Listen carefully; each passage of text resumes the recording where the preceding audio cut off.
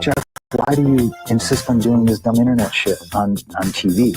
I look and see, it's not just me. This place is a fucking joke, man. You're a clown. I quit. So many of us have stood where I stand. We are the young, so raise your hand. So many of us have stood where I stand. We are the young, so raise your hand. They call us problem child. We spend our lives on trial. We walk an endless mile. We are the youth gone wild. We stand, we won't fall. We're one and one for all. The writing's on the wall. We are the youth gone wild. No. It doesn't make logical sense, but it makes. Well, yes, of course. But it makes wrestling booking sense. Of course, this makes no sense. Of course, okay, it makes no sense. However, in pro wrestling booking, which often makes no sense, you would do that. It's about making money. It's not about anything else. Wrestling's always been about making money first and foremost. That's it. Yes! I look and see, it's not just me. Last weekend was the greatest weekend in AEW history. This is the greatest week. I look and see, it's not just me. My security, my safety, my life was in danger at a wrestling show. So many of us have stood where I stand. We are the young, so raise your hand. So many of us have stood where I stand. We are the young, so raise your hand.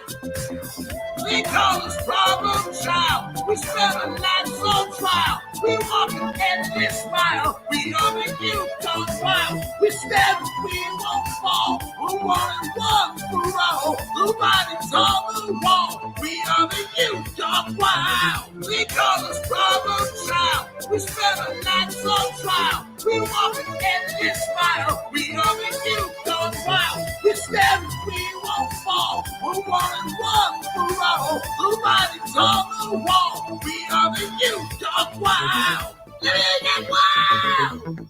Yeah! If you're familiar with how we do things often here on these Wednesdays, it's a lot like one of my favorite movies, Time Cop. What? Fuck you.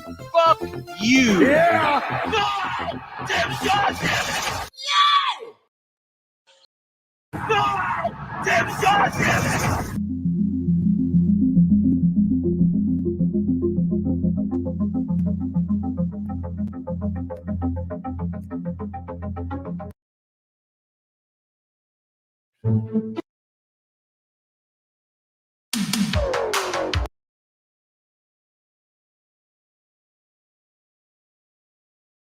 So, hairline. I have Paul London imitating Aubrey Edwards.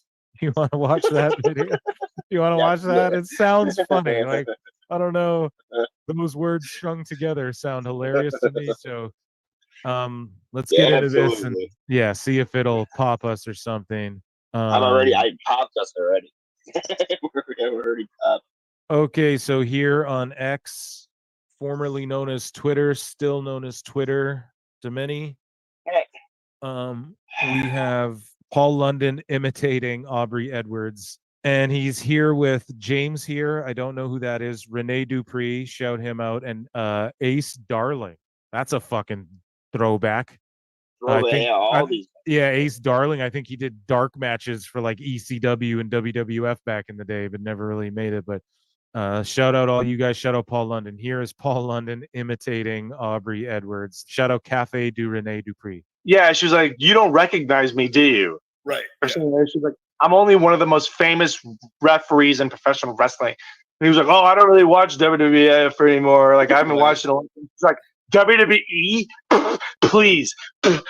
I wrestle for I'm a referee for AEW. It's the newest shit. If you don't know it, then you need to go check it out. Oh no! Oh no!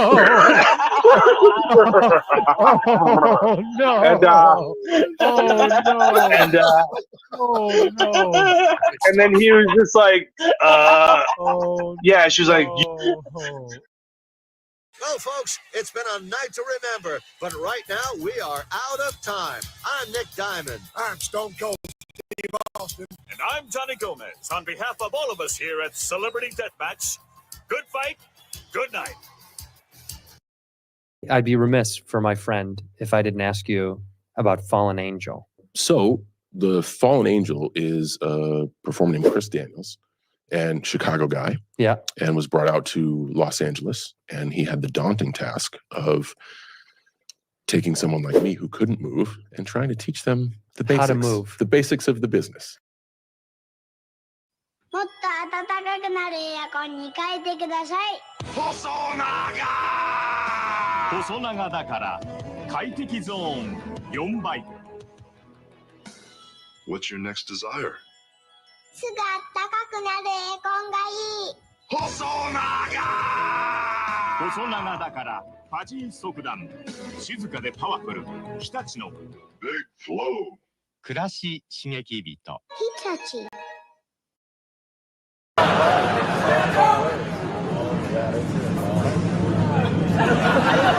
And now to the man of the hour. Can someone get him a vodka with Metamucil? Blonde, great in-ring wrestler, great on the mic, a womanizer, 16-time champion, but enough about Kurt Hennig. Ric Flair has been paid millions and millions and millions of dollars by Vince McMahon, and he didn't have to fuck him.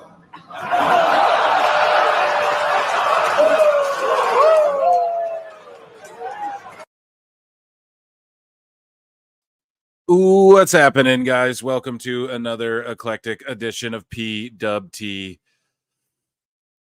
Live Show. Yeah. I am your host, the infallible, the frenetic, the frantic, the quite frank, and the rather friendly Phil Marks. Yeah. Joining me on the show today, a whole bunch of people might pop in, a whole bunch of people might pop out. Maybe nobody shows up. That's how it goes down here. Hope you all are doing good. Hope you guys enjoyed the little bit of the pre-show. I like playing that stuff for you before and after, just the playlist of weird videos I come across and things I think are funny. WrestleDream, we're watching the kickoff, the 0 Hour Rico, who used to be with Billy and Chuck. You look so good to me. He just did like a pose with MXM Collection or whatever, so maybe they're going to bring him in as like a manager, so I have no idea. Anna Jay and Harley Cameron are about to throw down a battle of the Bahutes. And yeah, they just overloaded this hour-and-a-half long pre-show with wrestling matches that I don't think were announced beforehand. And we're just getting Anna Jay and Harley Cameron. Now, I'm never going to be mad at having to watch Anna Jay. See, I'm distracted, folks. Welcome to PWT Live Show. It's a thirst cast tonight. As you can see in the title, we're watching WrestleDream. Harley Cameron and Anna Jay. Yeah, thanks for thanging, folks. Already. We've started already. 69 likes, please.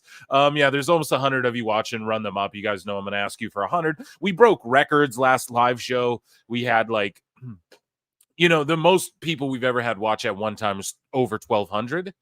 Right? But that was a rare thing. That was when Punk like smacked Jack Perry around. I happened to be live and we had over 1,200 people watching. But the most like average, I don't know. I think we broke that. We had like 330, 340 in there maybe. Chat will correct me on that.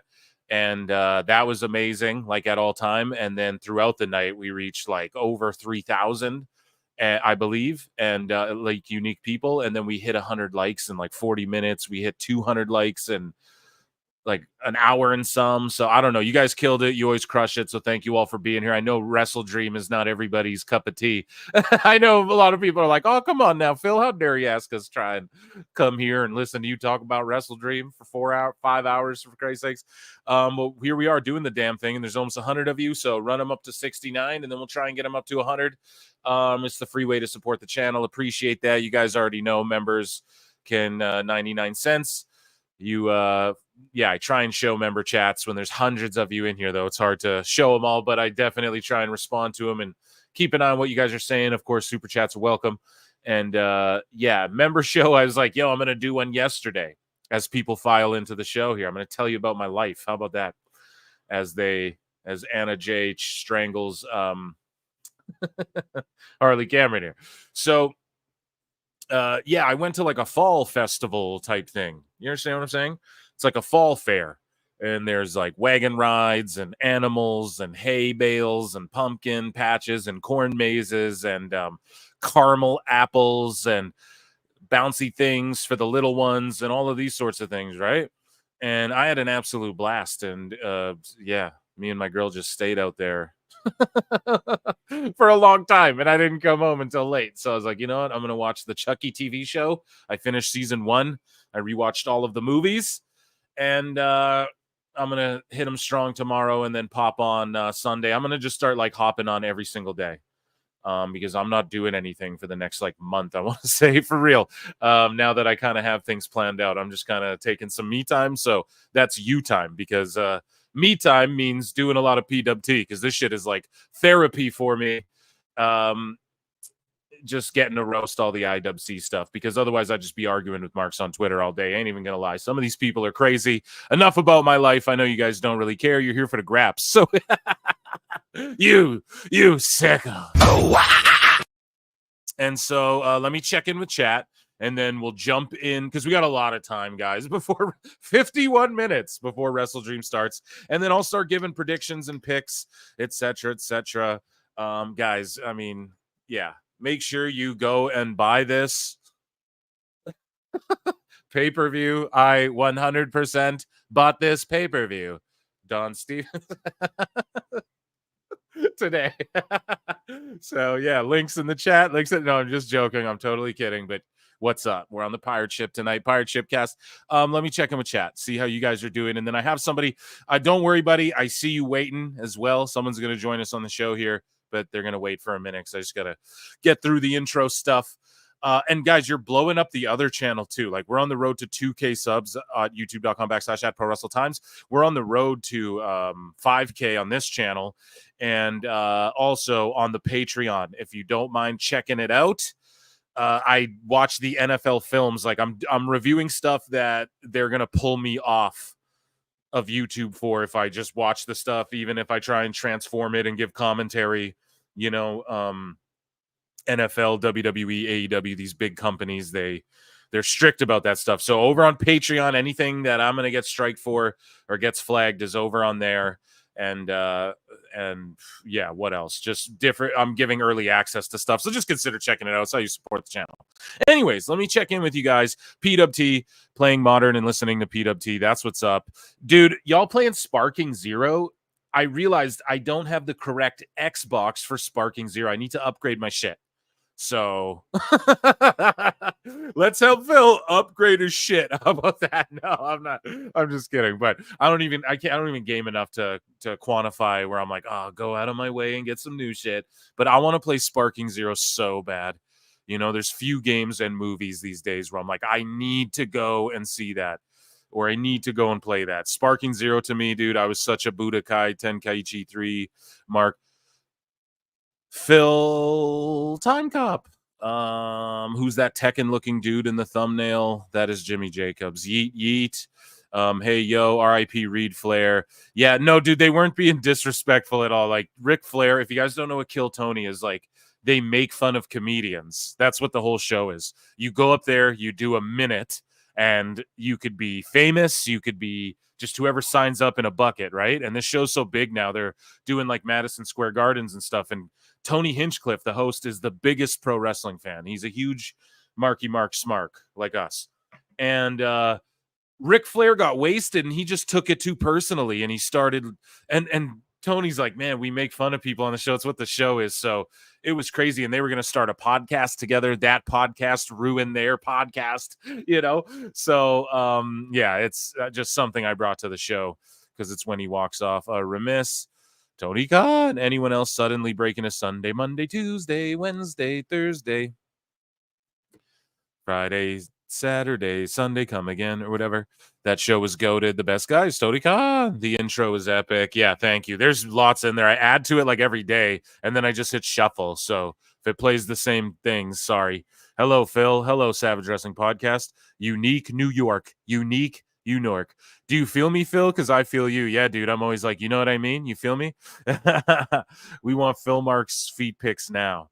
Yeah, after running through the corn maze. I don't know about that, buddy. Chris Perry for $2 says, what match are you least looking forward to? Probably one of the ones on the pre-show that I didn't know was even a match on the card. You know what I mean? Thank you for the $2 and welcome. But yeah, that'd be the one. Out of the ones announced, you'll find out when I talk about it. Make sure you stick around. 112 of you in here. Make sure you run up the likes. I'm just checking in with chat. Then we're doing picks. Okay. Sounds like Fall Festival was better than WrestleDreams. Yeah, dude. It was amazing. High of 85 degrees next week in San Antonio, as fall as it gets. Yeah. Yeah, I get the perfect weather, truly. I get every season. Feet picks. This guy, okay, Phil Mark's feet picks. Let's I mean, I will sell them to you guys if that's for you. Phil, can you get Danhausen to come on the show? No, he blocked me on X, and I don't think he likes me because obviously I go hard on AEW, but I do love Danhausen. I'm a big fan, legitimately, before he was an AEW, and I will be, even though he blocked me on X. But I quote tweeted like a dirt sheet, and I was like, God bless his family or something, because there were reports that his wife, like, I don't even like spreading it because it was not true and he got upset about it. But there was some about him and his wife and whatever, right? And I thought it was a real thing, but I guess the dirt sheet made it up. So I quote tweeted and was like, God bless their family, thinking it was true. And then I got blocked. I'm assuming that's what happened because it just aligns that way, you know? I just realized, like, oh shit, I'm blocked after that happened, not long after that happened, because, like I said, I'd follow him closely. So, anyways, I can't. 30 more likes now. Let's go. Yeah, there's 134 of you in here. Let's run the likes up to 100, and then I won't ask anymore unless all of a sudden 300 of you show up again. Xbox, yeah, there's like the Xbox S or X or some shit. I got the one before that or whatever, you know? So, like, I get that if I download a game, it's like the one that has XS on the picture. I can't play that one. I got to play the other one. Does that make sense? Ow now, brown cow. The Human Torch was denied a bank loan. The Human Torch was denied a bank loan. Ooh, I'm so drunk right now, dude. I wish my birthday's next Saturday, so you guys are getting an insanely drunken Minecraft Phil on the air. So you don't want to miss out because, like, I went off last show on Tony Khan in the state of AEW. I'm going off next week for sure. I don't know how long this stream's going to be. I don't know what's going on. I'm not basing it around any PR. I'm basing it around I want to eat cheesecake and drink beers and chat with you guys and in Minecraft, of course. And yeah, I go to eat and stuff. So next Saturday, live show, Phil Mark's birthday, October 19th. It'll be great. I haven't watched AEW since last year. Yes, AEW Wet Dream. Yeah, it truly is. I had a wet dream watching Anna Jay and Harley Cameron there. No creepy. You what, Phil? You what? Joining me on the show now, everybody's favorite. Actually, let me pull up the card and then I'll bring these guys on the show. Okay, how about that? And other people might float in, other people might float out, other people might hang out for a while. I sent the link out to a good handful of folk, because let's be honest here, what are we really even looking forward to? I guess Mox and Danielson, you know, I guess. Does anyone have attendance? I wasn't even thinking about attendance for this show or anything, so if anyone could tag me in something on X at ProWrestleTimes, that would be phenomenal. Here, so I'll pull up the card, and joining me now on the show, Chris Connor and Alt Jake. Round of applause for them, ladies and gentlemen.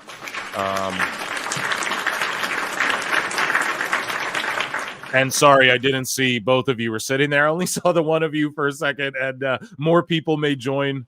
And I don't know, we may have a rotating door here, saloon door here with some guests. Chris, Jake, how you both doing? Good. I'll go first. I had a good morning. I watched everybody. Good, man. Stay based, Phil Marks, for sure. Sorry, Chris, what were you saying, bruv? What's up, Jake? I was good. I'll go first because quickly. I was doing great. Saw the close South Carolina Alabama game. fell asleep because the Red River Rivalry game was a blowout. Now I just saw Brian Cage win the Ring of Honor world title. First ever title he's not won in AEW. I don't know if it's a good thing or a bad thing, but I'll let Jake take the floor. Oh no, I'm good to see. Glad to be back. Good to see everybody. I guess I'm excited for WrestleDream. Sure, why not? Well, excited to talk to you guys about it, but yeah, Rico is here managing the MXM collection or collective or whatever. So clearly Tony Khan saw Rico. Oh shit, is he in a match? Rico's wrestling with them in a 6-man tag here. I won't lie. Oh no. He totally fits this. Like I love this, and it would have been awesome if WWE did this as well. I'd pop for it.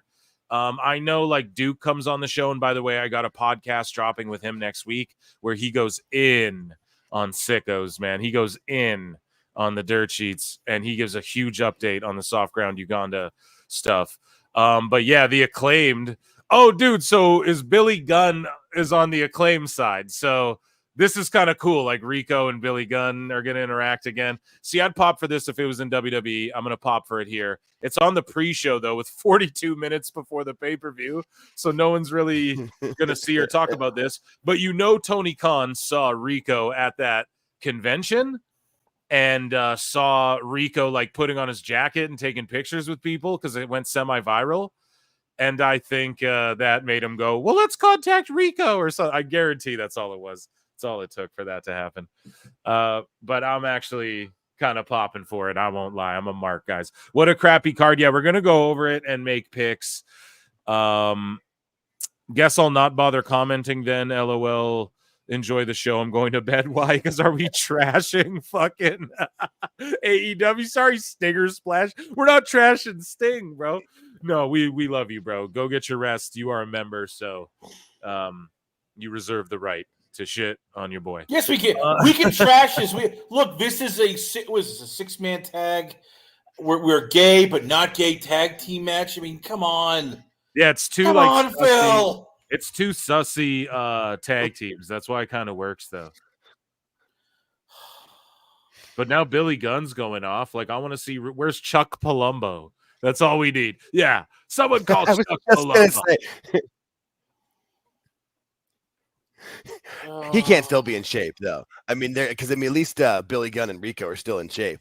Chuck Palumbo, I think the last time I saw him, he was like working on hoppers or something, doing bike work in a garage. Got to get him on that DDP. Got to get him on that DDPY, son. That DDP yoga. Right? So I don't know. These pre-show matches don't. These pre-show matches don't count. I'm going Acclaim to get the W, and we see Billy Gunn and Rico interact somehow.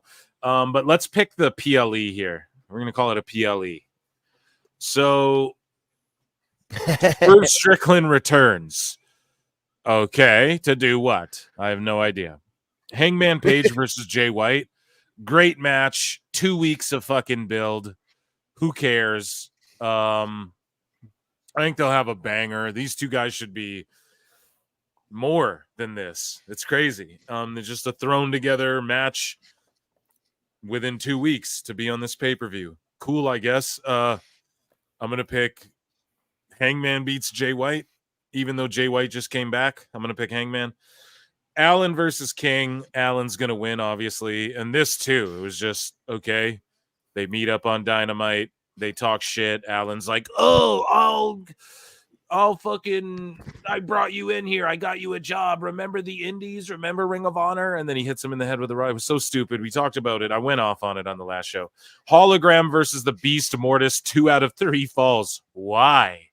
Why is it 2 out of 3 falls? This is a fucking collision. Tony Khan went, oh, no collision tonight. But here's collision, you know? We'll just book the same show I had plans for on WrestleDream. It'll be great.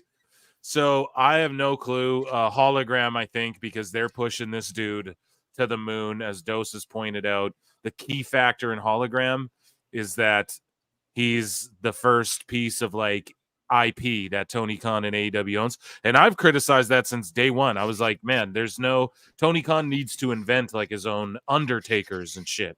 Or he's never, if everyone just comes in and does whatever they're doing on the indies, you're never gonna change the game or compete. You know what I mean? You have to come up with gimmicks and shit. But either way, Hologram is the first social media handle at AEW Hologram as well. So that we're pointing that out. Dose is right about that.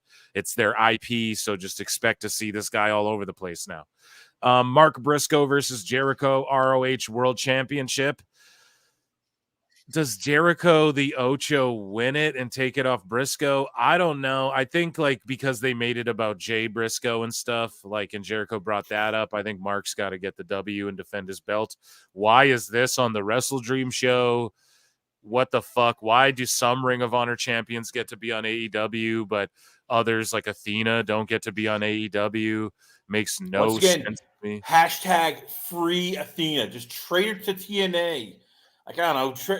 I was thinking about this. You could trade, like, I don't know, Abaddon or somebody in Athena for like, I don't know, maybe a bag of candy for Tony. I don't know. Just get free Athena because I feel bad for her. It's like, me too. Oh, yeah, she has a Ring of Honor world champion. Yeah, nobody sees you, so who the hell cares? And she's You'll so see her on good, Twitter, man. You're absolutely right. Such a shame, dude. Fuck. Sad. It is, man. God. Anyways, the AEW World Tag Team Championships, the Bucks versus Private Party. I mean, who gives a shit, bro? The last we saw Private Party, Marina Shafir was beating them up. Oh my god, I'm sorry, guys, I'm losing it again this show. No, I'm they gonna are lose it, dude. I know. Oh Private my god. Party is the black bushwhackers of AEW. They're a comedy team that just gets beat up, dude. And Moxley and them beat them up. They got beat up. They were being beat up by Marina Shafir, dude. And then they're just going to fight. But I thought beating the Bucks 5 years ago was making them. Listen, how I know, man. Didn't we do this 5 years ago? Holy shit. Fuck's sake. And then out of nowhere, you have Stokely trying to align with Private Party, and then he's just not with Statlander. And out of nowhere, on Dynamite, Statlander ran out and became a babyface. Pourquoi? For what? What is she doing? Why does that what? And then it's tweeted out. Tony Khan's like, yeah, this story's just run its course. There's nothing else creatively. It's like, so you spent months putting Stokely with Statlander and turning her heel just to make her turn face, and then nothing. Like, why right before the pay-per-view? That time couldn't have been allotted to further like one of these other stories that, it's so stupid. And I'll tell you why. Chat, I'll tell you why, Jake and Chris Connor. I know why. Because this is what's going to happen.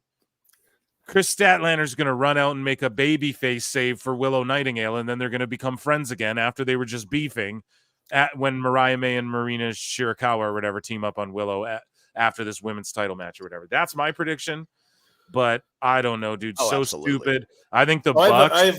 I have a bigger prediction. This What? is going to be the road to Mercedes where she beats Chris Statlander. And then she's going to beat Tony Storm. And then eventually she's going to beat Mariah May. Then she and Okada going to team up and beat Willow Nightingale and Swerve Strickland for the mixed tag team champions that Tony likes, with Mercedes being Swerve. Why? Because Mercedes Moné wants it, and You always Mercedes say Moné that. gets Swerve's- everything.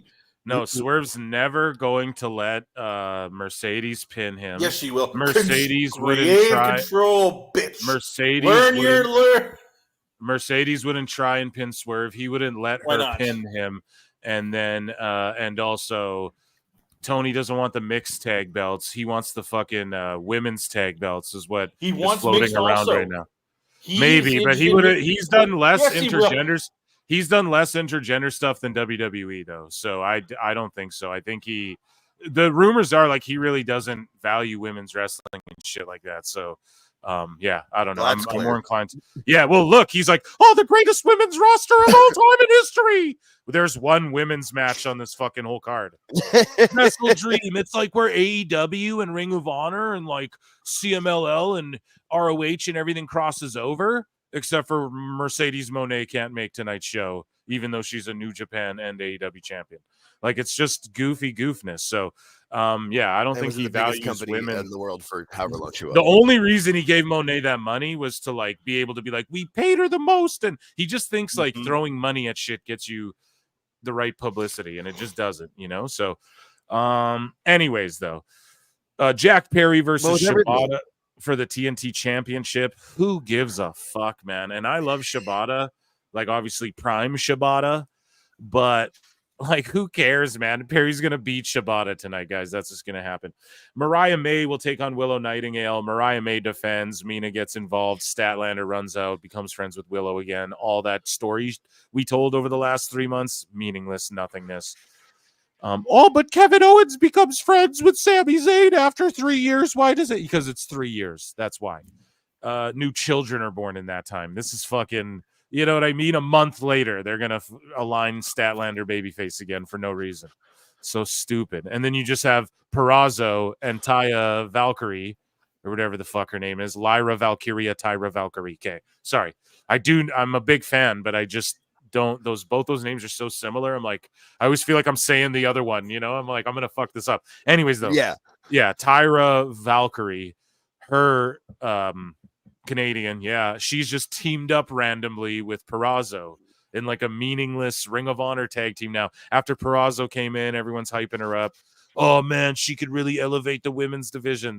She's just in a women's tag team now. It's crazy. But I think Tony's trying to get those women's tag belts. I think that's what he's going to do next. He's going to try and because he's always playing catch up to WWE, right? So he won't be the first to do anything. He won't do intergender belts till he knows it's safe to do that, and until he sees WWE do it. He has no like original ideas, and his original ideas are typically really bad, including, I know people are like, oh, the Casino Gauntlet matches are great. No, they're not, because just logically it's first pin. So that means all the people waiting in the back might not come in the match. And you mean to tell me that in all of those matches, there's guys from New Japan, Zack Sabre Jr. just flew down to fucking maybe not be in the match, you know? That there's no way. It's just so stupid. That's such a dumb concept. Anyways, it's like the fucking the King of the Mountain ladder match. It's like, yeah, it's kind of a good idea, but it's just convoluted.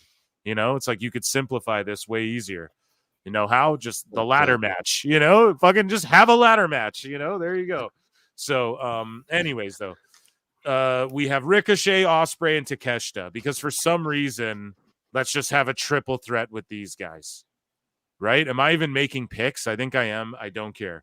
Will Ospreay's going to, Ospreay's going to defend is just my who cares prediction, but if I'm booking, I would do some shit where like Ricochet and Ospreay, like Konosuke gets that belt somehow, and then you just have Ospreay and Ricochet go off and continue their feud or whatever. That's what I would do, but I just think Ospreay is gonna retain after Ricochet hits a fucking 630 shooting star press or whatever. Danielson versus Moxley. Is this where Danielson retires in? I believe they're in Washington, his home state. I think they're in like Tacoma or something. Am I wrong about that? Danielson retired tonight. I don't know. It may, like, if you really think about it, if you're doing all this shit with Moxley, you got to just put the strap on him, right? Like, it makes sense. He's invading the company. They're 1-1. Like, Moxley won a match or whatever the fuck, and then the tag team, Pac and Claudio, lost their tag match against Danielson and Yuta. And then it's like, so now Mox and Danielson wrestle tonight.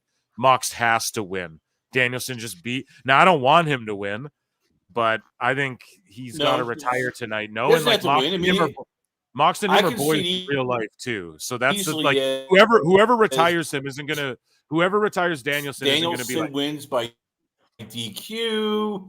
You know, or Bobby Lashley. Okay, maybe. But why would he? Yeah, maybe because of a Lashley. See, that's the thing. I could see Moxley winning and then Lashley showing up. But then you can't overshadow Danielson's retirement. But whoever beats Danielson. But I'm also trying to think like Tony Khan. He's going to overbook shit. But also Danielson, he's not going to retire to like Swerve or one of these guys. It's going to be Moxley. It's going to be someone that he's friends with or that he's passing the torch to. You know. I don't think Swerve would be that guy, even though they're from like the same state. So I don't think it'll be Hangman either or Omega. I think the guy that beats Danielson would be a Moxley or something. But again, maybe I'm wrong. But all I got to say is I could definitely see, yeah, maybe Danielson wins by DQ or like retains by DQ or some shit. And then it's like, well, is he retired or not? Maybe. I don't know. But yeah, I do see Lashley showing up tonight is what I think to sort of subvert the Whitepool Combat Club. However, that being said, if Moxley just loses this match after they've been building this team up, as Mercedes Monea is on the screen with Camila, and she's here tonight. So, or this is a pre-taped whatever, like we've seen her do in the past. But yeah, I just overall, I'm gonna go with Danielson. I'm gonna go with Danielson wins, even though I think the smart moves to go with Moxley because you've been fucking building him up and his whole little crew and they're invading. I just think Tony Khan does all this start-stop bullshit and it's just meaningless short-term. There's no long-term plan with it other than the Hurt Business will go, it'll be Benjamin and MVP and Moxley or someone else, not MVP because he's recruited. So maybe Hobbs comes back and it's like Hobbs and MVP and fucking or something like that because MVP's been recruiting. I don't think he's going to get in the ring, but it's going to be like 3 Hurt Business dudes versus the Whitepool Club come out of this. And I don't know what the attendance is, but if Lashley doesn't show up, I'm going to be very disappointed. Sorry, Chris. What were you going to ask me? How could they invade? They're signing the company. I know. I'm trying to. No, right. They're not invading people. I'm getting pissed now because it's just like I know. I'm seeing Tony Khan. You're telling me. I know. I realize now that AEW is a company for nerds. There's nobody cool in this roster, but you would go, "Hey, I'm a fan." Tony Khan's coming out here with the who owns Tony this Khan's roster? coming out. Tony Khan's coming out right now with the grandsons of Antonio Inoki. I'm shocked Tony isn't wearing one of those fucking scarves. Oh, we're I'm excited shocked, to be honestly. here in the Tacoma Dome I'm shocked he tonight. hasn't given him hugs. I'm shocked he hasn't hugged him yet. Like, I love you. Woo! I mean, but seriously, this is a company that, like, there's no cool. Like, if you were like a Logan Paul or a Megan Thee Stallion, would you ever be caught dead with an AEW crowd? Or you go, holy crap, I got to leave this place. It's so uncool. It's not even cool. Yeah, money make people do things, man. And it's Damn, not this enough guy money. looks- Trust me, it's pride. This guy looks like Inoki's son, dude, or grandson. Yeah. And people like when they join AEW, they lose their Antonio Inoki's famous chant. Let's all partake in it, guys. Clap along. Ichi. E. Stan. Da. Ichi. Ni. San. Da. One more time, the Titantron fucks up. They're all standing there looking like idiots. Ni. Sa. Da. Ichi. Ni. San. Antonio. The kids are looking like just going, has the check cleared yet? Okay. Yes. Let's get the hell out of here. Shout out Tony Khan for that. What's the sitch for $2? Says he add a women's division so we can claim diversity. I know. And that's why he parades Athena out there when they go to Texas. Oh, she's from Texas? Remember her? Oh. Like, it's so fucking stupid, man. Put her on TV. Thank you for the $2. Chris Perry for $2 says, what's the cooler name, Katsuchika or Konosuke? Man, they're both pretty badass. Kutsuchika, it's Katsuchika, and then Konosuke, they're both pretty badass. I think Shinsuke Nakamura is like one of the baddest ass motherfucking names of all time, but I'll go with Kazuchika because how many names have Z's in them? You know, when you have something like that, you go, yeah, that's kind of cool. Konosuke is a sweet name too. Yeah. Thank you so much for the super chat. Appreciate you. Yeah, guys, hit the like on your way in. 170 of you in here.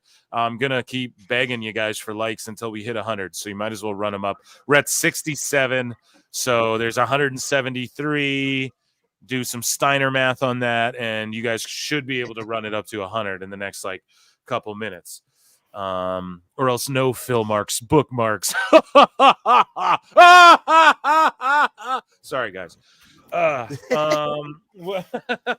Overall, the least. Someone asked me earlier, what's the match you're least looking forward to? Yes, I'm gonna be real with you guys. The either Darby and Brody King or Or no, because it's no. Because Darby's gonna like hurt himself. Brody's gonna throw this kid around and it's gonna be brutal. I would say the two I'm least looking forward to is Jack Perry Shibata and the Young Bucks versus Private Party. Honestly, because Hologram and Mortis are actually gonna have a really good match. I assure you. But it's just in the middle of like, why isn't it on the pre-show? But you guys are just gonna see Hologram he's gonna be featured on Dynamite, I bet, like every week. WBD want that IP, baby. So yeah, hopefully you guys run the likes up, and then let's get into these bookmarks here in a minute. 69 likes on to 100. Yes, please. Let's go. Run them up. Yeah, that Tony Khan interaction was so funny. I love when he comes out before the PLEs. He's so awkward. Or before the PPV start. He just is like the definition of cringe. Like you just look at him and you're just like, it's like whatever the reverse of The Rock hitting his arm for the goosebumps, whatever the exact reverse of that is Tony Khan. No, exactly. Whatever that is, it's the exact opposite. Just The Rabid Wolverine LC Killer 17 for $2 says, "Here I am, bow, bow, bow, bow, bow, rock you like a hurricane. We secured the bag." I need that on the soundboard. I didn't put it on, but you guys already know. Best guys, Tony Khan. Good one. But thank you so much. It's funny when I heard that, I knew you were going to put it on the soundboard. When I heard that on Twitter, I'm like, "Oh, Phil's putting that on the soundboard." That has to you got brought up a great point. I mean, Tony's so awkward and just not like cool. Like, who do they get? If Tony wanted to get a celebrity, like who can he like actually walk up to and get them interested? Unless he's paying him like 3 or 4 times what they're worth. Like, he doesn't strike me as a guy who's like, "Oh yeah, I know the R&B scene. I know the sports scene. I know the rap scene." He's a guy who probably plays video games, listens, watches anime, and has no social If you guys watch whatsoever. on Pro Wrestle Times Patreon, I watched the NFL Films and I react to it. The NFL Films documentary with Tony Khan, and I don't think he plays games and shit. I just think he takes Adderall and just sleeps for 4 hours a night and just goes hard. I think that's all it is, man. Honestly, what kind of music does Tony Khan listen to? I bet he doesn't really listen to. I bet he just hears like you throw on the radio. That's what he hears. Top 40. I bet he's like not into anything really. He's one of those people where his answer is he likes everything. Like, "Oh, I like everything." Like, you can't like everything. There's got to be something you don't like or something you like more. Like, Barbershop Window in chat says 10 matches. LOL. I'm watching hockey. Yeah. My Oilers got smoked in the season opener 6-0, dude.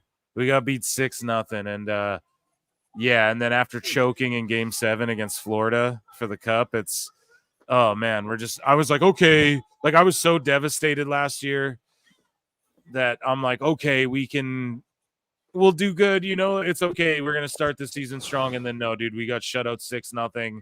And I'm like, oh my God, we're really starting the season like that. So I don't know, man. God bless you, but bro, we got the Outrunners teaming up with Orange Cassidy and Kyle O'Reilly, and they're accompanied by Rocky Romero, and they're taking on who knows. I'll let you guys know, but what the fuck? The random button.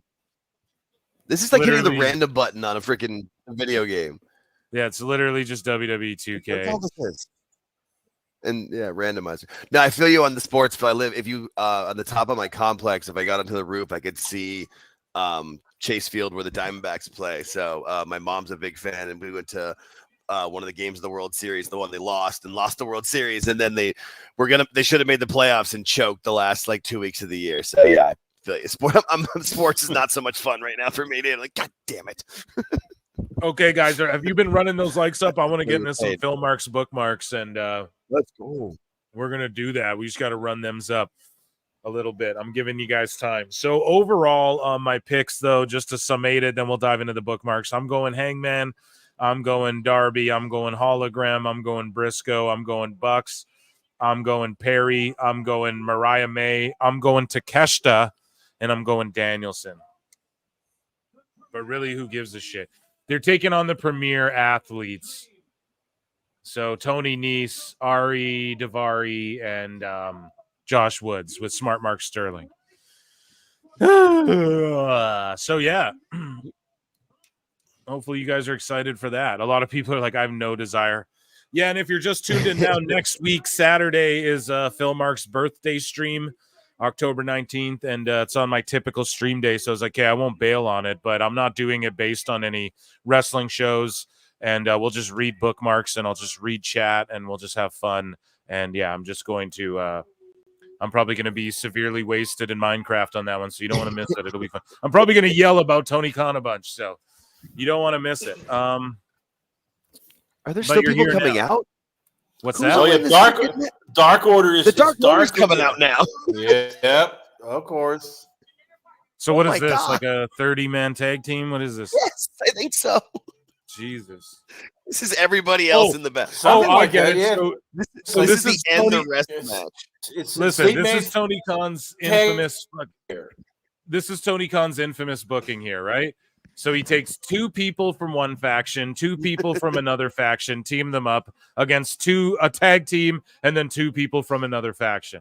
So we cover this all the time. So he's got two people from the conglomerate teaming up with the Outrunners, and then he's got two people from Dark Order teaming up with two of the three premier athletes instead of just fucking, having a faction fight a faction tonight. That's what we get, folks.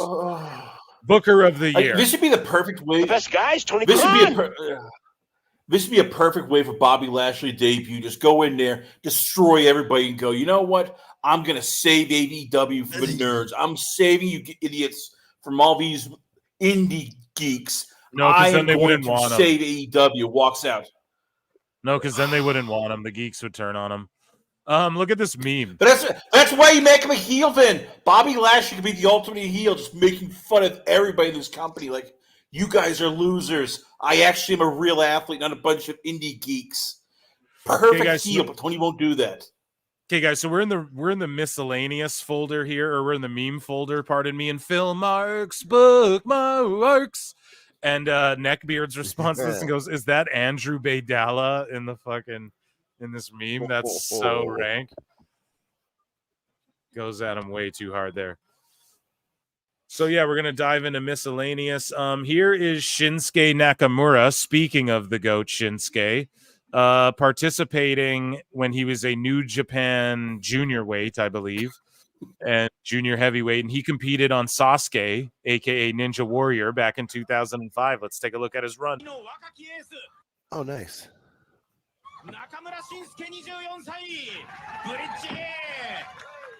And they're showing his MMA highlights as well. He had like a 50-50 record in MMA. Roommates with Tito Ortiz, trained with Tito Ortiz, roommates with Lyoto Machida, his sparring partner. Two goats, if you guys know MMA. Tito and Machida are two fucking legends.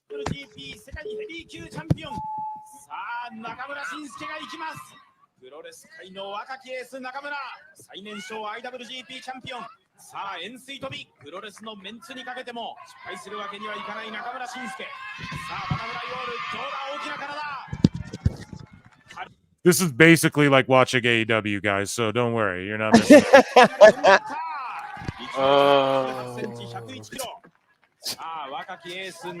More entertaining. Better commentary than AEW, that's for sure. Yeah. He just falls on that thing. Sweet Jesus. Yeah, sorry for the low Q too. That's whoever fucking uploaded that. But yeah, that's Well, hilarious. 2000 and it's 2005. Yeah. was like watching Becca. I've got WWE news, man. I've got WWE's news galore here. The hot news. Hot news. Yeah, so this is well, you know what? I don't need to play here, I'm gonna play this one. So here's CM Punk on the O'Shea Jax. I would hope it was a great interview. Both here's CM episodes were awesome. Yeah. So here's CM Punk on the O'Shea Jackson Jr. No Contest Wrestling podcast that he just started with TJ Jefferson. And yeah, I guess there's like a two-parter, so I don't know. I didn't listen to the whole thing, but here's Punk chuckling about his AEW exit and first conversations with Nick Khan to return to WWE. When I exit AEW, I definitely wasn't like, oh, I'm gonna. I probably did think, okay, that was it. I was done. Yeah.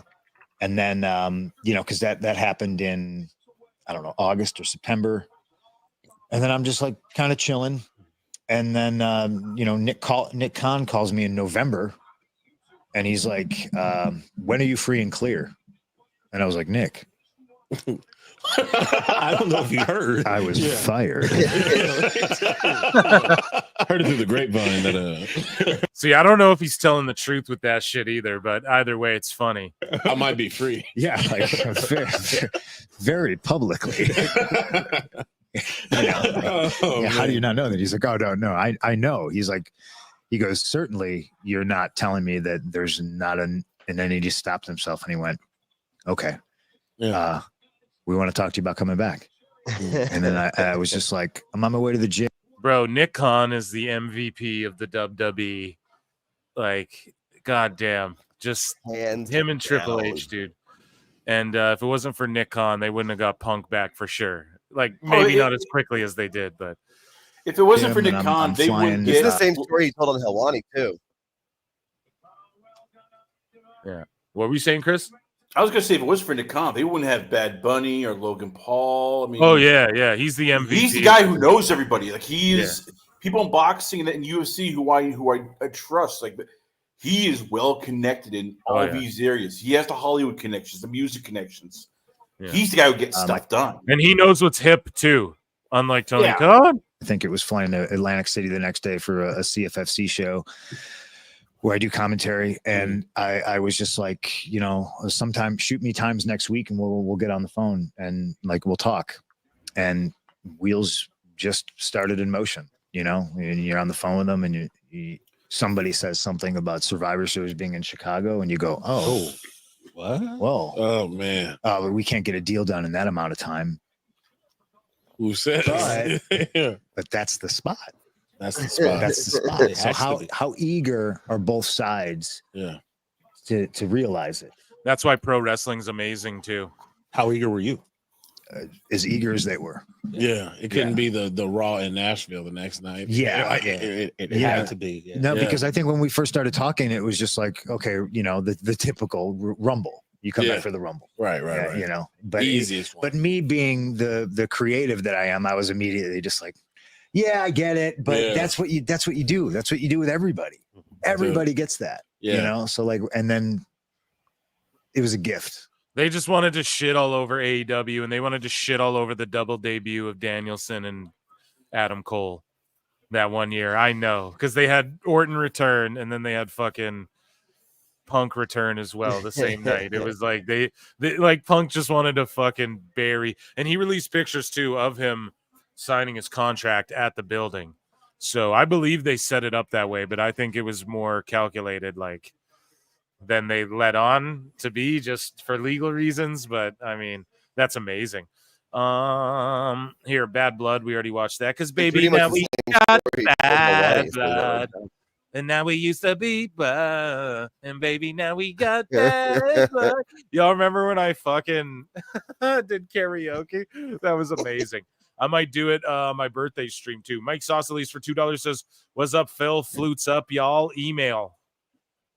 Yeah, what's up, dude? Y'all email. Dude, this guy loves email. And Mike Sausalis, I love you, buddy. I haven't checked them, unfortunately, but I will. Don't worry. I did I haven't checked my email in like 4 months or some shit, the PWT one. So then I checked it. I responded to everything, everyone. I downloaded shit people sent me. I deleted all the fucking spam mail and all that. And then I probably won't check it again for like 3 months, bro. I'm sorry. No, I'll try and stay more on top of it. But yeah, thanks for reaching out, buddy. And then Chris Perry for $2 says, "When you have wrestle dreams, what do you dream of?" Fucking Antonio Inoki stuff. An NDA and a fear for your life. An NDA. You know what I mean? It's great. A soda water and a fucking... and an indie style mud Bag show, of man. Adderall. Thank you so much. Yeah, an Adderall and a soda water. Dude, Dwayne The Rock Johnson, this is via his social media. Strap in. It's a long one. I might skim some of it, but the final boss returned at Bad Blood. We haven't talked about it as much as we should have either on this show. I've been very distracted as Phil Scoops here with no, but no, I have a really interesting episode of Pro Wrestle Times podcast with Duke coming out that I want everybody to check in with, and I got some cool guests lined up too, like in the near to distant future as well. But yeah, I can't wait for that. So make sure you check that out. Make sure you run the likes up. But yeah, the final boss returned at Bad Blood. We haven't talked about it entirely too much because nothing came of it since. And we kind of expected it. Like we all, not that I didn't pop for it hard, but you know, we're not going to see Rock again probably for who knows how long. And, you know, we saw Solo Sikoa in the crowd being like, it's all part of the plan. I have that video too, but here's like behind the scenes, the final boss cutting social media promos again and shit. Just amazing.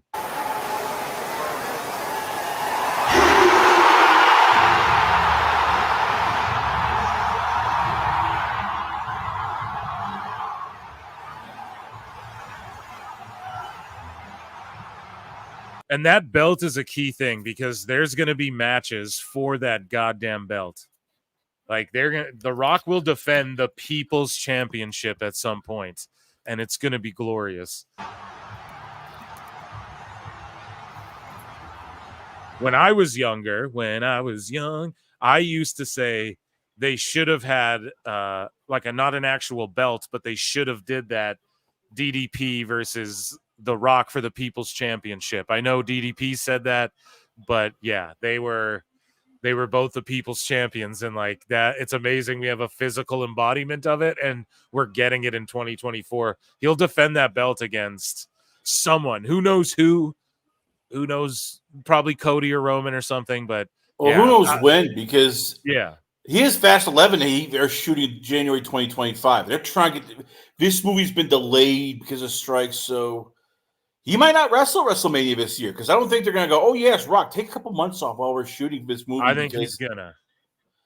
How? I think that's factored because they've moved heaven and earth to make him and Vin Diesel like coexist in the same room. That's why I think that we're going to see a lot of them not even like they're going to intermingle. They're going to fight and all that shit.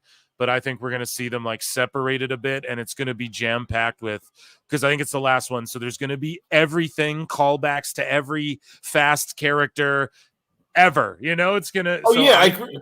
I just think that. Rock and Vin Diesel, it'll be minimal, and they can just film the Rock shit separately, man. They're going to film like 2 different movies for that Fast movie, dude. They're going to film so much shit that you can make 3 movies out of it. I guarantee.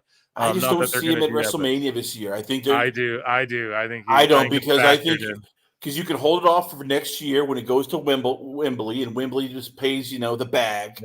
Yeah. And you're not overshadowing John Cena's final year, which is they want to do it for Cena. But John Cena, you're not overshadowing Cena's final year because Cena's final year ends in fucking next December. year, 2025.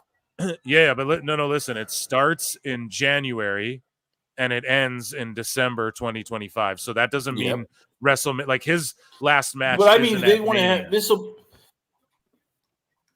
But this will be his final WrestleMania. So it's like, do we? I know, but that doesn't really matter. I understand that. That's not as big as this Mania is not going to be like it's Cena's last Mania. That's not what is even going to be the selling point of it. Oh yes, it will be a big factor. They will hype. But dude, no. Listen, Cena's going to like host WrestleMania 45 and shit. Like he'll be back right away. He'll like host Mania and stuff like that. He'll be involved with WWE. He's even said it. So I don't think the focal point will it's 2 nights. Yeah, it'll be his last Mania match, but it's he's made it clear, whatever his December 2025 match is, that's like the farewell John Cena match, goodbye forever type thing. So I don't know. I think they'll just base a whole card around that or something. The whole event will be based around that. I could totally see. I don't. Or what if we do like a Saturday night's main event? I was just thinking they're doing a Saturday's main event this December. That'd be a good one. Do that on like NBC and send him off on TV like that and get like a giant in one year though, guys. In 1 year. So I don't know. Who knows if Saturday night's main event? They do it again. Yeah, but Saturday night's main event. I thought they got a 2-year deal with Peacock, right? That's a Yeah. valid point. Valid point. It could be like the shits in a year. But I mean, you know what I mean? We don't know. So what I'm saying Like, is that could it'll be a PLE where Yeah. John Cena main events it, and that's his last. It's his last match, win or lose, because we already know that he said it. So yeah, it'll be, and hopefully it's for a title or something. That'd be amazing. But either way, Okada's on the screen. All I'm getting at is I believe The Rock is smart enough. The reason he came back is because he's going to be on the Raw, the opening Netflix Raw. He's going to be at Mania. He's just going to pop in when he can because he's so busy. Yeah, he'll pop in, but I don't think he's going to wrestle because all he has to do is pop in and wrestle. That's a one night thing, no, bro. I don't think he can wrestle because here's the problem. He's not last year. Let me finish. We forget this past year. He wasn't doing any movies. He was fresh off Warner Brothers basically publicly firing him for screwing up with ECU. There was nothing involved. He's right now in Moana. He's shooting Moana. Then he does Fast and Furious. It's not like he could take 2 months of just training, getting wrestling shape. Yeah, Will he show up? Probably. Yeah, he can, because Moana 2 is, first off, he's already been recording lines and voiceover for that shit, and that's just it. It's lines and voiceover. And live action. They're doing a live action also. They're doing a live action Moana. But here's the thing. When the fuck are they doing that? And you have to train to do right that. now. You're doing it right now. Okay, so and guess what? And then they're shooting live. Chris. Okay. What did he for real, dude? It's like you got to stop sometimes and think about this. What did Hugh Jackman do for Deadpool? Got in the best fucking shape of his life. That's what The Rock's got to do if he's going to be shirtless in the Moana movie the whole time, unless they CGI him into the big fat guy from the movie. Or I don't know. I'm not familiar with Moana, but if he's going to be in the shape of his life, if he's doing Fast and Furious and fucking Moana, where he's got to be shirtless and jacked up in both, he's going to be training. So he's always training. Not the same. It's not the same. You're like training getting worked by like the wrestling myth, dude. The Rock. No, I'm not. Go. It's not the same though. If that's the case, you can just grab any football player off the street and go, "Hey, let's do a wrestling match." And you and I both know that. Football players. We're talking about Chris. Shut up. Yes, I'm talking about a 55-year-old man who no longer wrestles actively. Now you go, "Oh yeah, just do a wrestling match." No. Maybe to stay in shape for Moana and Fast and Furious, he he stays sharp in the ring and he hits the PC a bunch or something. No, I don't know why that's so hard to believe. Because it's not the same thing. It is. You just work out with the Coffee Brothers like he's doing. Oh, it's not the same thing. Wrestling training where you're taking bumps.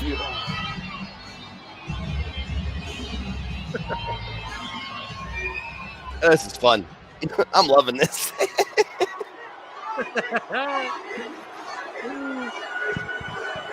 Listen to that reaction. Oh, nice. Dude. 10 more likes to 100. Sweet. This is the final boss thinking. Well, here's what the final boss is thinking right now. It's the final boss. Yeah, Chris, you hear what the final boss is thinking? Yes. How you doing? All right, come on. Is the final boss pissed? Is the final boss happy? Is he somewhere down the middle? Well, the final boss says this. I don't know, man. That guy looks like he could fucking go right now. He looks in great shape. At least It's do not the 10 same as minutes. wrestling shape. You can at least put on a 10-minute match, bro. The Rock is feeling a lot of Stop. things about what he just Stop. witnessed. The Rock is feeling a lot of things about what he just witnessed. The final boss, you keep that camera rolling. The final boss is feeling a lot of things. And you know why? Because there's been a bunch of bullshit that's been going on in the past 6 months. Yeah, Chris, a bunch of bullshit. Is that right? Yeah. Give me some. Yeah. Come on, man. Yes, sir. All right. Yeah. You fan of The Rock? I am. Hell yeah, you are. What's up, brother? Rock is out. Thank you. Nice watch. Thanks. But the final boss had a sister. Nice watch, he says. WrestleDream is officially starting. I will put a poll in the chat, and we will be talking about who y'all think. Make sure you run the likes up, fools. And we will figure out who you guys think are going to win what matches. See if I go undefeated on picks. Let's go. Now let's go. You want to know how the final boss is feeling about all that? The final boss will tell you. But the final boss will tell you when the final boss is ready for you to know.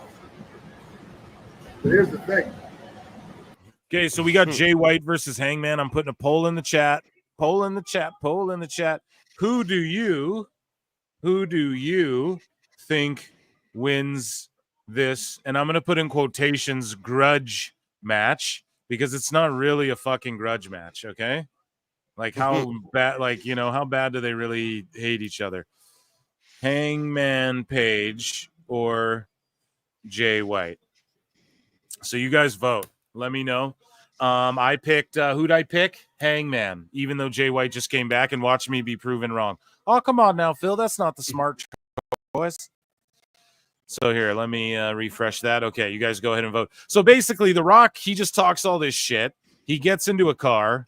He's playing music. Here, let's hear what The Rock has to say. And The Rock, the final boss means So he's playing ZZ Top. that will ever compare. So The Rock going out there as the final boss and his music hitting. Tonight, The Rock, the final boss, is feeling good. Limousine driver, The Rock. So yeah, he just hits him with the if you smell what The Rock is cooking. I thought it was phenomenal. I don't know if people can like pull you down for playing their social media shit, but it's also 7 minutes long. But yeah, phenomenal stuff. The Rock is back. We didn't talk about it much. And then on this past SmackDown, which I don't know if chat wants me to review while WrestleDream's on, I could talk about SmackDown. Basically, you know, it ended with bloodline chicanery, and we had Jimmy Uso. Well, Roman put Jimmy over super hard, but Jimmy was like, you know, we got to we need our tribe back together. You know, we need help. And then the bloodline left him laying, and sort of Jimmy trying to convince Roman, like, dude, we're going to need him. We're going to need Yeet. And so when that happens, the roof's going to explode. Jimmy Uso did really good in the main event against Solo. He took the L, but he looked great. He's stepping up. And Hangman's flipping off the crowd because everyone's so cool in AEW, man. Eddie, man. I'm wearing pink and giving you the middle finger, man. But yeah, so it was a good episode of SmackDown. It was decent. It was pretty solid. Motor City Machine Guns are debuting next week, 100%. This is the third vignette, and they're like next week, and it said MCMG right on the screen. And Nick Aldis told Los Garza, "Hey man, hey, I've got a tag team for you boys." So Motor City Machine Guns gonna get the dub over. They're gonna get the dub over Los Garza. Now this could be hotshot booking, but don't be shocked if we see MCMG possibly help Cody and them, because who's going to fight and get the belts off the bloodline or off the GODs unless it's the Usos, and they're like, no, we're just going to we're just going to keep thickening. You know, we're going to have Motor City and DIY and like a good program together, and we'll have them different tag teams and stuff like that, and we'll just like thicken up the division for a minute until we get Usos versus GODs or whatever. Maybe way, I don't know what they're thinking. I trust the process, but Motor City's going to come in. They're going to get a great win over Los Garzas, where basically they're just going to come in next week, get all their shit in. Let me get my shit in, brother. And they're just going to get a quick win. They're just going to do all their moves, so you know their shit, and then they're going to get a win. It's going to be sweet. And yeah, I'm super pumped that they're on the main, and they're only on the main roster, folks, because remember, allegedly what was going to happen, according to someone on this show before, allegedly, an Irish guy came on here and said that allegedly, you know, Conan was going to be like the Godfather type guy with the Los Garzas and the what's his name, Santos, and then the Lucha Bros were going to be brought in as like, yo, dude, the LWO's running all over you, whatever. And Conan's like the kingpin guy. But Conan sort of blew, this is all allegedly, by the way, blew up that shit by talking about the Lucha Bro stuff. So they weren't able to come in and go to the main roster right away. So instead of going to NXT right away, and I also told y'all too, going into the Raw Netflix era, we're going to see SmackDown and NXT. They're going to cross superstars over more frequently, whereas Raw is going to be sort of its own thing more. And that is clearly what they're doing. The last SmackDown and NXTs, you see that in particular. And so I believe that that Motor City will go to NXT and shit like that. I could see them even challenging for the NXT tag titles and them being on SmackDown and NXT. I could see that. But Lucha Bros were supposed to go main roster. And if what Husey was alleging, that makes sense because who are the Motor City's first match? Los Garzas. And that was supposed to be sort of who the Lucha Bros were mingling with when they came in. So it seems like, hey, we took Lucha Bros out of the picture, insert Motor City here. And I don't know, man. PWT, we're the ones who brought you all that shit first. You chronicle it, man. That's all I'm saying. It ain't Phil Scoops over here. I'm not trying to break news, but if you listen to this fucking show, that shit all makes sense. And we didn't have to go, oh, my sword. We didn't have to fucking, people come to us. So, and let us By the know. way, Phil, We just track the shit. So it makes sense. And I'm super pumped for the Machine Guns. But yeah, Bloodline chicanery, no The Rock. Sorry, what were you going to say, Chris? I was going to say the one downside of this past SmackDown. God damn, can we kill the women's tag team division? It's now become like a 24/7 title. Joining us on the show, Evil Dose. Title. Evil Dose is here, guys. Round of applause. What's up, buddy? Folks. How you doing, man? And Mrs. Dose as well. Hey, the gang's all here. Yes, how you doing? Can't hear you. You can't hear? Yeah, this is where you need your interns on this crap. You need to get a slap around the interns. Tell them, hey, you got to fix. Here, I'll this just stuff. remove Dose and his gorgeous Mrs. Dose for a moment while he figures that all out, and he'll be back for sure. Sorry, I don't know how long he was sitting there either. We were we were going off, but yes, I'm excited for next week's SmackDown. This last SmackDown was decent, but they also had a key factor was this off the top. No Bleacher Report needed. Freestyle Phil giving you all the review. They had Kevin Owens and what happened? Kevin Owens like accidentally elbowed Orton, and then Orton like punched him, and they're kind of feuding now. Orton was jumped by KO later on in the show as well in the parking lot, so he's full on heel. I don't know what's going on with that. Cody's involved, bunch of security. Also, we had Nia Jax like big sistering Tiffany, and we had the Tonga twins quote tweeting and tweeting out like things like the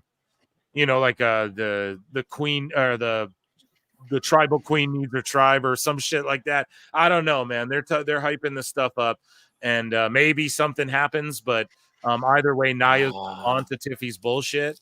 And I love the story and the dynamic between them. Liv Morgan appeared on the SmackDown as well. And then Rhea came out, brawled with Raquel. Raquel's just in the Judgment Day, basically, which I love. Liv she came out and talked shit. And I don't know who's going to win that crown jewel thing. I think it's got to be Nia. But who knows if they expand this faction or what? Who knows if like she told Tiffy, you're going to cash in on Liv when I have her beat, and then you're going to win that title. I could see it being like Tiffy cashing in and then trying to beat Nia and failing or something. Who knows? Or maybe, I don't know. I think actually Tiffy's going to win the belt when she does cash in. We're fantasy mark booking here, but either way, it was good stuff. Like it was a solid SmackDown, and it's just story driven. That's what I love. And KO's way better as a heel. My girl's like, he looks like he smells like onions, like she likes to hate on him and shit. So, you gotta I agree. He just looks like a prick, and he can turn that on anytime.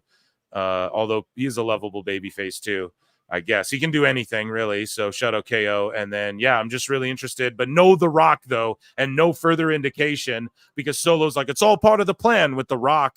Right. Fan cameras picked up Solo being like, it's all part of the plan or whatever when The Rock showed up in the crowd. So I was thinking like maybe we get a promo package or not a package, but like a promo of The Rock sort of teasing. Is he with Solo? Is he against whoever? And we have Dave Meltzer speculating on shit, and he's a dummy, and I can't wait to roast that in a bit. Flutes in the chat for that. But yeah, compelling stuff. That's my SmackDown review. Hopefully I freestyled that well enough for you guys. Here, Dose, I believe, is joining us again. Yeah, sorry to keep you waiting, Dose, as well. It's all right. We had our inputs and our outputs messed up on the camera and the mic, so we got nothing. But yeah, Evil Dose is here with Senora Dose. Yeah, man. That's amazing. We're good. Sorry. Yeah, I just saw your message, buddy. I was going off on a rant. Did you watch SmackDown or no? Yeah, I watched it today. But your summary was terrific. Excellent. Are you watching WrestleDream at all? Nailed it. He just starts laughing. He's like, no, dude. No. He's the smart one of all of us. He's like, no, I'm not going to waste my time. I'm 24 and a half weeks AEW free. More Dude. time for Senor de Dos. Hello, everybody. Hello. How are you doing? How we doing? Hello. Hello. How's your guys' fall weekend going? Lovely. It was like 80 degrees today. It's terrific. We Yeah, just had people some- are hyping up the weather. Yeah, we just had some overpriced seafood. That's how it goes, man. Yeah, pretty much. Oh man. Yeah, I went to like a little fall festival. It was cute. That is cute. Yeah. Here Did we you go. buy So any apple butter or anything like that? well, yeah, actually, yeah, I have apple butter in my fridge. Yes, there's some cheesecake on a stick. It was a lovely time. Yeah, Some It was maple amazing. syrup, some Phil Yeah, Scoop dude. maple syrup. Exactly. Triple H here. So we're just reading through WWE news, Dose. If you want to react to some of this with us, Oh, and Senora Dose. So Triple H was asked about the representation of black male wrestlers. Oh, I already covered this on the show ad nauseum. Alfred came on, ranted. We got it. So here, this is what I was just talking about. Solo Sikoa saying it's all part of the plan. To The Rock. Did you see The Rock return, Dose? How did you feel about that, man? I did see The Rock return at Bad Blood. You mean? Yeah, were you with me? Were you watching that with me? Yeah. Yeah. Though, Sorry, dude. I do was so the many whole of these time, shows. man, I honestly. forget. I forget Yeah. who comes on and off of them. I do so many of them. I'm like, dude, I don't remember. Oh, Jesus. That was a But good yeah, time. The Rock came back. How'd I feel about? I feel okay Yes. about it. I mean, you know, it was sort of expected. It doesn't feel the same as it did the first time he came back. Yeah, I agree.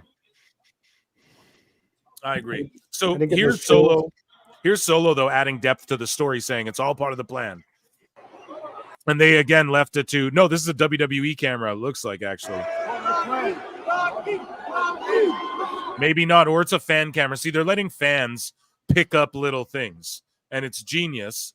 Like Kevin Owens jumping Cody Rhodes and all that stuff. I think it's tremendous. You got to play the game that way. As Hangman Death Valley drivers Jay White onto the apron, and this match is still going on. Chat, sorry, you know, I apologize. We'll get into these headlines more quickly here. Okay, so let's continue to watch this. Solo said part of the plan.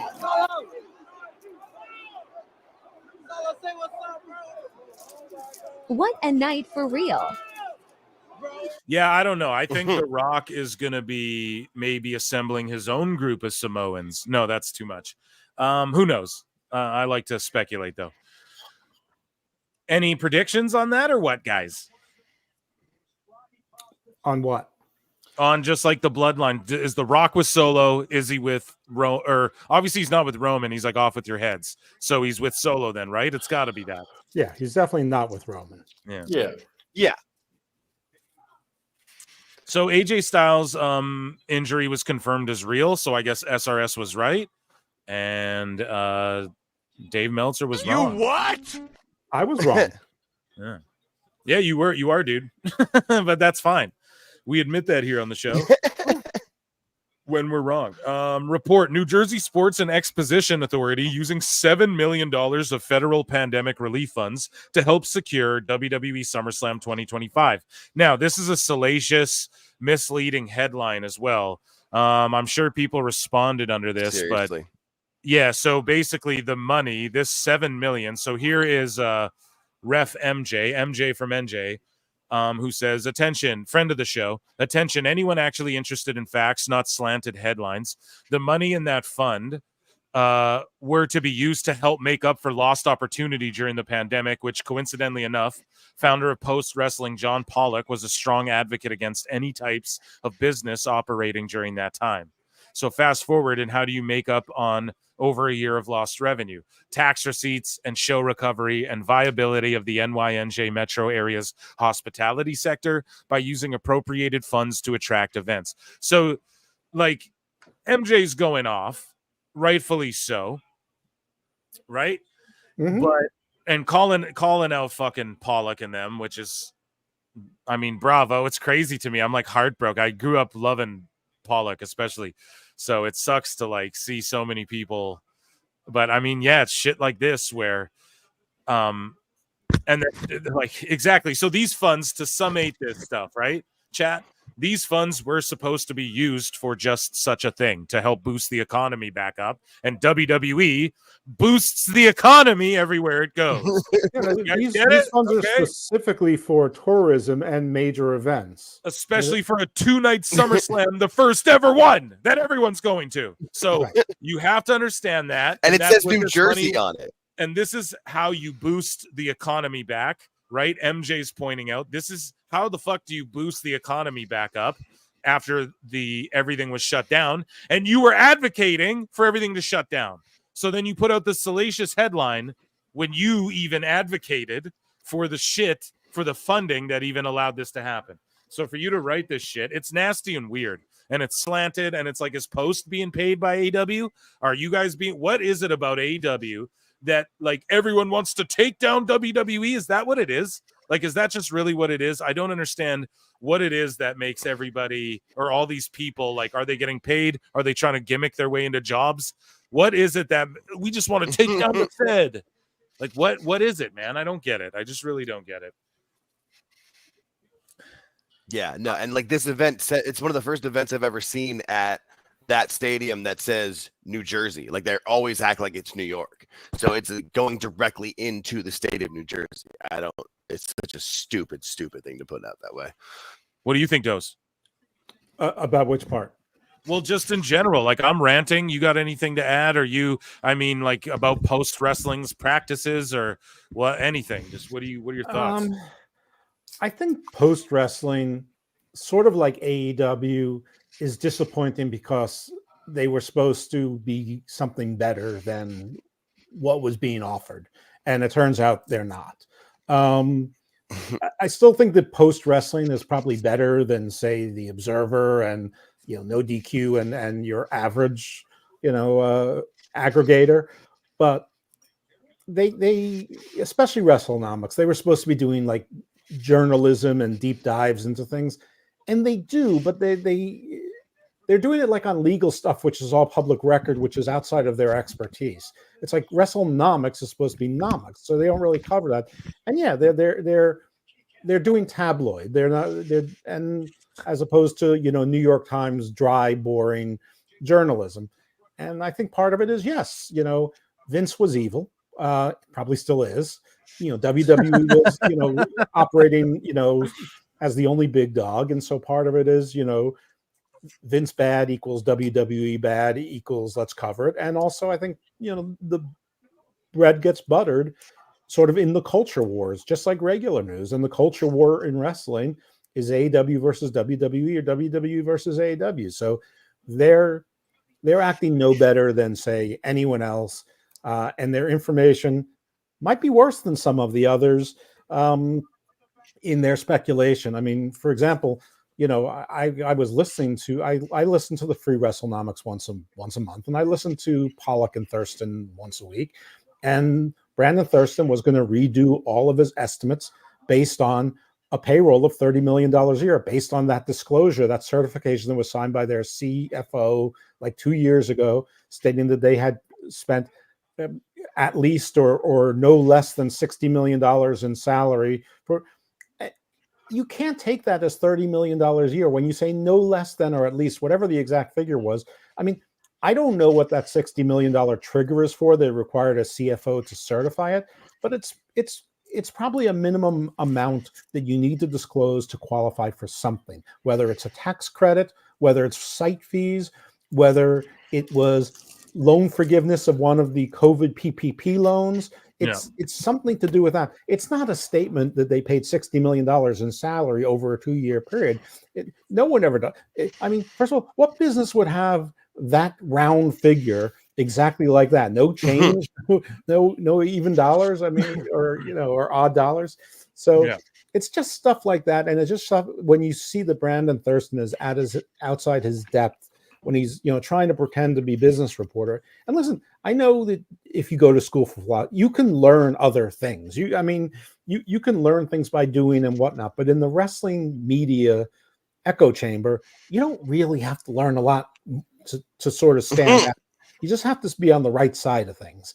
And the right side of things, can often be the wrong side of things because it's what's popular or perceived as popular, what gets attention. So anyway, it's your show, and so you hand it off to me to do my own kind of rant. But that's what I think it is. And I know, and I think that's what annoys MJ is that he really does expect better from Pollock and Thurston. And I know that he was a big financial supporter of theirs. And I think and like appeared on their show. Sorry to interrupt, but like he was like someone who'd contribute, kind of like they'd phone MJ from NJ on WrestleNomics or whatever, right? Or whatever their show is. Yeah. I believe you're right. Yeah. I mean, I don't know. I'm not that old, I only listen to the podcast. So I never watch the live show or anything. I'm not like a super fan or anything, but anyway. So, if I can update about the actual PLE pay-per-view itself, we're calling it a PLE though. 7,000 in the Tacoma Dome. Is that true? There's 7,000 there. The crowd was pretty hot for the finish. Jay White reversed the buckshot into the switchblade. Thank God. And I was wrong. So I'm 0-1 tonight. So am I. We're calling a mulligan. Yeah, we're calling a mulligan. No. And thank you all for 100 likes. A round of applause. The chat for 100 likes there. Appreciate you so much. Was there no pre-show? And consider running those likes up more. And amazing stuff. I'm going to put a new poll in the chat. And it is going to be start a poll. Who do you think wins the AEW Women's Compelling Radio, I'm sure, championship match? And we will put in here Mariah May or Willow Nightingale. You guys let me know. I'm 0-1, so bravo to the nearly split, though. The last one was nearly split, so congratulations to the people who picked Jay White. And boom, poll in the chat there. Boom, should be in there. Okay, thank you guys so much. Let's move along. Let's get through. Sorry, what were we going to say? Was there no pre-show? There was a pre-show, Dose. There was. Oh, there was a like pre-show, 10 matches. of course. That's what what's crazy. Matches? What's crazy is that they gave Jay White and Hangman that much time to open the show after all these other matches, and then there's like 9 more matches to go on the card. It's really crazy how they do that, man. This card's not going to end until 12 o'clock. Phil, this is how much you know that I care about you, but I'm going to stay on this card with you until 12 o'clock. I will probably go crazy. And Dose will probably have me committed because I'll go on rants that will make even, like Rush Limbaugh go, "Oh my God, you are too foul-mouthed." But I will stay with you through this entire card, even though it will drive me insane. Hold on a second, guys. Thirstcast. Mariah May's out here. Thirstcast. Thirst in the chat. Pete in Texas for $5 says, I'm now convinced they all want to take WWE down. Vince Scandal hasn't done it, so now they are racist and sexist and whatnot. Yeah, they're just applying like old Vince McMahon shit to like the current people because they can't do it anymore. And then they all try and go, oh, Vince is for sure still involved and has his fingers in everything. It's like, man, I just don't believe none of that shit. I think they're trying to just move on. And I don't know, man. We read this thing on the show where, 3% of the vocal minority are responsible for sharing 33% of the misinformation, which makes up 80% of like casual people who scroll through social media's opinions or some shit, some fucking psychological study. It's called the Funhouse Mirror Effect or something. We read it on the show an episode ago or something like that, an excerpt from it, and that's all it is. It's just fake hysteria. The subliminal mind fuck America. Just kidding. Shout out Canada, bro. But thank you so much, Pete in Texas. Moving along. Speaking of Vince McMahon, yeah, here's Drain Bamager. And he says Janelle Grant's representation has asked for NDAs not to be enforced with other former and current WWE employees, so they can also potentially come forward with similar accusations to Vince McMahon. Grant's attorney, Ann Callis, issued the following statement. If WWE and its parents' company Endeavor are serious about parting ways with Vince McMahon and the toxic workplace culture he created, their executives should have no problem with releasing former employees from their NDAs, etc. Now, it's crazy because remember when, NDAs, everyone is NDAs. Now NDAs matter to these people. They want these NDAs to be released. I commented under here, you don't actually care about her because Drain Bamager, Drain Maker, you don't actually care about her. You don't give a fuck about her at all. This is just a way for you to poke at WWE, right? So that's why you're a gross pig. Anyways, this is the first step to rehabilitating the company. I don't think the company needs rehabilitation at this juncture. Now, I think it did, and that happened, and those weasels all John Laurinaitis flipped on Vince, then he got back with Vince. They're all snakes. They just do what's best for them. I think those people are out of the picture.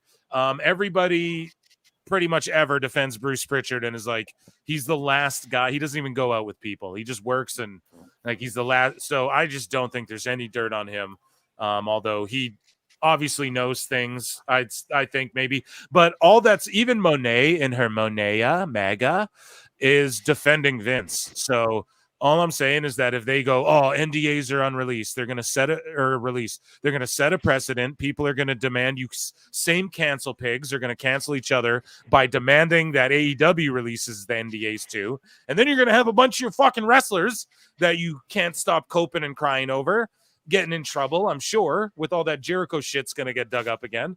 And it's just stupid. And at the end of the day, it's just another matter of good for me, not for thee.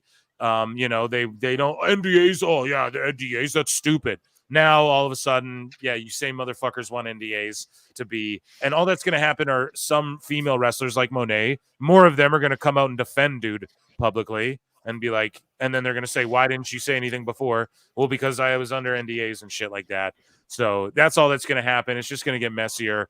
And this is stupid. And people like Drain Bamager don't really care about if Janelle Grant was a victim or not. He just cares about poning the Fed, dog. And so sorry. What do you guys think about what I'm saying here in this situation? I guess we can start with who was talking there. Chris, go ahead.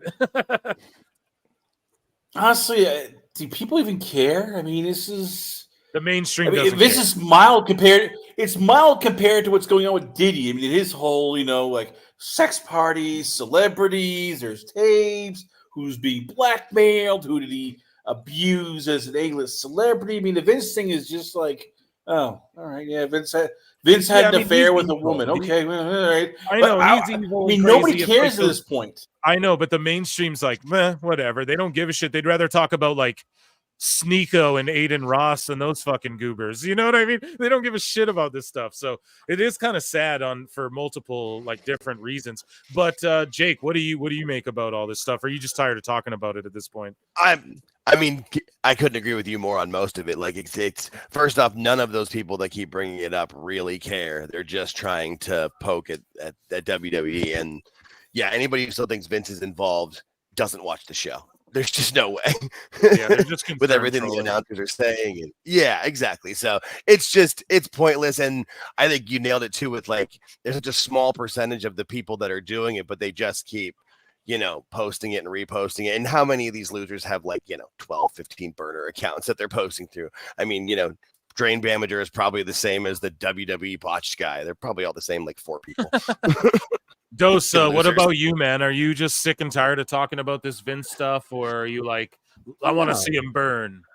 No, I mean, neither. I mean, I am interested to see how things play out, and then I have an open mind towards both of it, but I'm going to approach it from a different side. I mean, one, the WWE executives can't release the NDAs because Vince McMahon was a signatory to them. So he'd have to agree to it. All of the parties have to agree to it. Secondly, when you release someone from an NDA, I mean, I don't know if people remember the Stormy Daniels case with Donald Trump, and the courts did not enforce the NDA against her for whatever reason, and they said he can get his money back. So the women, they could be released, but WWE or Vince or both, well, I guess it's WWE now because Vince paid them back, would, or could get their money back, and they'd be entitled to it because of the violation of the NDA. But public relations 101 is not that you keep on airing your dirty laundry and allowing it to air. If there's a cap on the bottle, you keep it shut and you just let time heal the wounds. So no defense team is going to take their advice from the plaintiff's PR team. I mean, it's bad advice. I mean, if just to regurgitate and relive the issues with whatever Rita Chatterton and whoever else, I don't want to put anyone's name out there, whoever it might be, and all of the various people that might be involved, and they may not want their names out there. I mean, the Callis team clearly wants to fight this case in the court of public opinion, but I don't think that they realize just how small that court of public opinion is, because as you guys were pointing out, no one really cares. The only ones who care are the IWC, and they're only really pretending to care. And even the ones who truly do care, it's a small percentage now. Maybe the Callis team thinks that people care because they're probably getting requests for comments from Post and WrestleNomics and Fightful and Observer Online and Pro Wrestling Insider. So they're probably inundated with requests, and so they think, "Ooh, big deal. Yeah, let's keep the pressure up." But WWE's been in this game before. And by the way, they're asking Endeavor. Endeavor didn't even own WWE. Why would Endeavor want any of this to be out there in the public domain at this point? Right now, they have the perfect thing. Yeah, guys, Dana White slapped his wife in the face in public on New Year's Eve, and they don't give a shit. So I wouldn't be crying to them. They're not the ones. Well, they say we're completely clean. We bought this company years afterwards. I mean, the same thing Netflix said. They said Vince McMahon is no longer with the company. Next question. Willow Nightingale had Mariah May in an Indian deathlock, and I was offended, damn it. I want to jump in quickly because Dose pointed out something great on his chat that nobody's talking about. Jimmy Jacobs has left AEW because he got mutual, I guess, agreement because he's been burnt out. Now all of a sudden everybody's going, "Oh yeah, well Jimmy Jacobs is responsible for the learning tree." Jimmy Jacobs, he was behind a creative for the last 2 years. Jimmy Jacobs hated rankings, didn't know who Kushida was, and all these guys. How funny is it that all these, the Sean Ross Sapps, as you said, the Dreammakers, JDs, the WWE Botch guys, they kissed, Jimmy Jacobs' ass for years, and now that he's gone, it's like they're putting screws to him. They are just screwing this guy big time, going how bad he is. Yeah. Well, we're getting to all that. We're gonna get to the Jimmy Jacobs stuff in a bit. Goddess Nikki P says, out of curiosity, why no Diddy when it was brought up? Not asking out of disrespect. The whole Diddy thing, you're not allowed to watch TV. Everyone partied, but they all knew. Everyone knew. You see, oh, you like music? Can't listen to music then. If everybody knew. They all knew. Every actor, everything. So it sucks. That's the reality of the world, man. It's a fucked up place. So.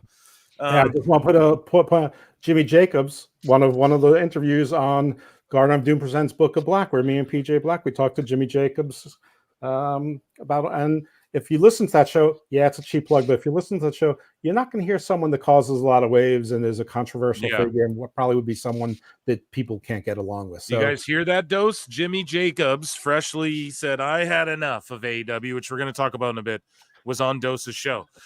So speaking of sickos, and sorry, I'm not calling Jimmy Jacobs. Oh, and by the way, we did break a little news on that show unintentionally because PJ said to him, "Hey, you ride in Tony Khan's plane," and Jimmy Jacobs said, "Not anymore." He goes, "Oh yeah, you told me not anymore." Will Washington took his spot. So for the last several months, you can't blame Jimmy Jacobs on these things. He lost his spot. Okay, well, one of the sickos crept their way into WWE news. And so there was an incident at the NXT hotel in St. Louis, Missouri last night. A man was allegedly caught trying to take photos of the feet of female talent as they made their way through the hotel and was ejected not once but twice from the location. And I've seen quote tweets of like Tony Atlas, stuff like that. It's just pretty funny. Yeah. But or like Snitsky and stuff like that. But yeah, that's hilarious. But like, dude, you must be down bad, man. That's pretty funny. The current That's scary, though. I forgot about this.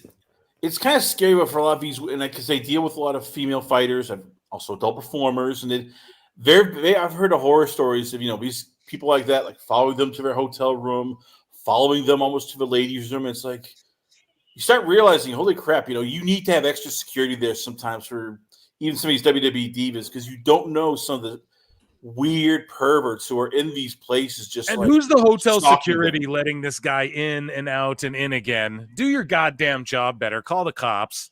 Fucking rent a cop hotel security. Here is the current view of WWE's Thunderdome Tropicana Field following Hurricane Milton.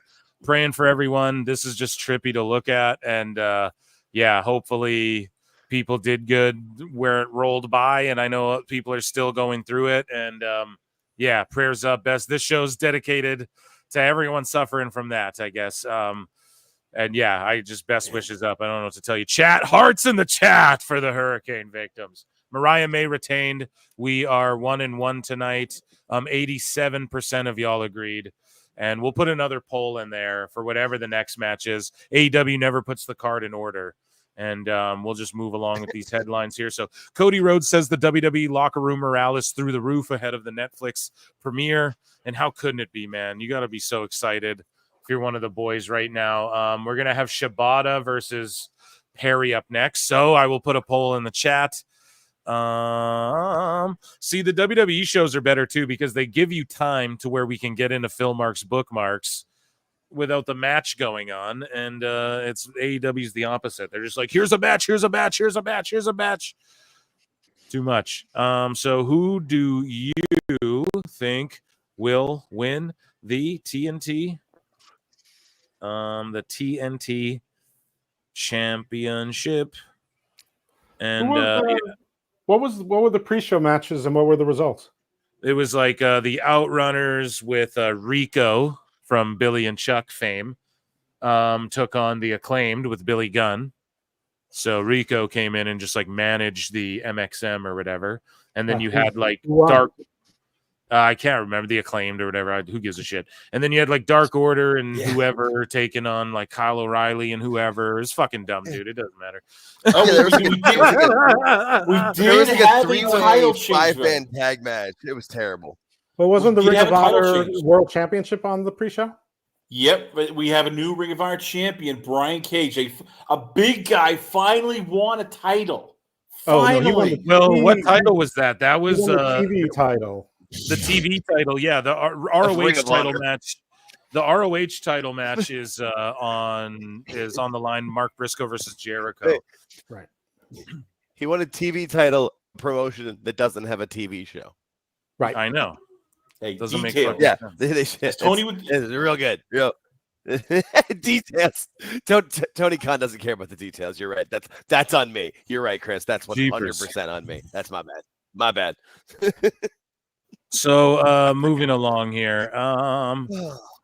Some live reactions of Lil Yachty to WWE Bad Blood. So here's Lil Yachty and Peter Rosenberg just reacting to Bad Blood as it was going on.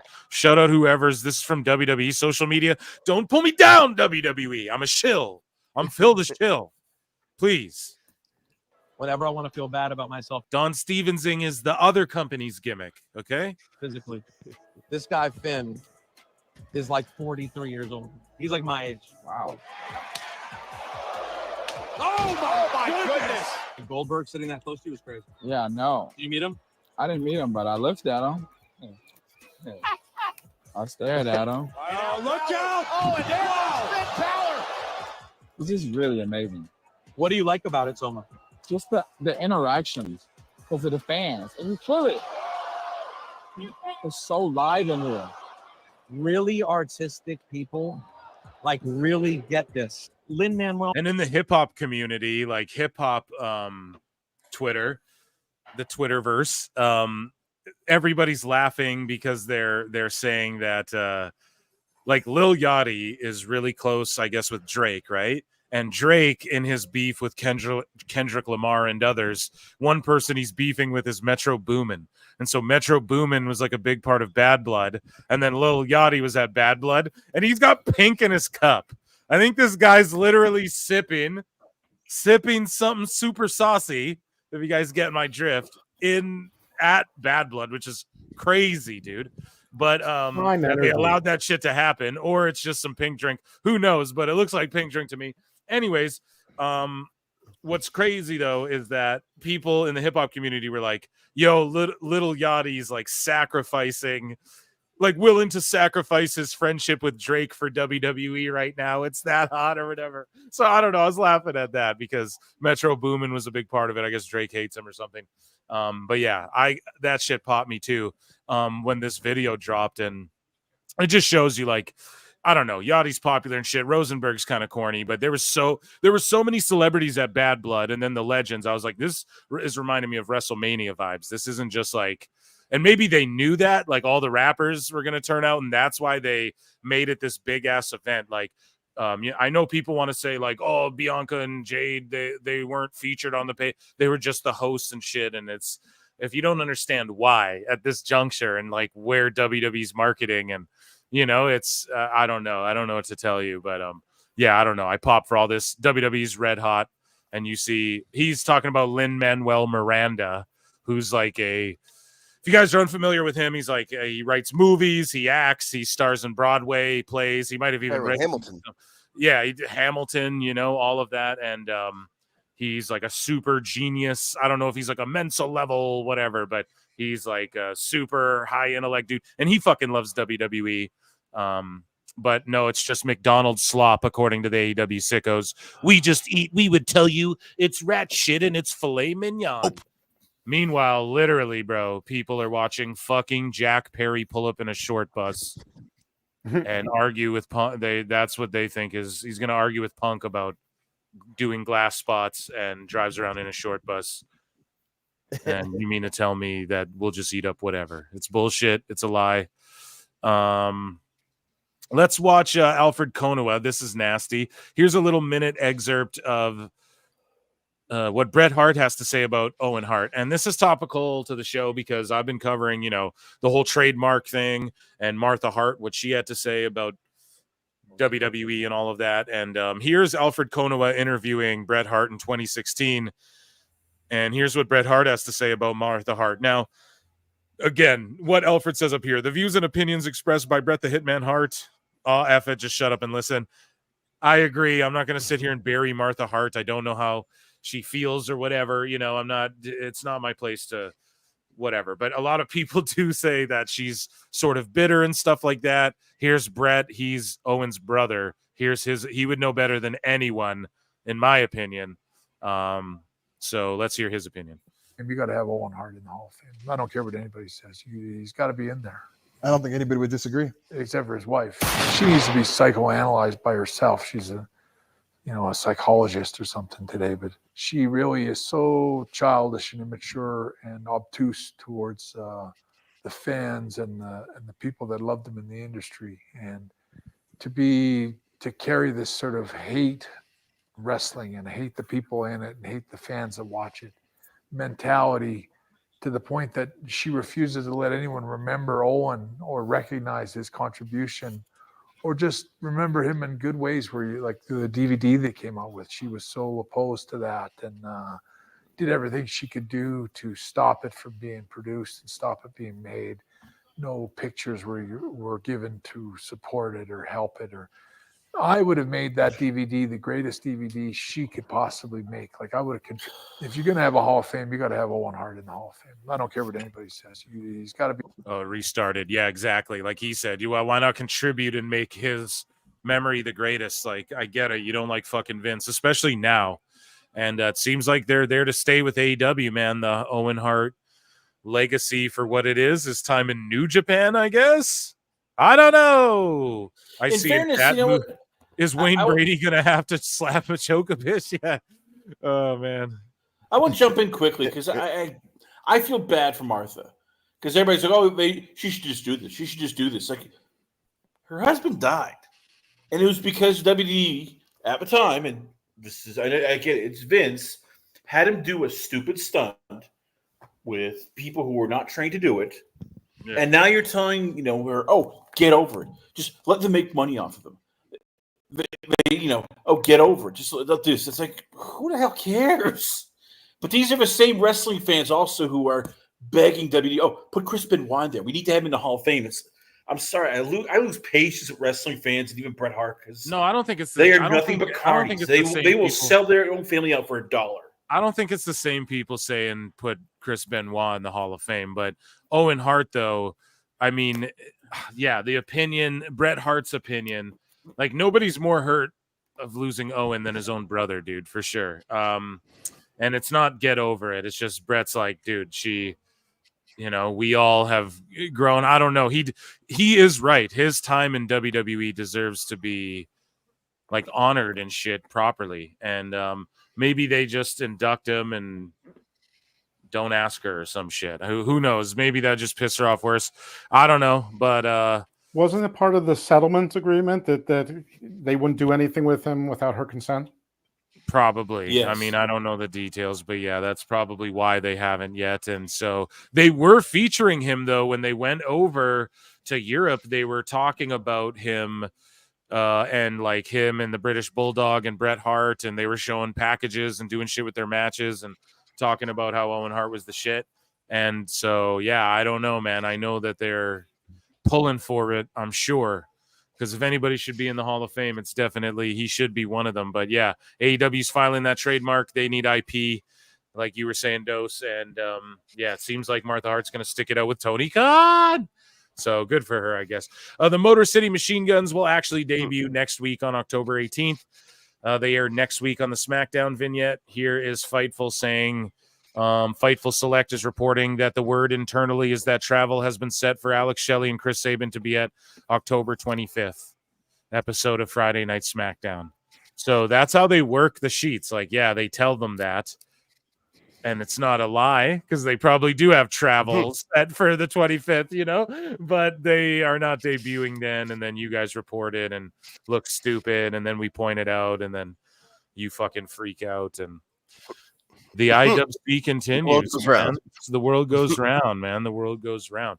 So we finished WWE news chat. That was our, oh boy, we got some AEW stuff in here to get to, and it will be fun. That was WWE news, though, everyone. Round of applause for WWE news in the chat. Round of applause, please. Okay. And Jack Perry's still going at it with Shibata. The crowd couldn't care less. They're not into it. Here's Jericho on Busted Open Radio talking about the new TV deal and explains what it means for the industry and how the experts were wrong. We're wrong. Yeah. I think we proved a lot of so-called experts. We made them look like idiots. We knew what was going on with this. They all have these little, that's why like fucking Meltzer says the same thing that Jericho says, and then all the little idiots repeat it. It's the same thing. It's what happens, right? Like I say flute in the chat and you guys throw up the flutes. You know what I mean? But they know it's like these little signals to throw out. There's no one else going throw up flutes other than you guys. You're making the choice, right? I'm the proprietor of the Flute Gang. But what this is like an effort. It's like Tony Khan, Meltzer, Jericho. You have this group of people, right, who are influential in the space, right? Gatekeepers, if you will. I believe Jericho's bought into AEW, and no one's really talking about that, but I believe he's bought into it as well. Anyways, though, Jericho uses this thing to throw out there. We proved experts wrong. Like they're stupid. But meanwhile, the fucking experts, the people claiming to be the experts are the ones who are all saying you're going to get $1 billion and all that shit, bro. The people like Bischoff and the quote unquote experts and Cornette and these people who you're really trying to talk about, who you're really speaking about, they always claim not to be experts. They just fucking claim that from their experience and what they know, and if they had to estimate, whatever. So the people claiming to be experts, are you saying you proved them wrong? Yeah, you proved all the people claiming to be experts who said you were getting $1 billion fucking dollars wrong, Chris Jericho. That's what you did.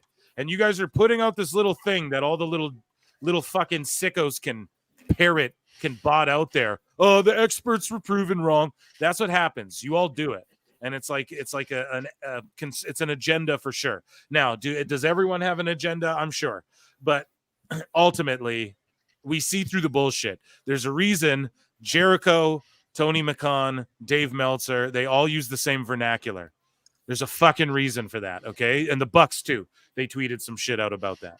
There's a reason. They're all in a fucking group text together, like humping each other. Just gonna say that. Yeah. The landscape worst group changes chat ever. constantly. Numbers go up, numbers go down. But the overall demo of what AEW brings to the table as a live sporting event is invaluable. So we knew that it was a live sporting event. Bro, WNBA puts on better sport events than you. And then Daniel Garcia ran out to confront Jack Perry after Jack Perry got choked out, but was on top of Shibata, who pinned himself. So Shibata's this legend who's been choking guys out for years, but he pinned himself by accident.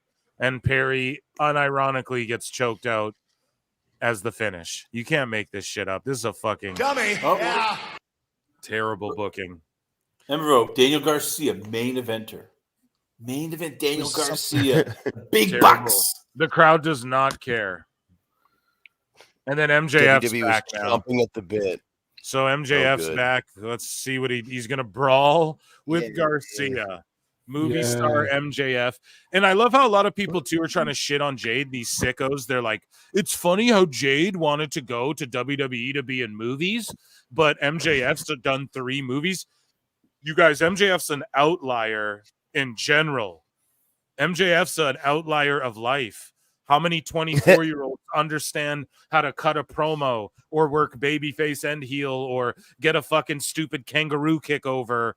How many people know, like, how just people aren't at his level in general, right? So he's such an outlier. And MJF's going to go to WWE too one day, guys. And why do you think he's going to do that? Because that's the shit that helps make you a household name. MJF can go do a Vince Vaughn movie and a fucking Adam Sandler movie as one of the sons and the Von Erich movie. MJF can go do all these things, but it doesn't make you a household name like The Rock, which is what Jade said she wanted to be, like The Rock. So if you dumb fucks can't pick up on when people say, like, yeah, I want to do shit like The Rock, that's a whole other stratosphere than MJF playing fucking Dewey Gilmore or whatever in a Netflix movie. I don't know, man. You got problems, you know? It's a whole other stratosphere. And I'm not shitting on MJF. Bro, no one puts him over more than me. It's so good for him that he's creating a world for himself outside of wrestling. If this wrestling ever goes to shit, if WWE doesn't want him one day, he's got Adam Sandler's phone number, and that's all. You can't take that away from him. You know what I mean? Adam Sandler probably pick up the phone if you call him. So that's invaluable shit that he's doing in his 20s, making millions of dollars. God bless him. You cannot knock MJF for that shit. And he can go to WWE in 5 years and still be fine. You know, so it's not the same. You can't compare that to even Jade. MJF's such an outlier of everything. He's a great athlete. He's a Jewish kid who's like a really great. I mean, how many great, you know what I mean? It was like Goldberg before in wrestling. That was right. That's what he said or whatever. That was the promos he was cutting. We had before. Goldberg and Barry Horowitz. That's all we've ever had. So like MJF That's takes it. pride in he's a freak athlete too. I mean, right? It's all of those things. He's just an outlier in general. So yeah, you can't really compare that to Jade. But yeah, I'm listening here. MJF, I'm going to watch him beat the shit out of Garcia all day, though. Yeah, now you're a baby face, MJF. Daniel Garcia. Oh, the sheets try to make it seem like WWE really wanted him was just so embarrassing. Yeah, they tried to Like, pass they the wanted to bidding put him war. in NXT. Yeah, they tried to Yeah. pass the bidding war of 2024 over to Garcia, and it didn't work. But I mean, look, the booking of the match you were just talking about is just ridiculous because they're trying to make. I mean, forget the fact that most of us don't believe that Jack Perry is worth a damn. But if Tony Khan thinks that Jack Perry is one of his key pillars, one of his heels going forward, one of the elite, that's not the ending to a match. It's just because he loves Shibata. He loved Shibata when he was 25 watching Ring of Honor and whatever Shibata was on. But you don't need to protect Shibata. I mean, obviously it didn't get over. Have Jack Perry cheat if you want to. Exactly. I mean, exactly. You can protect him without making while still having your guy look like he's something. This makes everyone looks bad. It makes Shibata look like an idiot. He's known as the wrestler. He doesn't know he's not pinning himself, and now it makes Adam Jack Cole's Perry back. look Sorry to dopier. interrupt. Sorry to interrupt, Dos. Adam Cole's back now too. Oh, So yay. sorry to interrupt. Yeah. Countdown to when he's How out many again. returns can you have in 10 minutes? I thought Adam Cole was a heel, though. Well, we're gonna see. I hate this company. I know. I thought he was in the Devil faction. So, by the way, where's Wardlow? Is he now in Siberia? Has he been locked up with the J6 people? Where the hell is Wardlow? he is a guy that report came out from a dirt sheet. So who knows how true it is? That he's someone that AEW just has no creative for right now, and that's it. He's just a guy they don't got anything for, but he's ready to go whenever. He's like a Ricky Starks. So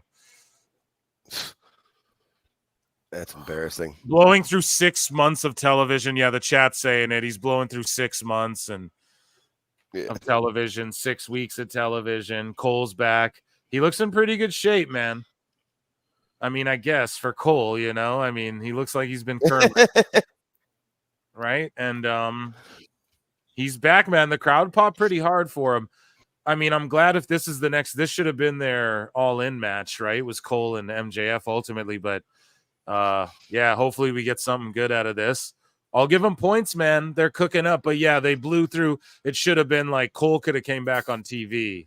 And then because MJF comes back on this show and people are like, oh, whatever. Like we knew he's coming back. He hates Garza. He was on TV not that long ago. And then you have Cole come back on Dynamite and everyone's like, oh shit, did you see Dynamite? You got to tune into Dynamite.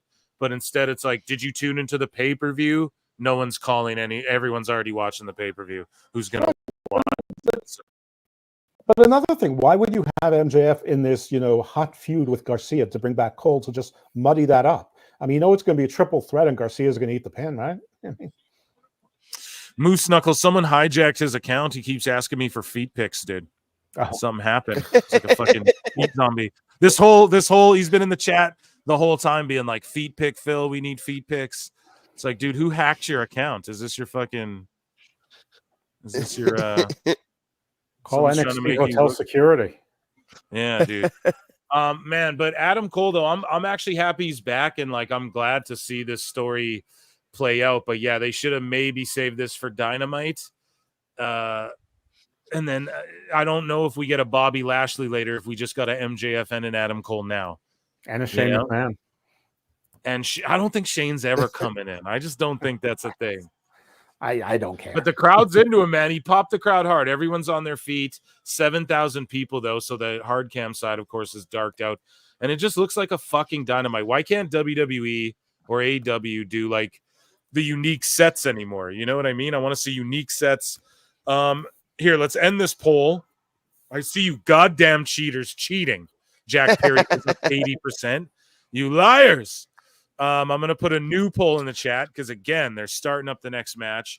Who do you think wins the AEW International? Oh, my God, I can't spell. International Championship. And then I'll put a thing. And then I'm going to go, okay, Will Ospreay, bruv, right? Mm-hmm. And then we have, who else is in this match? Ricochet. Mm-hmm. Rick O'Shea. Which everyone. And Takeshita. Takeshita. You literally can't even put Konosuke Takeshita's last name. You have to change how you spell his last name on WWE 2K24. Oh, okay. You can't do take shit. Like I'm not joking. Go try it. You have Take to like shit. take one of the letters out. Yeah. Here, Well, it so makes I'm sense trying- that there's like no time. There's no time in between matches because there's no story for any of these matches, so you can't put a good video package together and like tell the story. You know, like a WWE. and they want to give PLE, there's everyone plenty of 30 people. minutes. Yeah, that too. You can watch a WWE PLE and you don't have to actually watch week. Or if you miss part of time or something happens, they'll catch you up. You know everything that's going on. They tell you everything by the time the matches go, and you're ready to rock and roll. Three-way, no DQ time. Yeah, there's gonna be God. fucking. There's gonna Okay. be some bullshit in this because, like, I don't think there's any other like hardcore match or anything. So there's definitely gonna be like a table spot, maybe a ladder spot, maybe a whatever spot. So I don't know. I'm looking. Oh, you still forward got to Darby's it. match. You still got Darby's match. Darby's got to go kill himself. He's in his home Darby's gonna state. like get thrown over the. He's gonna do shit like using the stuff around the ring though. He's not. Maybe they pull out a table though. It's AEW. I mean, By the way, Darby's going to retire. AEW. Gotta be overbooked. Darby's going to retire Bryan Danielson. I've now come to that conclusion. He's going to be the guy that retires him, and that will just. I will lose it. I will literally just probably have to go to the bathroom and throw up because I'll be that sick. go to the bathroom and throw up. So dramatic. Look at him, dude. Phil. Imagine, like, supposedly UFC might be signing with WBD because they are heavy into pre-negotiations. They're trying to figure out, okay, do we have enough money and all that. UFC wants to back. Imagine Darby Allin going to a UFC event. Could he like beat anybody? Like even the flyweights, even like the women's, like 115 pounders. I mean, he looks like a small child. I And know. that's going to be your There's world this video. champion. We're gonna play this video later of him and Aubrey Edwards at a baseball or football game where they got zero reaction. Seahawks game with football. Guys, round of applause for Lincoln Hawk in the chat. Where is your shit, Lincoln Hawk? Let me see. Who now should have a wrench the next time he comments somewhere. Round of applause for our new mod, Lincoln Hawk. But yeah, here's what Jericho has to say. He talks more about the TV deal. Something that people would want to be involved with and be a part of. And Warner Brothers Discovery didn't want to let us go anywhere. And you can see, I mean, $185 million a year for a company that's only been going for 5 years. That's never happened before, ever. Obviously, WWE is the standard, the gold standard. They didn't have a deal like that 5 years in. Nobody else has. So with all the growing, where the world works, you fucking idiot. Pains. It's so stupid. Good and bad that the worst. AEW Like, has. We're still such a young company, and that to me showed that we have a real commitment to. We're not going anywhere. Tony Khan's. We are. He's bought into the company. He's not Well, going he's got that anywhere. 10-year contract. I'm not I mean, going he's gonna be anywhere. He's contract bought till in. It's 60. more than that. It's a 10-year Yeah. talent contract. He's invested. No other channel will Oh, go for out sure. on a limb and just say it blatantly. I'll fucking tell you guys. Why is he talking like this? Have you ever owned anything, guys? That's how I'd be talking if I fucking owned some shit and I was having my tours funded by fucking Tony Khan. I know Drainmaker talks that way. He puts up the money for Fozzy shows and shit. Husey talked about that on the show. I mean, here we go. Much to some people's chagrin, and neither is the rest of the company. No one's chagrin. I'm happy. I'm so fucking glad I get to watch I'm WrestleDream. chagrined. I'm so happy that I get to watch WrestleDream. And I think it's going to be a really great next 3 to That's 5 really years. great. Really great 3 to 5, maybe 4. It all depends. And listen, and Tommy and Bully know there's nothing worse than if AEW didn't get a great television deal. There's nothing better for the business, the fans, for you guys, for AEW to be thriving and to be healthy. And we are.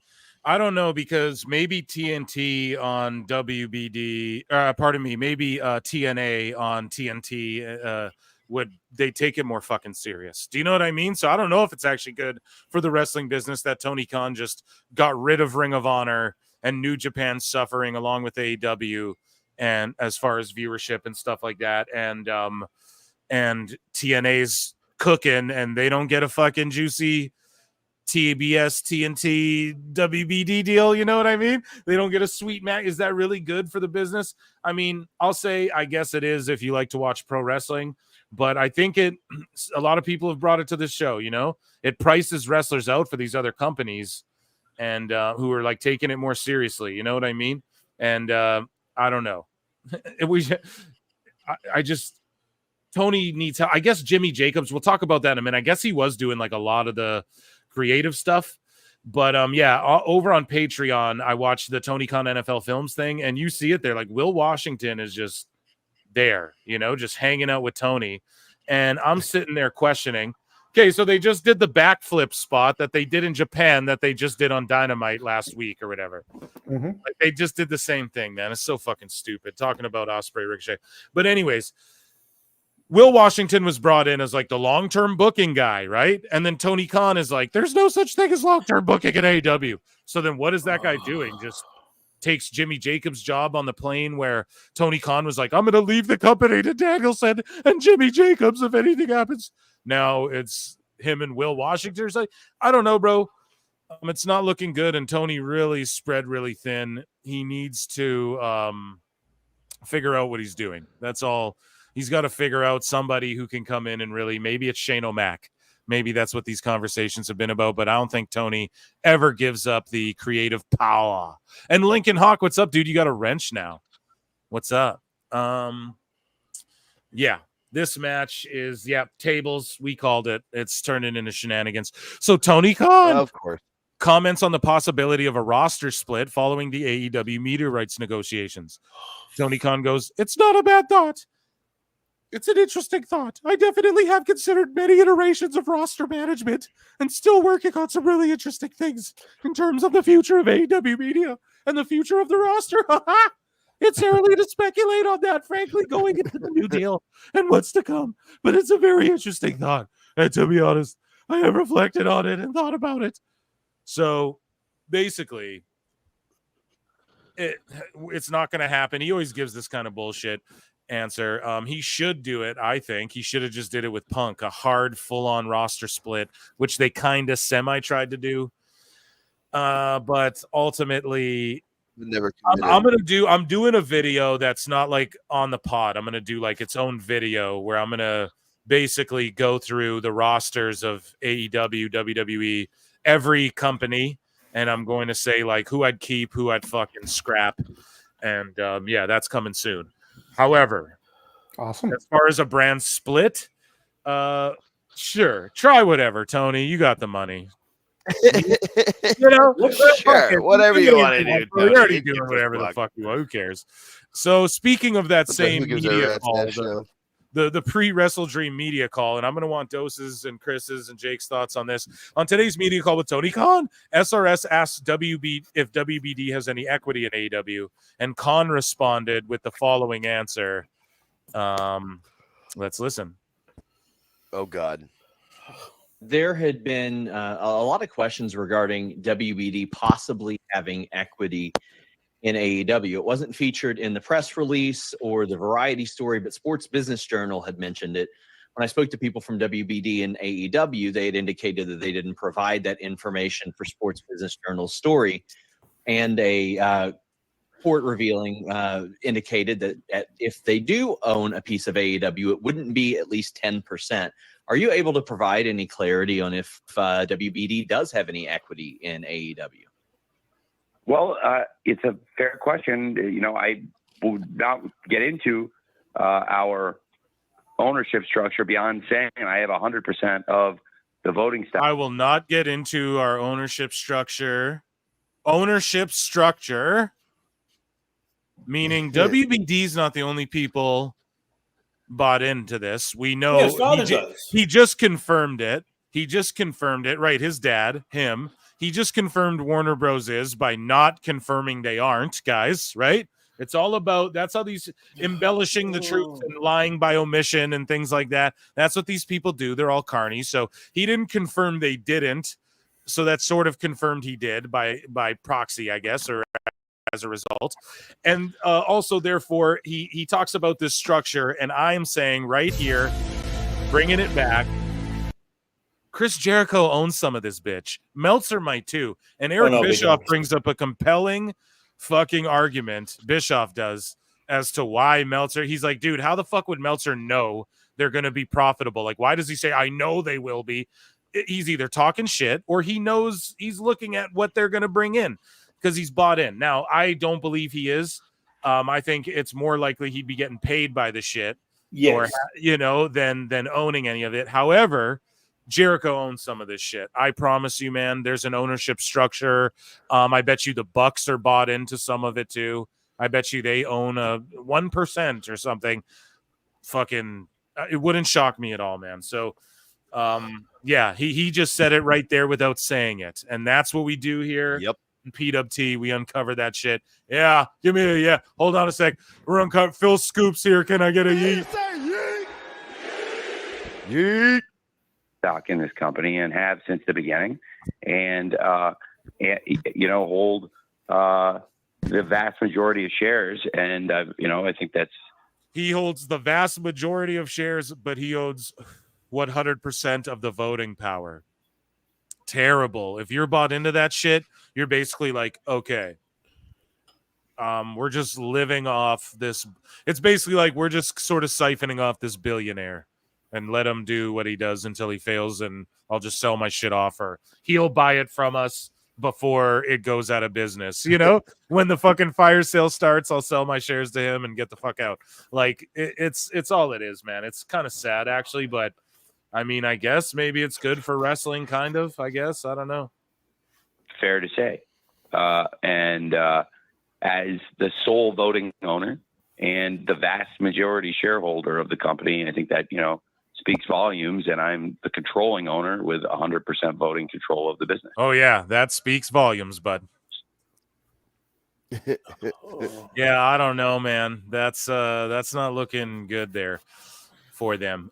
Because remember, Tony Khan does not believe in long-term booking. So Rob Van Dam is signed to a WWE Legends deal, which allows him to work with AEW. And then he tweeted out, he's like, I love how a deal I signed like years ago is now the talk of whatever. And in doing so, what did he also confirm that I've been saying? Sting's been on a WWE Legends deal this whole fucking time, bro. So RVD talks about it. The first time that I talked to Tony Khan about doing this, working with AEW, a factor was that I still had a Legends deal. So my use to AEW would be limited as far as they can't put me on video games and shit. So you could say it's limited on both ends. Exactly. Trust me. Sting has this. Whenever WWE wants, they can sell fucking Sting merch and give him a cut of it. I'm telling you, they have a deal with him. They can put him in games if they want. They just don't, because he's tied with AEW. RVD's had this deal too, went and worked with AEW. These Legends deals haven't, even with Vince in charge, hasn't been preventing these people from doing too much. But right now what's interesting is we're seeing like JBL Legends deal. He's showing up at indies everywhere doing stuff. But it's just great, man. Have the biggest WWE video game rosters of all time, have merch of all. That's what I want. I want to see the WWE universe thriving, and I want to see AEW after 20 years create a bunch of their own guys. You know what I mean? Instead of just having all ex WWE guys or whatever it may be, because RVD had 2 matches there, and it's like, or however many. And, what does AEW do one day? RVD wrestled here. He's in our alumni section. It's silliness. So, yeah, shout out RVD. But yes, Sting, people want to be like, oh, Phil, you don't know that shit. Yes, dude. I'm fucking telling you. He had a legend. I want to shout out RVD. Same as Flair. We're just looking at random tweets and hitting like. They don't even know what they're hitting like on. And I said, I just want to congratulate you on landing the lead role in Time Cop. And he liked that. Time Cop. Exactly. The most superior time travel movie of all time.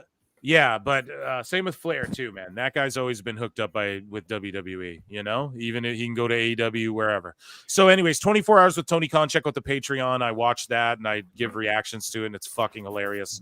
It's almost like a Chris Lilly TV show. Is amazing. Here's another hilarious Tony Khan video. I don't know when this is from, but if it's an oldie, it's it's a goodie. We secured the bag. You'll also be there on TNT. Speaking of time cop, Dose. You'll also be there on TNT. You'll be in two places at once. It'll be a lot like my favorite movie. Time Cop. This is so great. Time cop. He actually puts it on the Titan, Sean. He pauses for the fans to say it too. How Oh my! embarrassing. And then the crowd just starts laughing. Like, what the fuck are you doing? Yeah. And why don't you bring? If you love the movie so much, why don't you bring Jean-Claude Van Damme onto AEW or something? You weirdo! What the fuck? Well, we're about to have a great rampage, and it's a thank you. Jean-Claude's like, I don't know this freaking weirdo man. He keeps plugging the he keeps plugging the movie. Have him fight the fucking Costco guys. You know what I mean? Little time cop versus the. It's like when WCW brought RoboCop in. Time cop. No, he'd put them together. Franchise. He'd put them together, and they'd be Time Costco because he's got to have. Everybody's got to have a terrible team and group name. It's Time Costco.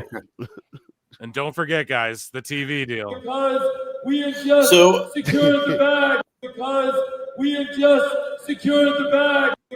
We have just secured the bag. New PWT remix coming soon. Aaron Rowland for $2 says, I'm an AEW fan, but AEW has done damage to ROH and NJPW. Yeah, you're preaching to the choir, man. AEW has directly impacted New Japan Pro Wrestling. Check out Marie Shadows. She covers that way better than I do because she's a real, true New Japan mark. And also ROH is just the fucking AEW's version of WWE CW. You know what I mean? Thank you for the $2. Lincoln Hawk gifted a Pro Wrestle Clips membership. Thank you The so best much. guys, Tony Khan. Appreciate you very much. Mod extraordinaire Lincoln Hawk. Got a few of you in there. Time Cop. RoboCop versus Time Cop. Book it. So let me jump in quickly because I want to bring something up, Phil. Sting had a WWE Legends contract, but it ran out because if you have a Legends contract, they own the rights to your names. They can put you in the video games. They can put you all that stuff, as you mentioned. Yeah. Sting's in the AEW video game Fight Forever. So his deal ran out, and he just went, all right, I'm going to AEW. Yeah, I don't think it did. I don't think it did because it's like Sting is like unique as well in the fact that like, dude, he owns Sting just in general. Yeah. Like fucking the singer Sting is second Sting. If you fucking Google Sting, so like Sting owns at Sting. The singer Sting has to like call himself Sting official or whatever. You know what I mean? So Sting owns like Sting. So I just think it's a totally unique thing with Sting in general. But like I believe Ric Flair had a Legends deal the whole time he was doing woo wings and shit with AEW. I think Sting still has one because WWE also put Sting in a video game while he was with WWE.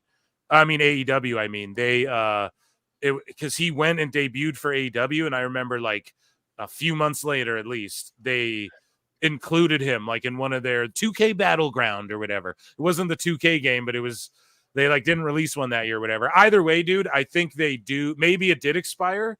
But it expired in early 2020. Okay, well, maybe that's the case. But yeah, I thought he's still under one. But regardless, all I'm saying is that RVD proved the point that because at the time when WWE put Sting in the video game, people were like, what the fuck? It's because Sting, if you're on a Legends contract, you can go wrestle in AEW. You could for a while. Like that, it doesn't prevent you from that, like the WWE Legends contracts. And now they have more and more people signing them, and they're more loosey-goosey is the point I'm making, to where like RVD's even saying it, you know, like he's been on one. He signed one in 2021. He's made how many appearances for AEW since? Like 4, something like that, you know? I think he wrestled 4 or 5 times. So yeah, yeah, I don't know. It's going to be interesting to see. Like, does JBL show up in AEW? I don't know. I think he's more loyal to WWE, but we could see things like that too. And WWE's more willing to play ball, and they have been for a while. You know, these Legends deals are just to get them to scan them so they can make dolls. Like, they're looking at it like, we can't bury our past. We got to just all the IP we've ever had our fingers on, we got to fucking lock that all down. I think that's more like where their mentality is. And it's not about, oh shit, is this guy in AEW right now? If he's a legend like Sting, who gives a fuck? And it was the same thing with Flair at Conrad's last Conrad's last match. Oh, come on now, Phil. It wasn't my last match. I just got started. I just started a new show, 83weeks.com. Save with Conrad. But no, like Flair's last match, like WWE infamously had problems with like StarCast and all that. But like Undertaker and Mick Foley and them were all shown on camera in the front row, and like WWE didn't have an issue with that and stuff. And then Flair went to AEW, and he's been on a Legends deal. He talks about it on podcasts. He's been on like Theo Von and all that shit. If you follow Flair, dude, he's been on like Something's Burning with Burt Crusher. He's been locked up with WWE this whole time with the Legends thing. And so he asked for. Flair asked out for his contract. He was because it was. I remember Bleacher Report reported that. Because they spoke to him, he wanted out from his WWE Legends contract. Yeah, but that was like his talent. Wasn't that when he was doing the Lacey Evans shit and all of that? Like that was a long time ago, That was in 2023. Okay, so he got out of his Legends deal. See, I don't know, but dude, Flair works everyone. You can't believe what Flair says, bro. That's the thing. I don't believe. But even Dave confirmed it. I don't believe that. I just that's the thing. I don't even believe. And like Bleacher Report, okay, like they are owned by WBD. So, but don't you remember that WWE was legitimately mad at Ric Flair for causing problems with Becky Lynch being called the man? Yeah. Oh, I know that too. But they put his woo thing in the thing, and then they removed it or whatever. He's like, I was so hurt by that. But he's talked about how he's been in a Legends deal. For whatever, I don't know if he just signed it or not, but either way, dude, fucking RVD wrestled in AEW with one. I'm inclined not to believe Flair wasn't getting money from both fucking companies, bro. It's Rick goddamn Flair, bro. Here's the proof. I have actual proof here. WWE.com article. Ric Flair release. We have come to terms with the release of Ric Flair as of 8/3/2021. They dropped him because he was because remember, that was also when the whole plane ride from hell, documentary came out, and they went, "Oop, yeah, was that just in 2023? Bad habit." That was 2021. Oh damn, yeah. So that's what I mean. 2021. That's a while ago, dude. But yeah. Anyways, we're almost in 2025, bruv. So I'm just saying. I think like since he was with because when was he with AEW in 2023, right?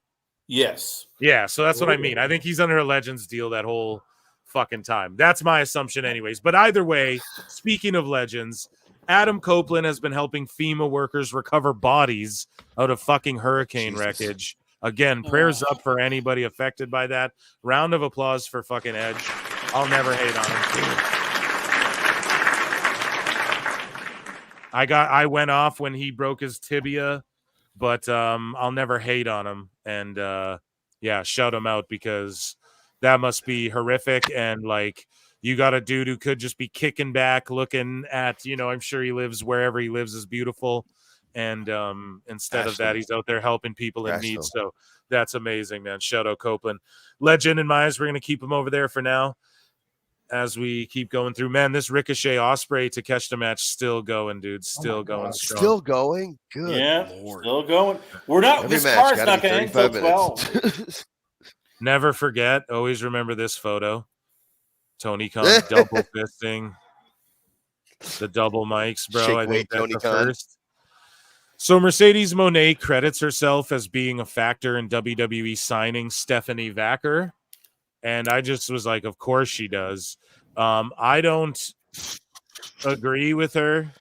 I think it was more AEW you have to give credit to for that, just in general. But she outshone Monet in that match, in my opinion. And so I think that's what got her the job. But WWE is scouting her forever, like for a while. It's just hard when people aren't like very fluent in English, believe it is 2024. I know they don't care about that as much, obviously, especially like in MMA and shit. Like they don't give a fuck if you can speak English or not. But like, you look at Alex Pereira, he can't speak a word of English. He's the biggest fucking star ever.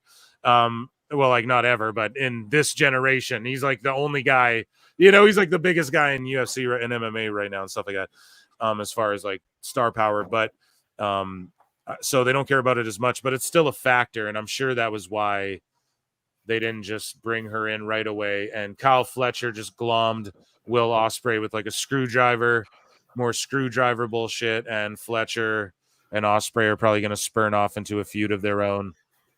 And yeah, he just helped Takeshita secure this international title, hopefully. So I think I picked right here. But anyways, of course, Monet takes credit for it. You know, she's got that main character syndrome, and that's okay.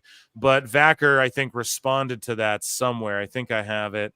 And she said, like, Stephanie Vacker commented on her recent AEW New Japan Forbidden Door match with Mercedes Moné and said, before that match, I had 4 days of just sleeping on planes and weeks of working daily. So many hours without eating. A great challenge with great wrestlers. She was really nice. When you work hard for a long time, it always brings rewards.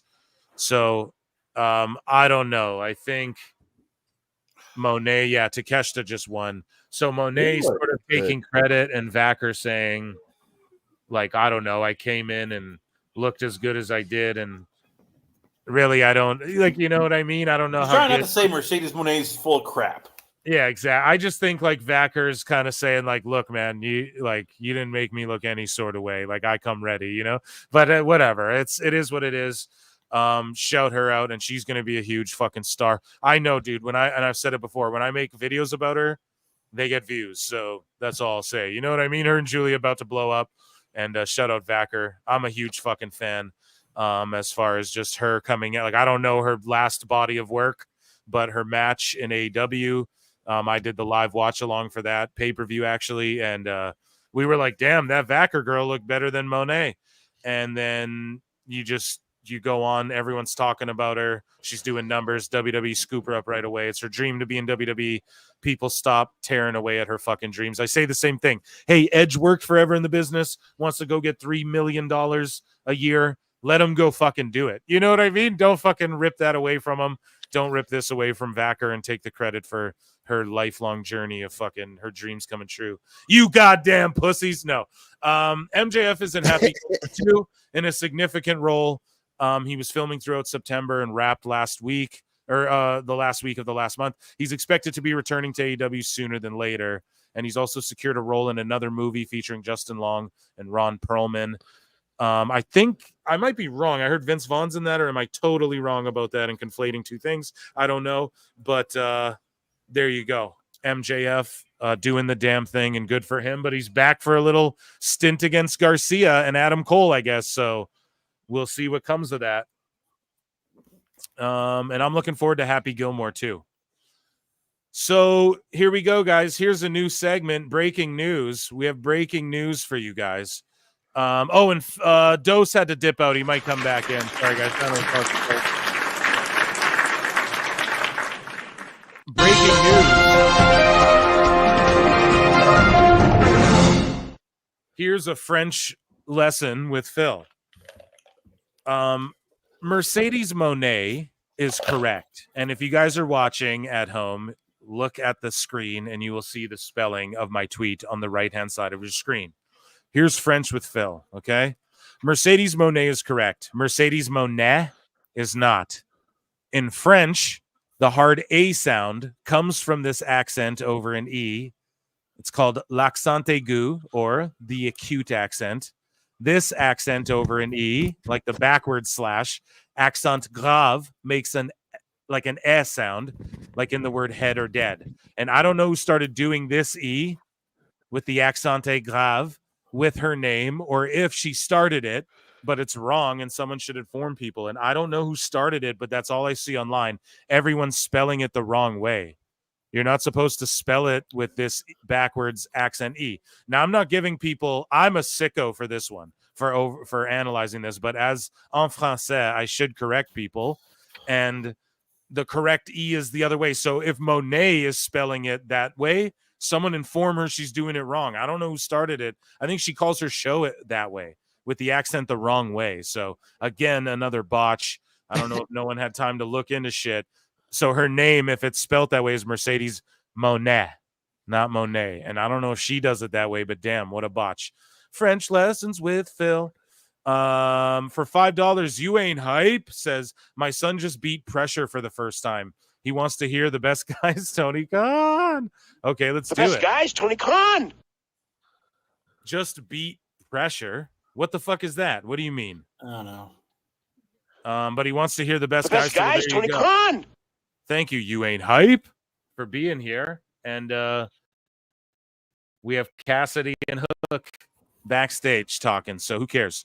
So can we talk about Jimmy Jacobs? I'm dying to get this one. Yeah, just wait. Hold your goddamn. He's being blamed for everything. Phil, he's responsible for the Holocaust. Just shut for the fuck 9/11. up, Chris. Jimmy Jacobs. Patience, my friend. I Patience. just have to mute this guy. Yeah, I gotta mute him. It's like, bro, I'm doing a goddamn show here. Yes, we're gonna get to him. Prince Nana's standing in the ring with a bag of weed.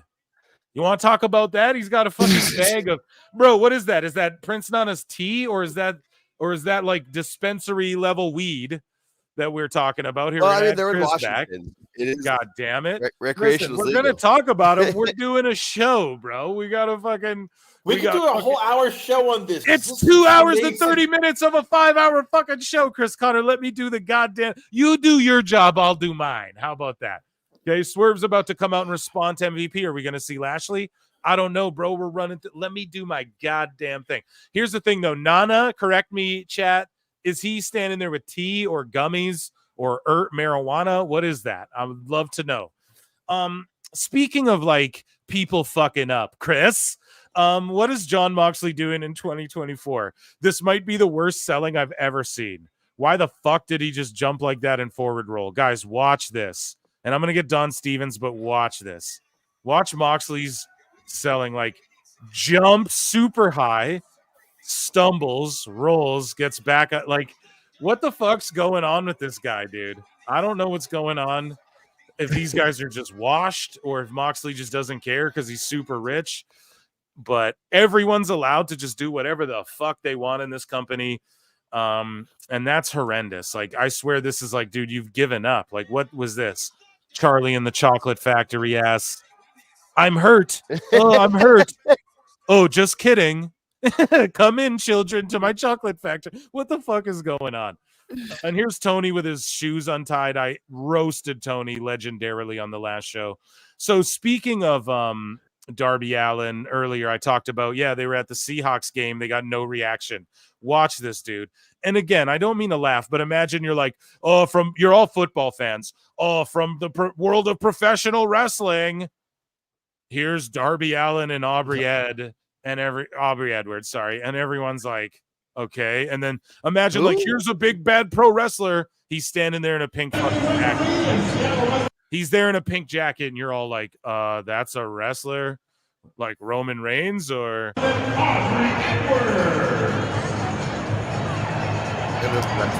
and then he botches the spit, like he just spits all over himself. He just fucking bouquet-keys himself with water there, like doesn't even Triple H spurts it. He's wearing a pink jacket. He's dressed like fucking Lita Dumas. And everyone's like, dude, who is this guy?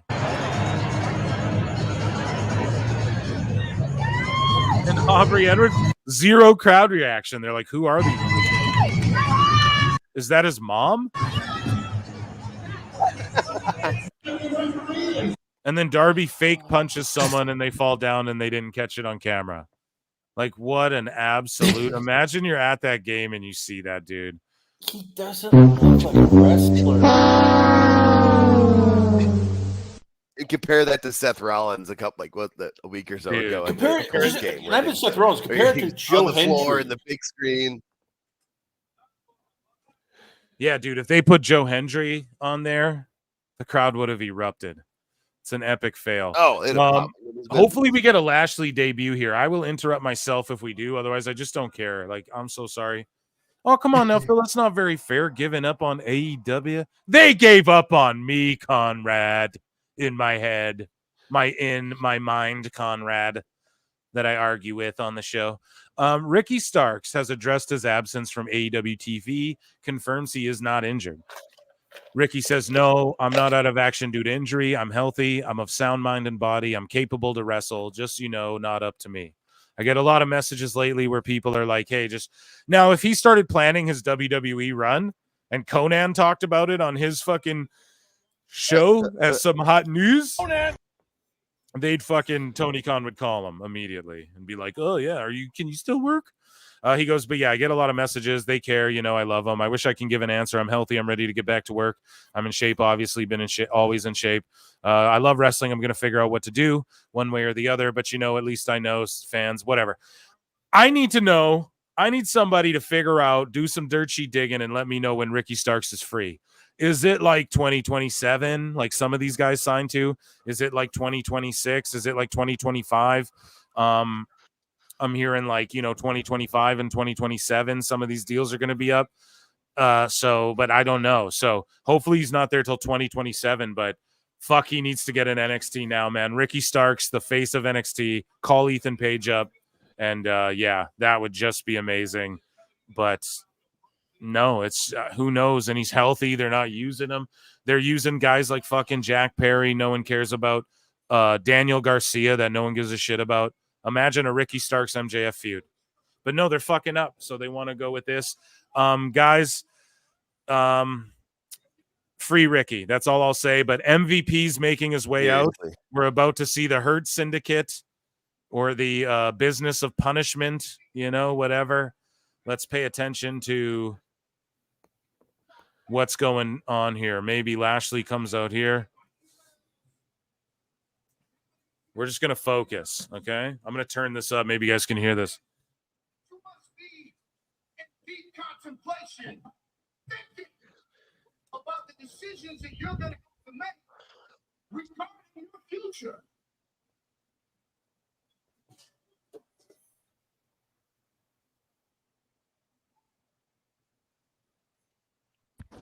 Swerve, you and I, we have history. We go way, way back to Swerve, we have history, he's I saying. believed in you before you believed in yourself.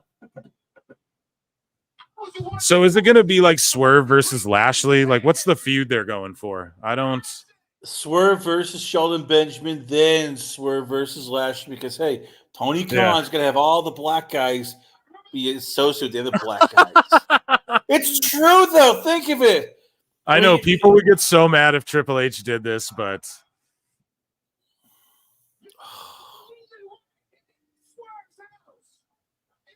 he's responding to the crowd. MVP's such money, though. Unfortunately for Swerve, your career seems to be floundering just a little. Oh, I just said Swerve's career's floundering. Swerve's such an idiot when he's on camera telling that guy, yeah, Tony Khan lets me do whatever I want. And so stupid. Oh. Let's go, though. Dude, I've said it a million times. To me, the faction is Swerve, Hobbs, Harley Cameron, and Nana. That's the fucking faction right there. Let's talk some business, shall we? MVP's amazing. I'd rather MVP and Benjamin TNA. At least they would Yeah, look me like too. Me too.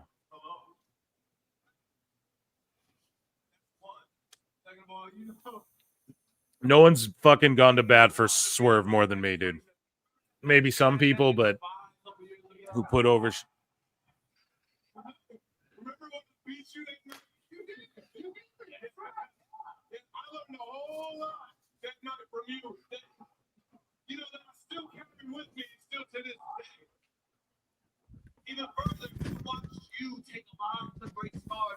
Chat, what did they refer to? WWE and the crowd popped? Is that what just happened?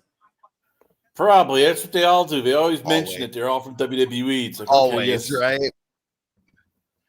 Easiest way to get a cheap pop in that company. Mention WWE. Ooh. So Swerve's talking about how So Shelton lame. Benjamin was such a big inspiration for him. I'm curious if Lashley shows up here. Tony did too much. He should have saved Cole for Dynamite. If Lashley shows up tonight, he should have saved Cole for fucking Dynamite, man. He just doesn't know what to. If Lashley doesn't show up, then okay. Like, Can't I help get it. himself. But it seems like Can't help Hurt himself. He Syndicate. just has to overbook. It seems like Hurt Business is going to be fighting Swerve and his homies or whatever, though. Like, it doesn't seem like, unless they all team up and go, fuck the white Whitepool Neo Moxley clan. Okay, but if that's not what they do, then maybe I don't know. Who knows? I'm trying to think it out, but I'll just watch the show, I guess. But see, you think logically, so that you can't predict Yeah. Tony's booking. Because what people want is Lashley to come in and just spear the shit out of all those Whitepool guys. But maybe won't they happen, though, 'cause of ally. creative control. Moxley has creative control. It's like, oh, sweet baby Jesus. Yeah, maybe Whitepool will hit the ring on these guys like at some point. I don't know, man. This stuff is like, why are they doing this on the pay-per-view? This should be on the fucking TV show, dude. I'm actually locked in. I'm actually intrigued between MVP and Swerve. Like, let's give me something. Like, why isn't this on the show making us want to watch week to week? No, we need 20 more minutes for Commander. Fuck, man.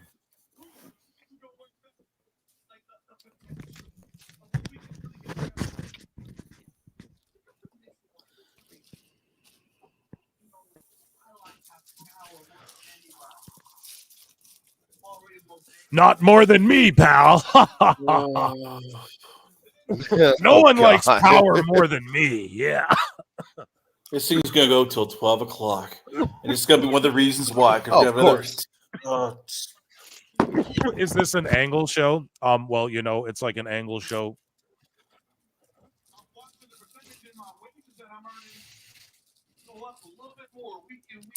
I'm gonna steal that and tweet it out.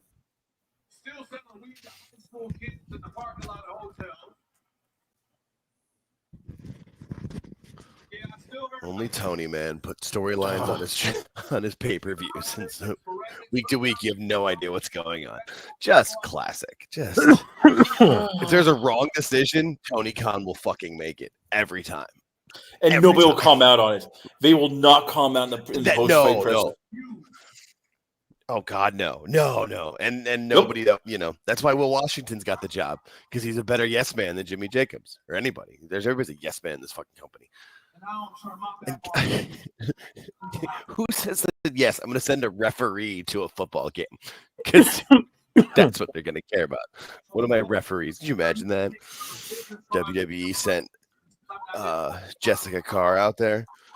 So we're getting we're getting Swerve versus Hurt Business first. Swerve and his boys versus, or until Lashley. I don't know, but so like these guys aren't going to beat up the Whitepool Club. That's going to be like Danielson and his team of guys or whatever, guys. That's what it's going to be. So just bullshit.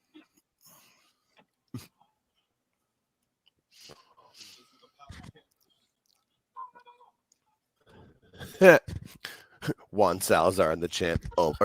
Almost is coming out tonight. That'd be great. Almost, yeah, I'd pop for that, dude.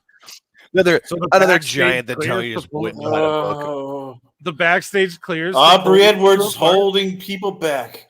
Do you know what the problem is too? Is that they're trying to hype like, oh, here's Shelton Benjamin. But the problem is everyone's like, well, we just want to see Lashley show up too. So they're already talking about like what I don't know. It just sucks for Benjamin, and it wouldn't be this way if Tony Khan didn't fumble so many fucking times over the years, Yup. I feel bad for that Benjamin. match will be good. Like I'm intrigued though in MVP and Shelton versus Swerve and Nana. Like I'm actually down. That like, I'm into it, and then bring Lashley in after. All I'm saying, I'll put this out there: bring Hobbs in on Swerve's side, and then Lashley and Hobbs can slap meat and fucking pause no Diddy.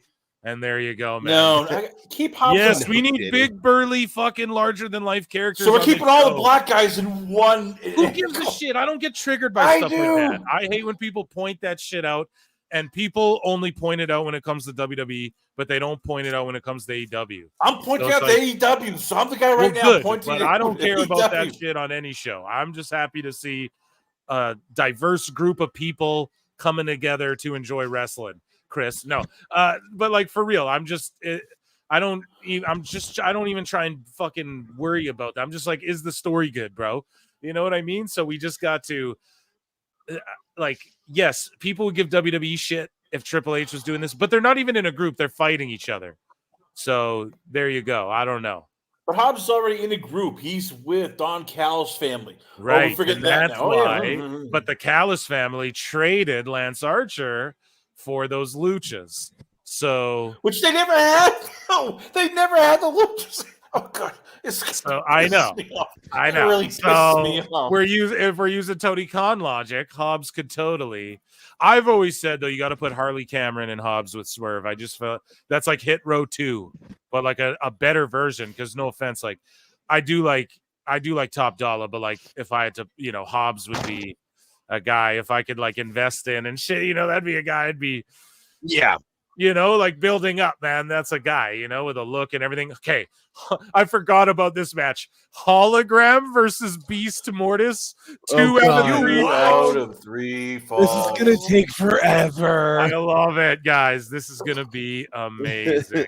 Wait a minute, no. This is Be the an fault. hour long. Hey, So, hashtag it blame seems- Jimmy Jacobs.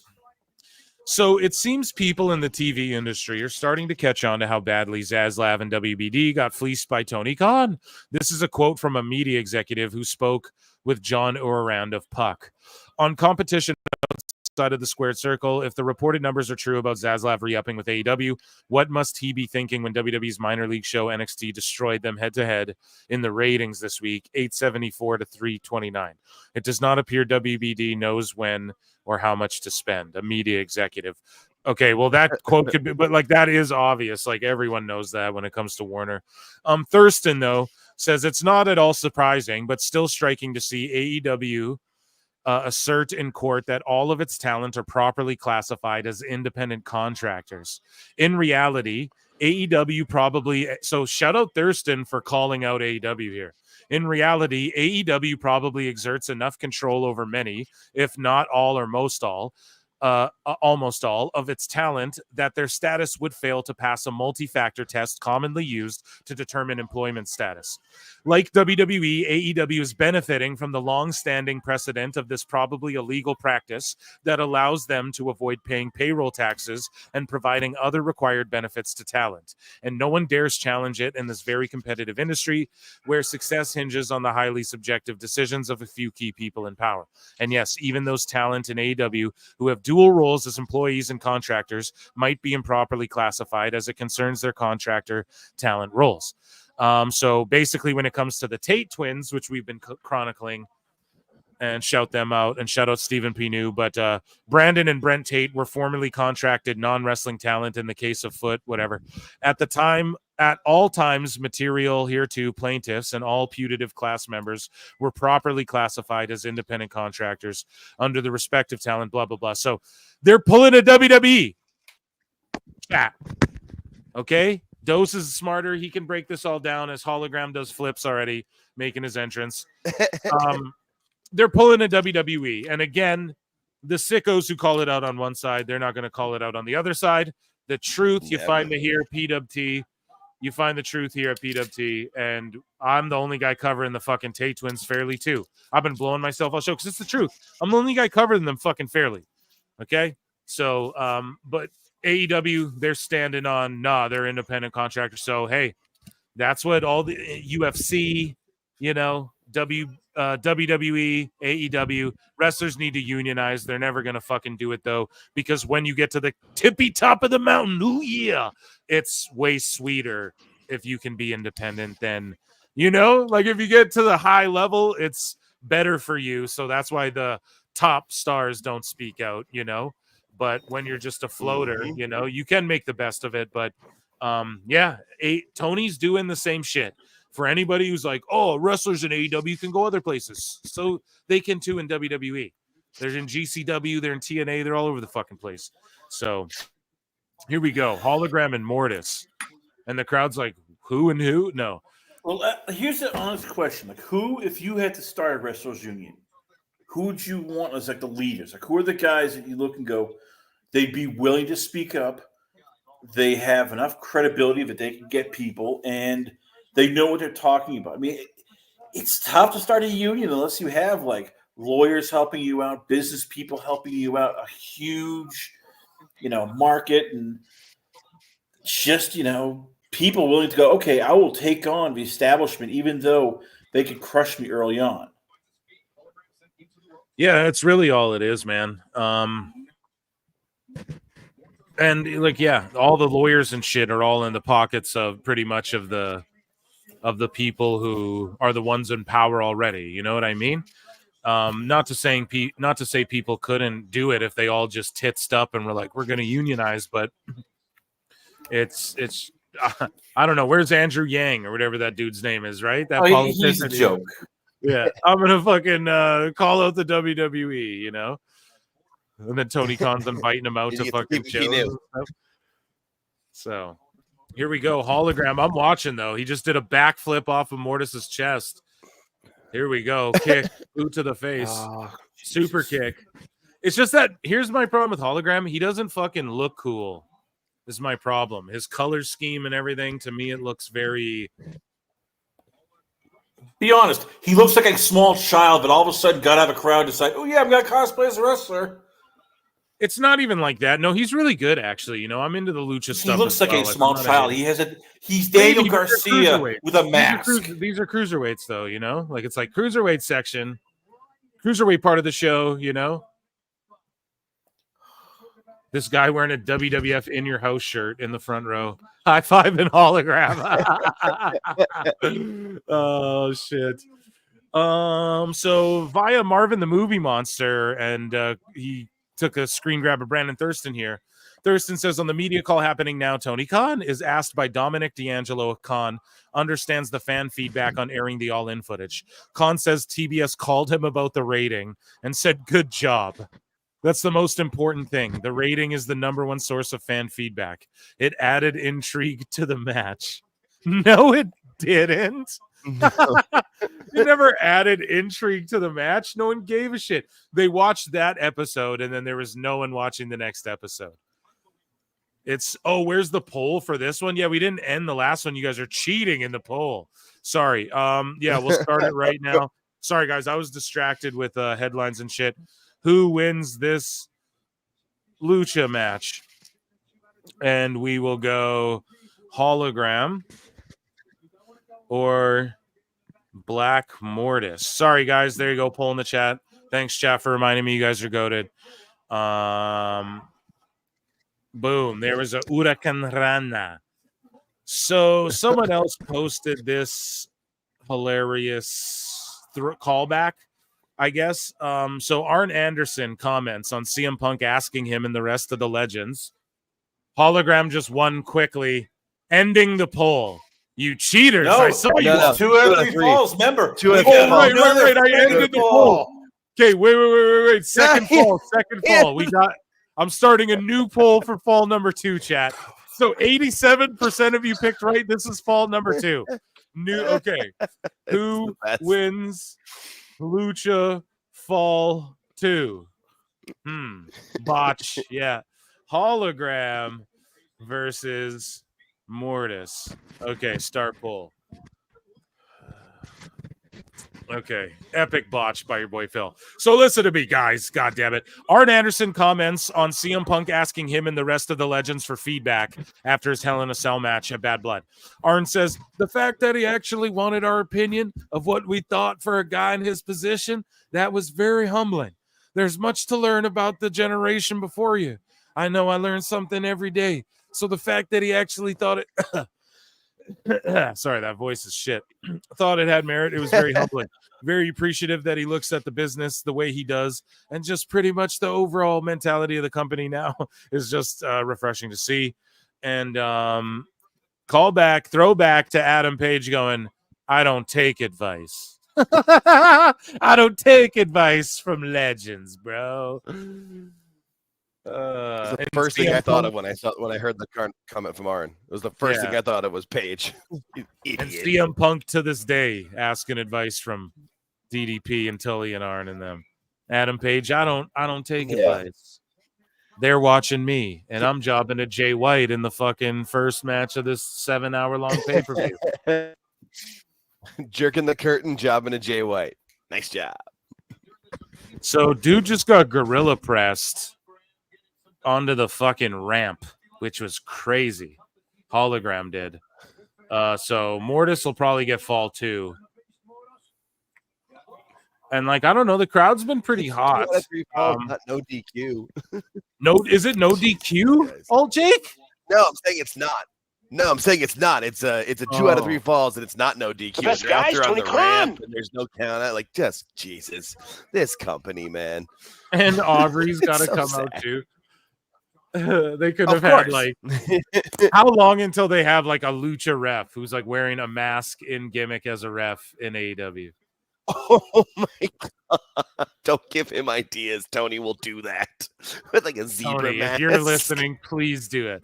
Please put a ref in a lucha mask and have no one know who he is the whole time. Oh, God. It would Stop be giving me- They do amazing. little You flips know where what? they If that like, happens, jump then down, I they do hope the that he count. does. Oh God! If Tony does that, then I hope he does my idea of having Mercedes Moné beat a guy. Just no. That way you can kill the company. You can kill it.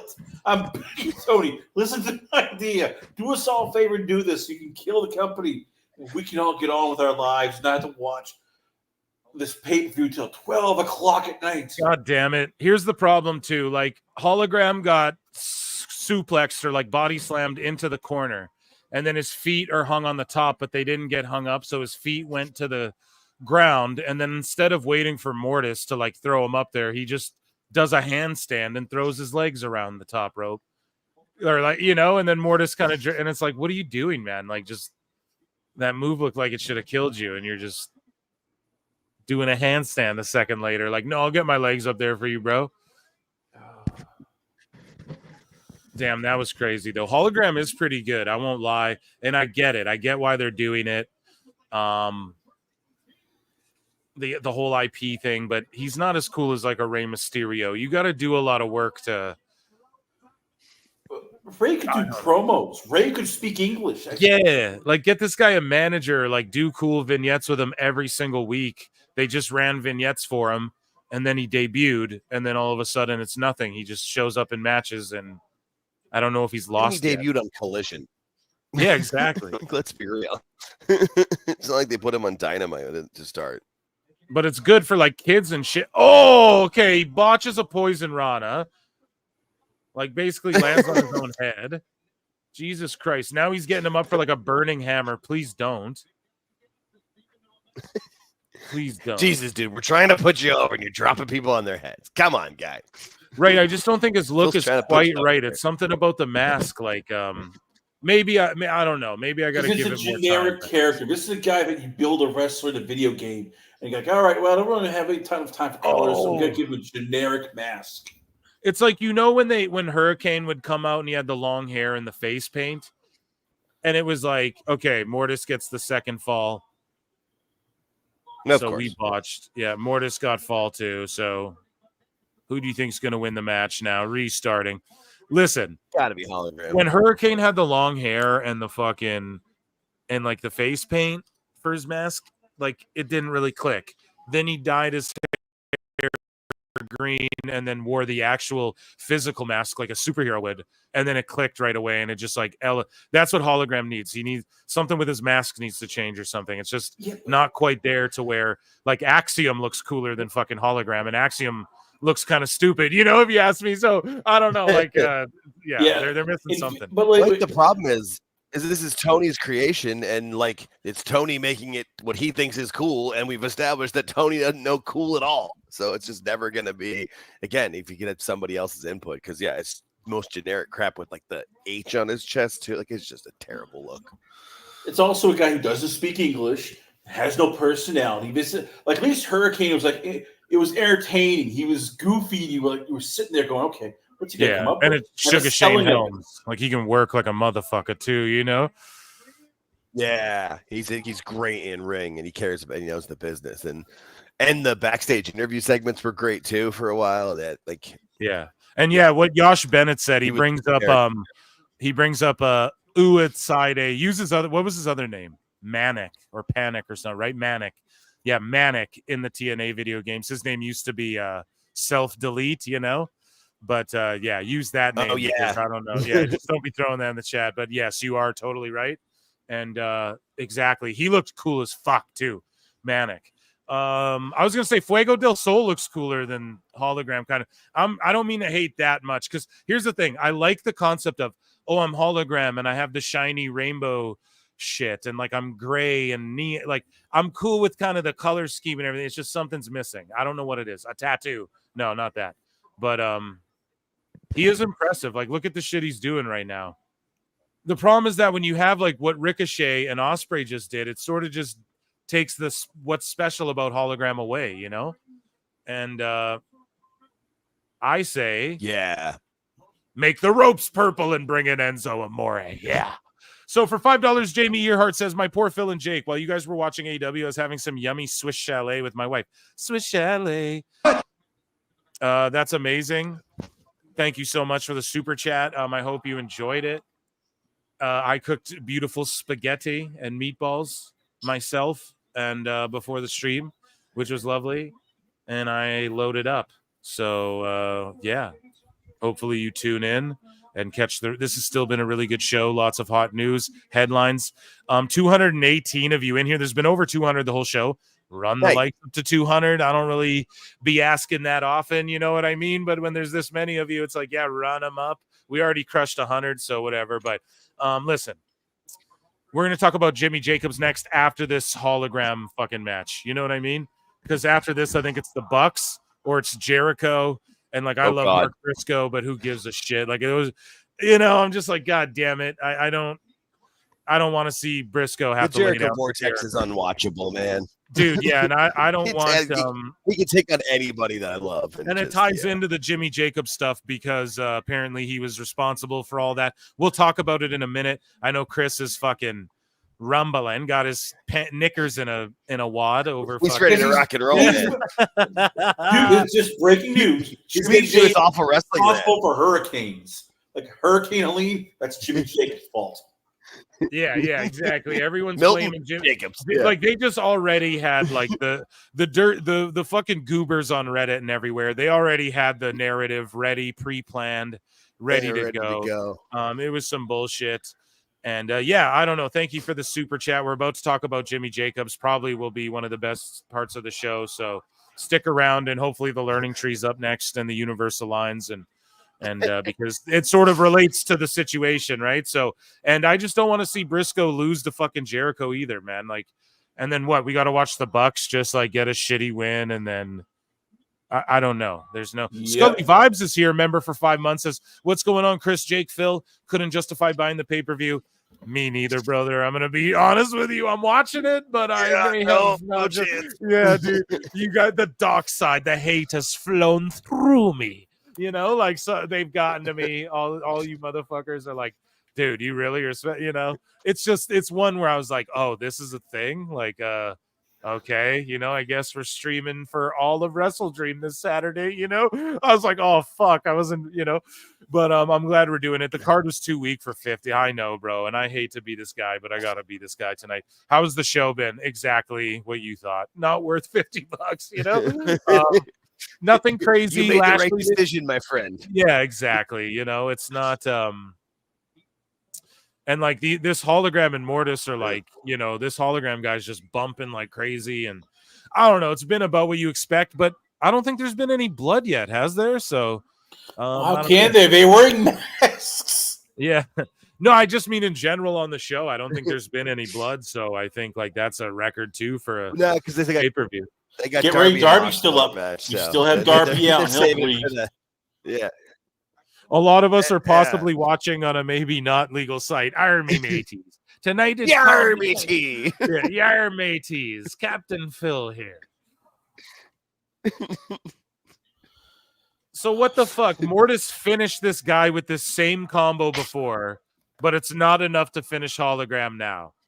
So Mortis pinned that dude with that same combo of moves just before, hits him with that combo now, hologram kicks out. What the fuck? Of course. Hey, we had to string this out till midnight, damn it. And then they're going to do a 2-hour freaking press conference afterwards. BPN if you're a These good are boy or girl. Yeah. marathons, dude. No, fuck No, fuck that, Josh Bennett, because none of them pay me. So fuck them too. Don't be a pussy. No, I'm just kidding. I'm just kidding. But yeah, one of them want to sponsor me for sure. Yeah, use one. Until then, fuck VPNs, bro. I was just gonna say, hit him up, Nord. Yeah, What Nord, is where it? you at, dude? This is commercials for Nord and some of the other. Yeah, come on, hit him up. The No swan. shame. Happy to Yo. read an ad.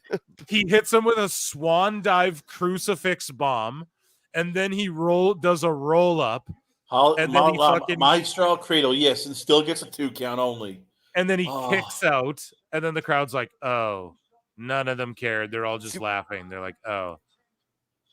I'm just watching it on Twitter. I just go to Twitter and type in like whatever the hashtag is and just keep refreshing on latest. And I'm literally seeing everything you guys are saying. I'm like maybe 10 seconds behind. So it was just like with Bad Blood. I'm fine. Man, this like guy everything is, makes it onto the fucking internet really quick and before it gets pulled down. this guy's gonna tornado bomb him. Oh, that was pretty sick. Boom. That's like the hologram bomb or the holobomb or whatever. Yeah. Honestly, I'm not mad at that. I told you guys that'd be pretty fun. Like, that was pretty fun, you know, but you're exhausted after watching the 3-way already. You're like, okay, like this would have been a great pay-per-view match early in the card, or maybe a pre-show match, or a cruiserweight title match or something, you know. I don't know if this was or like what's the story as well. I know what's the story, but to have a 2 out of 3 falls, like, okay, maybe they both, I mean, not that Tony should be doing more tournaments, like, oh yeah, they do a lucha tournament or like cruiserweight tournament, and in the finals it's a 2 out of 3 falls or something. Give me something to sink my teeth into. But I told y'all that'd be fun. I thought it was fun. You know, they didn't really botch too much or anything. Both guys are impressive. I put Mortis over when he's Black Taurus and TNA, so I'm not going to switch it up now because it's AEW. Hologram, I'm not a hater on, just something's missing, but he's very impressive. So there you go. And we got Darby Allin versus Brody King up next. So I think the blood and guts are going to be safe for here. Michael Driard's been a member for 3 months. Jamie Earhart gifted 1 Pro Wrestle Clips membership. Thanks. Thank you both very much.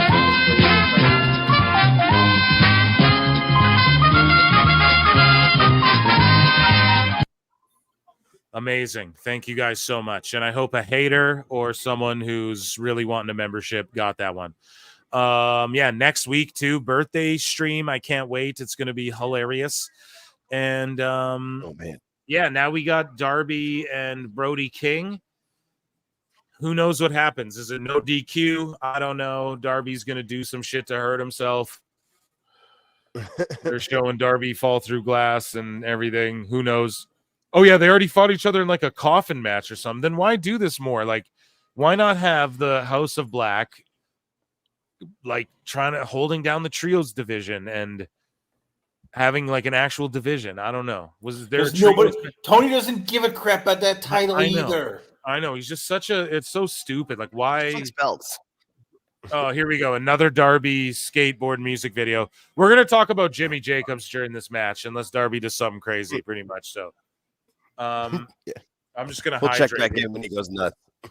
Because you know he will. Either with a flamethrower or glass or some combination of it. Jumping off a ladder while blowing glass into a fire pit. Oh, blowing glass? Yeah. Yeah. Just he's got to keep kicking. Yeah, up they a start notch, glass you know? blowing. He's like building a bomb to smash over in the ring. It's like, what are we doing, man? Yeah, I mean, none of it makes any. We're goddamn gonna sense. make the tubes in the ring and then smash them. Yeah, exactly. Yeah. It's gonna be so sweet, man. Let me hop the bus to Tacoma, man. Tony Hawk Underground 2, man. It's so edgy, bro. I lived under a bridge with Kurt Cobain, man. We were singing songs, playing guitar. I played the buckets with 2 spoons, man. In my pink Lita jacket. I hate this guy. I really hate him. I made this jacket out of remnants from the gum wall, man. Oh God, edgy, bro.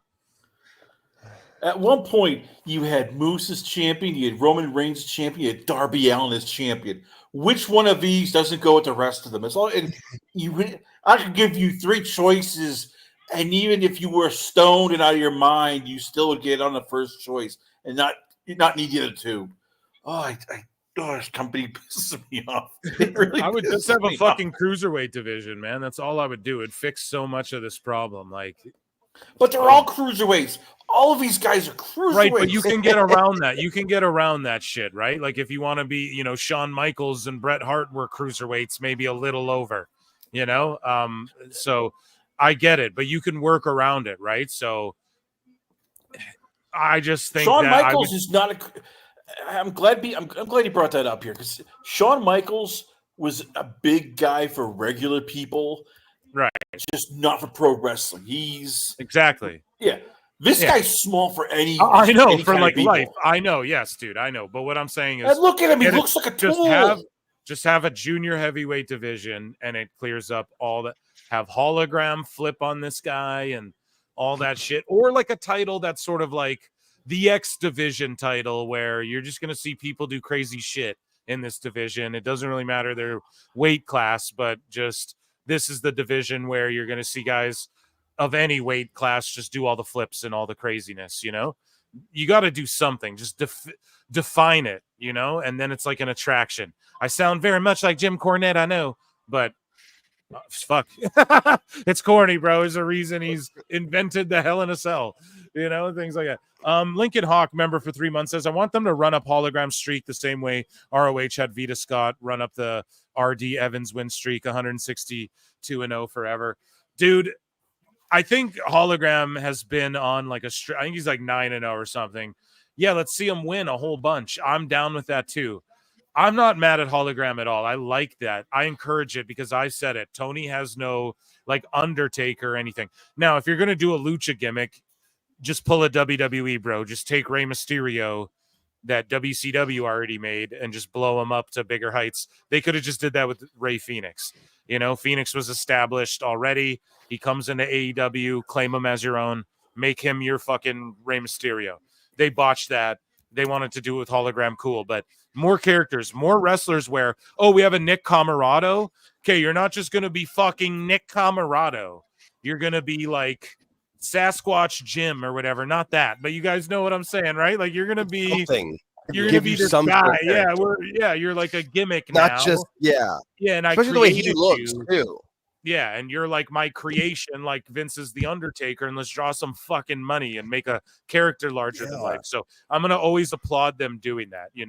One of the problems in AEW, and I know they say like one of the things with WCW was that people came in and they weren't characters, they were themselves, and it's like that is true. But there was still people like they still brought out the demon and the Yeti and this is the disciple. Like people were still playing characters, bro. So you can't yes, Diesel came in and was like, now I'm fucking Kevin Nash. And that was crazy to see, but it's not like like Vader didn't work in WCW. No, I know, but it's not like they people had- say, to me, make a Vader. Create the next Vader, bro. Get some guy who's like in a mask we can pretty much see through, one of these fucking monsters like Nick Camarado, and just have him beat the fuck out of people and not Should've done say that with anything and have Hobbs. a mouthpiece. Yeah, but- Yeah, do that. Like it's so like it's right there. It was the blueprint was done before, and don't copy the old shit. Well, yeah, copy the old good shit. Don't copy the old And then just WCW tweak it. 2000. That's what shit, yeah. wrestling is. You take an idea and then you modernize it and you tweak That's what it. all You just- art is. You could have done that with Wardlow or Hobbs. Exactly. That's what all But art is. Tony All right, doesn't have it. let me just go back to Vader. Here's the big problem with Vader and guys like Ron Simmons. They're not in wrestling now. They're back in pro football. I mean, because we keep forgetting, like Vader was when Vader started out, football was not that big. Medicine wasn't what it was today. Like he came in because he basically tore his tendon, his knee, Right, his but nail. it was a character. Like someone created a like Vader was a character, and he worked like you can't tell me if a match went down. Hollywood Hogan's gonna take on Sting. That's the biggest match ever. Sting is just like a guy who paints his face. He's like a Crow ripoff. He's like a larger than life character, and that's what's sort of missing from AEW. Like even though WCW, the history is like, all these guys came in and they were just themselves. You still had the Stings and the Disco Infernos and the La Parcas and shit like that. And you still need that in AEW as well. And guys like Darby Allin, he's just Darby Allin. Brody King is just Brody King. Oh, he does spooky shit. Cool. There's no like, I want to see a Vader. In WWE, they still have like an Axiom, and WWE's gone away from that too. Like, it's not like they do have like Wyatt Six and these sort of guys, right? So they do have that as well. But I want to see AEW come out with more holograms and more fucking, like I said, Vader, like a Vader or a fucking anything. I don't know, like a PCO and TNA. He's like their Undertaker, you know? He's a silly gimmick. Now, he invented it. I know, like, TNA didn't birth this thing, but they tried to with a bunch of guys as well. You know, they brought people in. They tried gimmicks. They tried to Abyss was like a gimmick, you know. And again, I know he came up with that, but there's no one doing that anymore. There's no one really on the indies other than like the pizza guy or the cartwheel guy. There's no one on the indies like, no, I'm fucking from the Rocky Mountains and I just beat the fuck out of you. You know, there's nobody doing shit like that. All right, let me just. And I apologize because I'm not making. I guess I'm not explaining my point here. Vader was big because he was also this. He was a third-round draft pick, played for the Rams, you know, All-American at Colorado. He was a freak athlete. Yeah. You're not getting these guys just coming in on the indie scene anymore. They're going straight to WWE because they're recruiting them, paying them decent money. Like, Braun Breaker is the closest thing. Yeah, I know that. He's not going to the indies. He's not going to just bounce around for $50 and go, all right, I'm going to. No, I know that for sure. Yeah, like, I mean, that's. But they had why Hobbs, would they got you... Wardlow. I mean, there's people. There's people, dude. There's people they could do the shit with. At least try. I'm not saying put Wardlow in a mask. That's not what I'm saying. But like Wardlow right there. That's like a Vader. Like that could be Vader was like a legend, dude. You know, Undertaker's like a legend because of the gimmick. You know, you got just that. You need IP. You need original characters. You need IP. Bring guys in. People can't just be everyone's themselves and whatever. Like the Outrunners. That's why they're hot. They're a whole gimmick, Turbo Floyd and whatever. If I'm AEW, I'm like doing everything I can to own that shit or to, you know, do whatever I can to just keep them on the roster and get that IP, license it from them or whatever. You know what I mean? That's, but whatever. That's another discussion for another time. Perfect world. Anthony Strano. Sorry, Anthony Strano for $5 says Darby's jacket looks like the furry wall from Get Him to the Greek. The furry wall, the furry wall. Yeah, Darby's just getting the shit kicked out of him in this match, and we knew it was happening. You know, in the perfect world, Tony Collins, Jim Ross create the whole, you know, performance NIL that WWE had, where we're getting like the Kurt Angles, the Lesners. Get one of these guys, and then you can start doing an IP where you have an elite level athlete. Train him in wrestling, and then you have your next Undertaker, your next Vader, because it's the athleticism, it's the gimmick, and you put it together rather than a bunch of indie guys who you look and go, oh my God, he's like a small child, like Darby Allin or Daniel Garcia or Speaking of which, Gabe, and thank you for the super chat. Speaking of which, Gable Steveson is training with John Jones and Gordon Ryan for his upcoming fight with Stipe Miocic. Gable Steveson, people are like, what is he doing since he got let go from WWE? He's training with John Jones for Stipe, so that will be something else. So, guys, as the title of the show indicates, you know, Jimmy Jacobs is gone from AEW. He took off. Apparently, he got... There's conflicting stories, right? There's stories saying like, you know, he was upset. He, you know, he had enough. As Evil Dose said earlier on this show, dropped a bomb on this show, on Dose's show with him and PJ Black, formerly known as Justin Gabriel in WWE. They on their show, you know, Jimmy Jacobs was like, yeah, no, not anymore. Like, I'm not riding on the planes anymore with Tony Khan. So Will Washington took that spot. So Jimmy Jacobs, not much of a shit to stir, you know, shit to stir. I said, I combined two words. Shout out Brendan Schaub. No, shit disturber. But he was responsible for things with Jericho, like The List in WWE. He's worked everywhere. Ring of Honor, WWE, AEW. He's worked everywhere, right? And he was responsible for like, you just made the list. And apparently he did all of the Jericho Learning Tree stuff up until now. Apparently it's all been Jimmy Jacobs.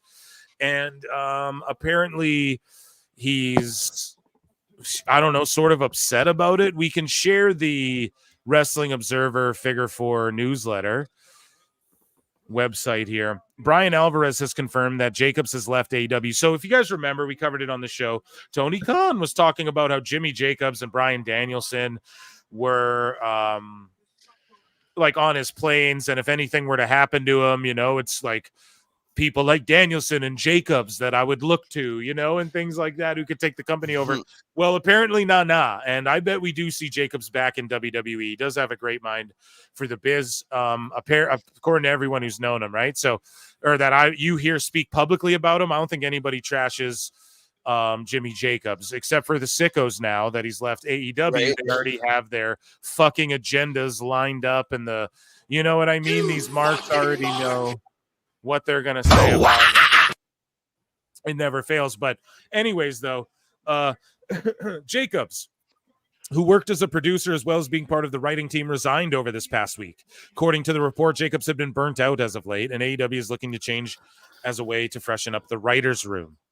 So, okay, like freshen up the writer's room. They're looking to change. All right. Who does that entail? Does everyone get their own writers now, like Pepperman and fucking Monet? Jacobs joined AEW as a producer in 2023. He was previously part of TNA's writing staff. See, had a job in TNA. WWE's writing staff until he was fired after posting a photo with himself and the Elite, who were shooting footage for their YouTube show near where WWE was holding an event.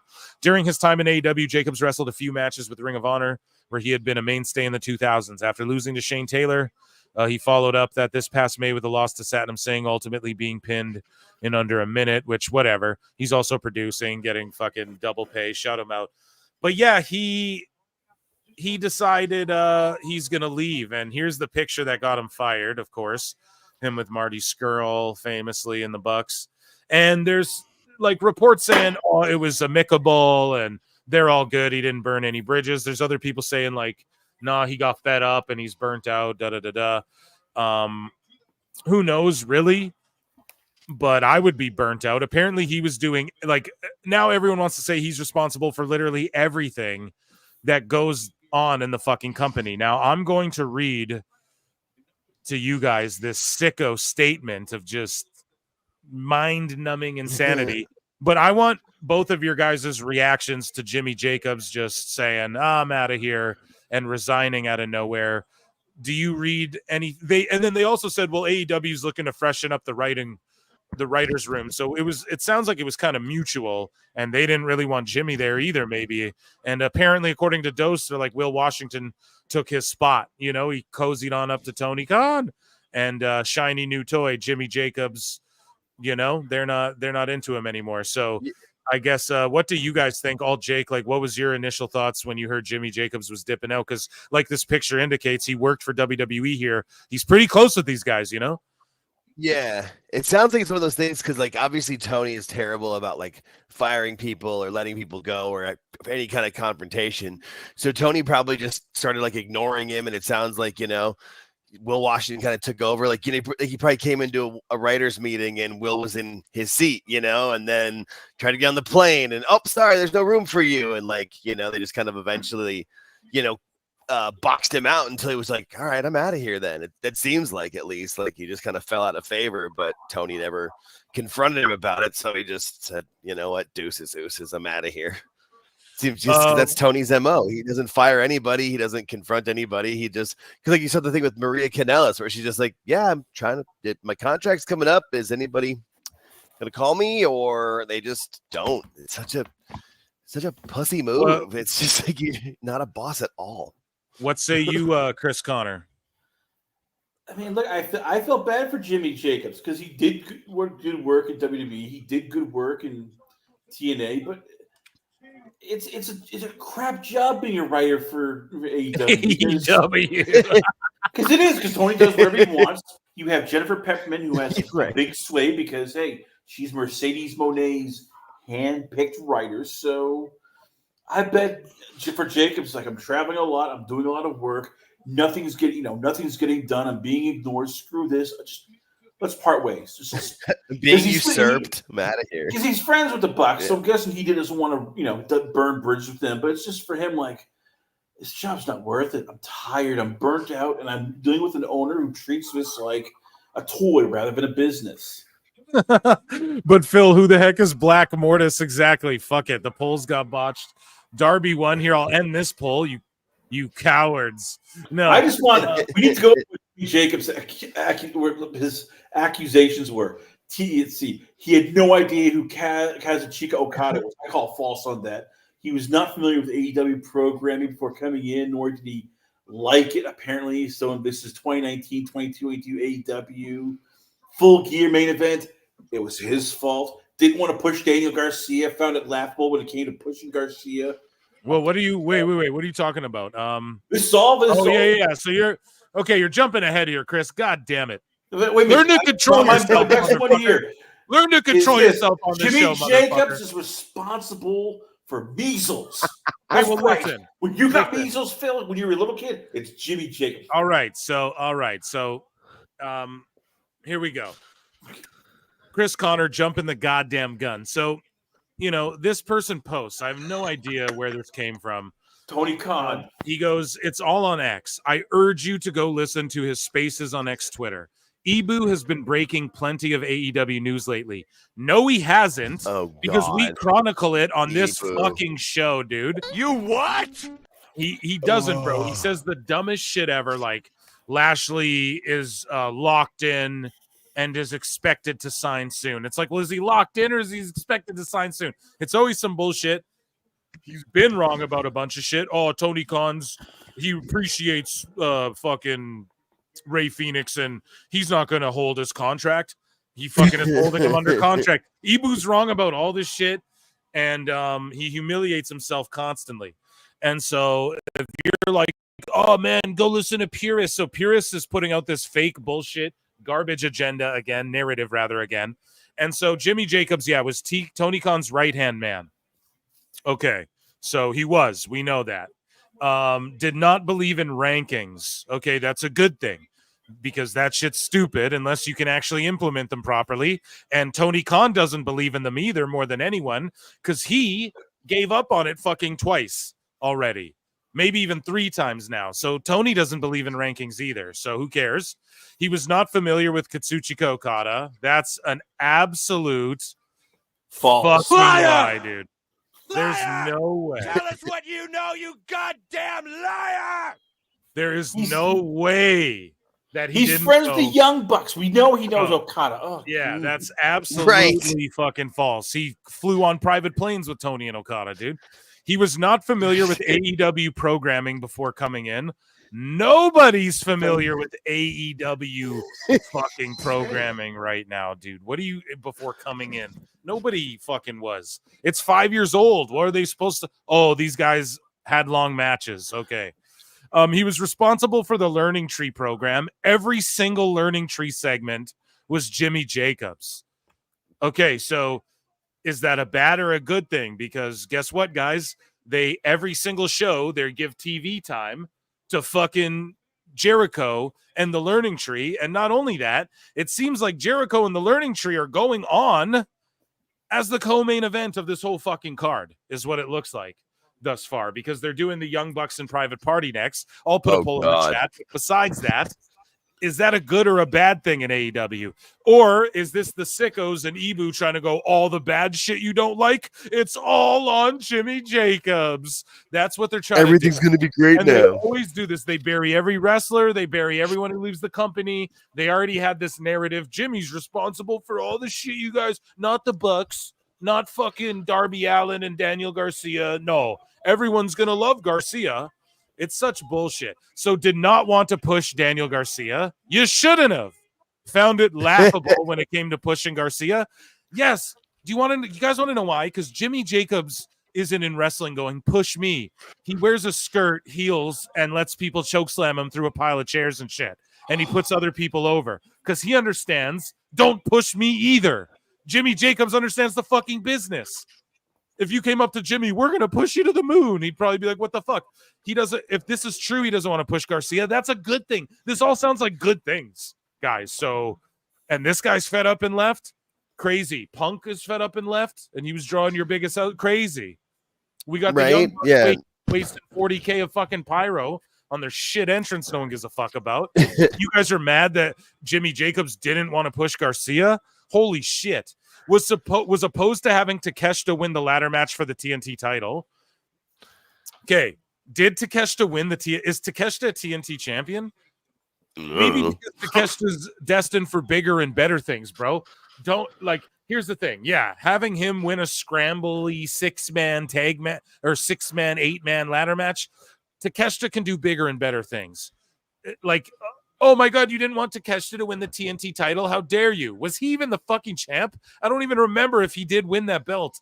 So, come on, man. Obviously, it wasn't memorable. He made the right call. They were comparing Jimmy Jacobs leaving to Vince leaving creative-wise. Oh, my fucking Jesus. God, man. You what? Oh. These They guys just need to sick, man. They just have to figure out everything. Like CM Punk was the problem. He left. Everything will change. No, it won't. And then before that, it was Cody. Oh no, he was the problem. Everything was terrible because of him. It'll all get better. They're just trying to string him along. Vince McMahon, a billionaire, son of a rich guy. Tony Khan, billionaire, son of a rich guy. Vince McMahon owns a wrestling company, ran too many shows at once. Everyone said he spread too thin, was losing his touch creatively. Tony Khan owns a wrestling company, does a billion things at once, owns a football team, owns Fulham, all this shit spread all over the place. 8 million wrestling shows, Ring of Honor. And everyone says he's spread too thin and lost his edge booking wise and creatively. Who's more like Jimmy Jacobs and Vince or fucking Tony Khan? Oh my God, Jimmy Jacobs is a creative guy trying to be innovative and not just copy old WWE and WCW shit and old TNA shit, and wants to be original and think outside the box like a Vince McMahon creatively. And that's a problem to you fucking people, man. It's so crazy how they don't see the writing on the wall. Like, the people that they think are the problem is the opposite of what the problem is. And dude, being able to hustle money out of WBD, people have been doing that for years, dog. Look at their fucking nuts. So it's not even like that's even a feather on your cap. Was said to be Dynamite's top writer. So everyone coping saying, Dave Meltzer's like, have you not been watching any of their TV shows or pay-per-views? So he's the top writer of Dynamite that you're all saying is better than WWE. And now that's a bad thing because you guys are admitting Dynamite's been bad? Or what? Guys, Tony Khan. You motherfuckers, I want answers because you gaslight us. And this is what I'm talking about. You eat yourselves because you're fucking stupid. Okay, so he's Dynamite's top writer, so meaning Dynamite's actually been shit lately, and you've all been trying to say it's been good, and we're the ones who, because we fucking enjoy WWE and let them slide on this and that because they're so white hot right now. It's like fucking, I just enjoy slop and slush and McDonald's and we'll call it filet mignon, or is that what you guys are doing? Because motherfuckers like Ibu are just admitting their top shill saying he was their top writer on a show that was shit. You're admitting it now? I don't fucking know, but you're assholes. An AEW talent was listening anonymously to the space and essentially agreed to all of this. Don't believe you because you said it's fucking anonymous. Shut up, bitch.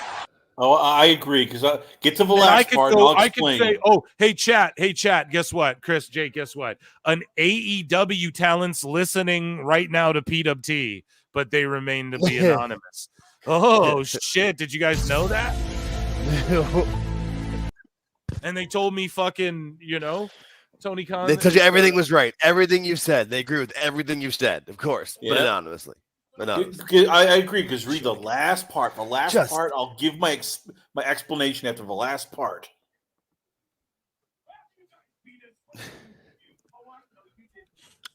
The Bucks are cutting a fucking promo, Jesus. But yeah, just I don't know, man. It's ridiculous. People are who's responsible for the Acclaim still being a thing. Wow, I just became an even bigger fan of Jimmy Jacobs. Yeah, me too. this guy, whatever, agreeing with him. I honestly agree with pushing DG myself. I don't see it. Yeah. Jimmy Jacobs and Okada both appeared on the same joint. Yeah, exactly. Just lying. This dude has been poisoned to the creative. Jimmy Jacobs was literally fired for clicking a pic with the BC. There's no way he didn't know Okada. Exactly. It's just made up false narrative. Ibu, shame on you. Ibu, shame on you. And you can come on this show and address these lies. Phil, read the last note, the small note. Please read. Because this is my conspiracy theory here. Just please read the small note. What is the emotional damage? What's the last note? An AEW talent was listening anonymously. I just read that. A small note. He notes Peppermint had never watched AEW before she came on too, but is seen as a positive force in AEW due to her improvements for the women's division and the company. This is Tony Khan and Mercedes Moné hatchet job on Jimmy Jacobs. The two of them are shaking Jacobs via third parties. I'm calling it right now. It's a hit piece. It's Mercedes Moné. Peppermint's Tony never Khan seen with their hands in the cookie jar. Peppermint's never seen AEW, and it's all good. But this guy's never seen AEW, and it's all bad. Of course, it never fails. Just another day. The best guy is Tony Khan.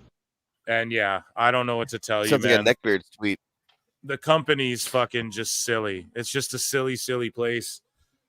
And who knows if it's ever going to get any better, man. Honestly, Not I don't with think Tony it in the does. helm.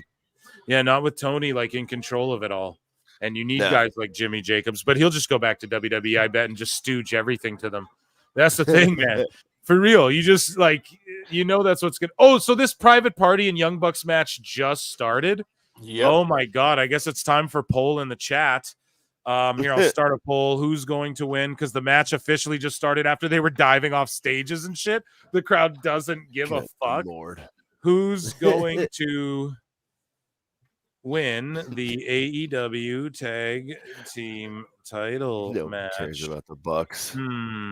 Nobody cares And- about Private Party either. So Young Bucks or But once again, I know, Phil, you give me crap, and I deserve a lot of it. But whenever I say Mercedes gets what she wants, you're always giving me shit, dude. What the fuck are you talking about? but with Mercedes Moné. But this proves my point. If Mercedes wants anything, she's getting it because her and Peppermint have a huge claws into AEW. This feels like it's a Peppermint Mercedes Moné power play.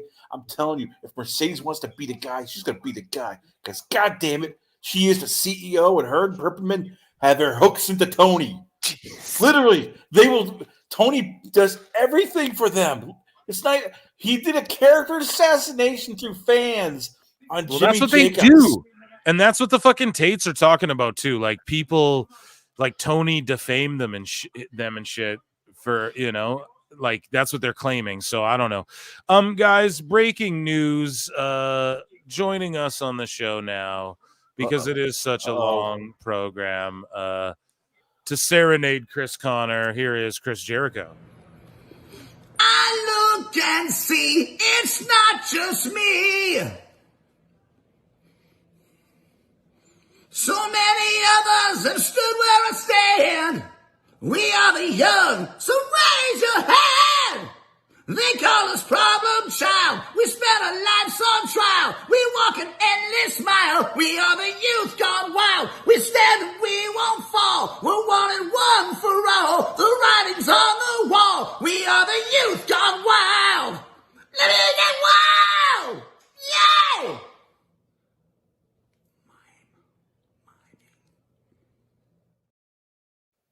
I'm not sorry. I hate you. I got that, and I got. I'm going to go. Claudio member says, "I just disliked." Hey, a like's a like, brother. You know what's even worse? God damn it! If you take back your likes, I will play it again. No. We're gonna get a 25-minute Jericho Briscoe. Yeah, do you? This. Everyone, do you? No, he's coming up 5 next, though, guys. minutes. Come on, I'm getting you hyped up, bro. The learning tree's coming up next. I got more Phil Marks bookmarks for you guys, too. Don't be fucking tuning out. Don't think fucking, you know what I mean? You stick around here. We got more juice to get through. We got like 2 more matches after this dumb Young Bucks one that the crowd's just not reacting. They don't give a fuck at all. In fairness, it's 10:40. This pay-per-view started at 7. I mean, wrap it the frig up, but no, we got another hour, 20 minutes left of this crap, and a 2-hour. And I gotta watch UFC on fucking replay too. That's the shitty part for me. Guys, talk about this match for a second while I grab a fucking soda water, pineapple flavor. All right, so please tell me why the friggin' goddamn it, Private Party's getting a title shot. They got beat up by everybody. Mercedes Moné punks him, and yet we're giving him a title shot. Please, somebody tell me, how do they get a title shot? Why? Because it's the Bucks, and they don't care. Oh. They just want to put on a show. They just want to do moves. None of these have to have any stories. They never matter. It's the Bucks. None of their stuff ever matters. Nobody My matters. girlfriend's like, And they don't haven't- drink any more Red Bull. God damn it, your heart's gonna explode now. Just tell her, look, honey, I need this for sanity because right now my heart is going crazy watching this damn I'm about match. to fall going asleep. through. No, no, I haven't fallen. And none of these Terry matches Brown are says, exciting. we don't fucking care about this match. Yeah. Bingo. Because you know what's going to happen. It's going to be the Young Bucks will cheat. They'll win, retain the titles. It's just going to be a bunch of moves that don't matter. That should be a better question. Spot Who after loses spot after first, Mercedes Moné or the Young Bucks? I don't know, dude. I don't know. I don't. I hope Private Party wins just to fucking make everyone mad online. That's what I hope. Well, they won't be mad. They'll be happy. It's like finally the Young Bucks have titles off of them. Oh man, what did we go through? I think we went through everything other than I got Sickos and I got Meltzer. So you guys are in for it, man. Do you guys want Sickos or Meltzer today? We should go Sickos because it ties into like shit that we're. I was gonna say they're very much interconnected. Yeah, and like also like there's a lot of Sicko stuff from like that kind of tie into the Jimmy Jacobs stuff as well and everything. But yeah, we'll get into some of this in a second here. Chat, how we doing? Run them likes up. Chat, let me know how you guys are doing in the chat below. I've been having a fucking blast. And yeah, we're gonna get into Sickos here, but I just need a minute. I'm just gonna crack this drink and have a little Perry Pack in Minecraft as we dive into Phil Marks book, Marks. And we got a lot of stuff in the Sickos. Yeah, you guys want the Sickos. Jamie Earhart for $5 says Private Party needs to be so private. We never sorry, we never see them again. Oh my god. Oh, that shit popped me hard, dude. Yeah, that's so funny. You know, I don't mind them. I actually like them, but it's just a little, it's like them and the Street Profits a little too close as far as like we're the party fun guys. But I do like Private Parties like, oh, is that Private Party? Shots. Like I like that whole thing. The guy opens the red rope. Again, very gimmicky and kind of I don't know. I like that shit, but they've done no. Like, it's not like we've seen these guys have a stellar year in the tag team division. They're just jobbers until they fight the Bucks, and then they have a back and forth classic, and then the Bucks barely beat them, and we go, and then we just don't see them again. And it's like, okay, you know. And then the Bucks just do the same old shit like John Cena. Like, yeah, it has flips in it, but they just do the same old moves every time now. And it's not as special as it once was. Same with Private Party. Oh, the silly string. They do that it's like, okay, like, it's cool, man. Save that. Just save it for the pay-per-views. And now, granted, this is a pay-per-view, and Private Party aren't on the pay-per-views except for now, so you give it a pass. But the last time I saw him, I guarantee I saw him do it on Dark and Dark Elevation and all that bullshit. And you have Top Flight in the front row, so they're keeping an eye on this match, I guess. Well, that's the next team that the Young Bucks are going to bury. No, they're not wrestling, I don't think. No, but they're the next team that the Young they Bucks will still have bury. with them. Jesus.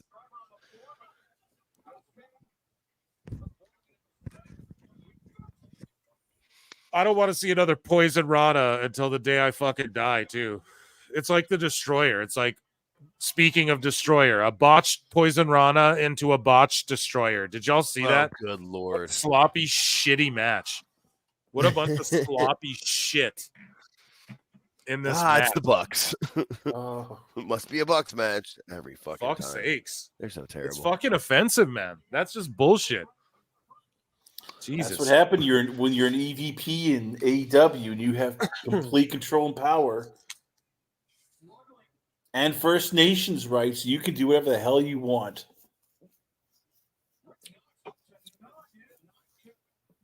So Will Washington took a shot. I had the Forbes guy here that Will Washington's referring to. Speaking of Will, that Forbes guy referring to Alfred, everyone's laughing at him peeing his pants, and he says, I'm a comedian. And I had Alfred on the pod, and he didn't say this until after Alfred was on the fucking pod, so I couldn't get... And Alfred did a whole segment on PWT pod where he clapped back at the haters. You know what I mean? We didn't have this one on the pod, which sucks. But not only am I going to bat for my friend in Alfred Konua, but I am going to call this shit out. So I just quote tweet Will Washington and I go, the Forbes guy who claimed AEW was worth $2 billion, or the Forbes guy y'all used to love until objective reality skewed the other way than what you hoped. And we covered it on the show. They quoted Konua in their fucking commercials. Dynamite trounces NXT and all of that. So yeah, just Cope by Will Washington right there, a sicko. And by the way, I don't know if I gave us one for a minute, so I'll give you guys an ooh-wah-ah-ah. Excuse me. Oh. Soda water. So, oh boy, here we go again. Jimmy Van 74 says, I see a lot of discourse again about AEW being doomed because of the Dynamite rating. They just signed a new 3-year deal with WBD, so how does the discourse still exist? And then Kate goes, people who set out to be miserable and reverse engineer narratives. Meanwhile, they're reverse engineering a narrative. AEW being doomed. Dude, any TV show could be doomed from cancellation and shit. Yes, they just got a 3-year deal, but it doesn't mean that if they get 300,000 viewers every show, it's going to exist forever in the format it does, you know? So I don't get why you are literally, and then Kate is literally projecting. Y'all are creating this discourse, dude, by making a post like this. So, yeah, got to call that out.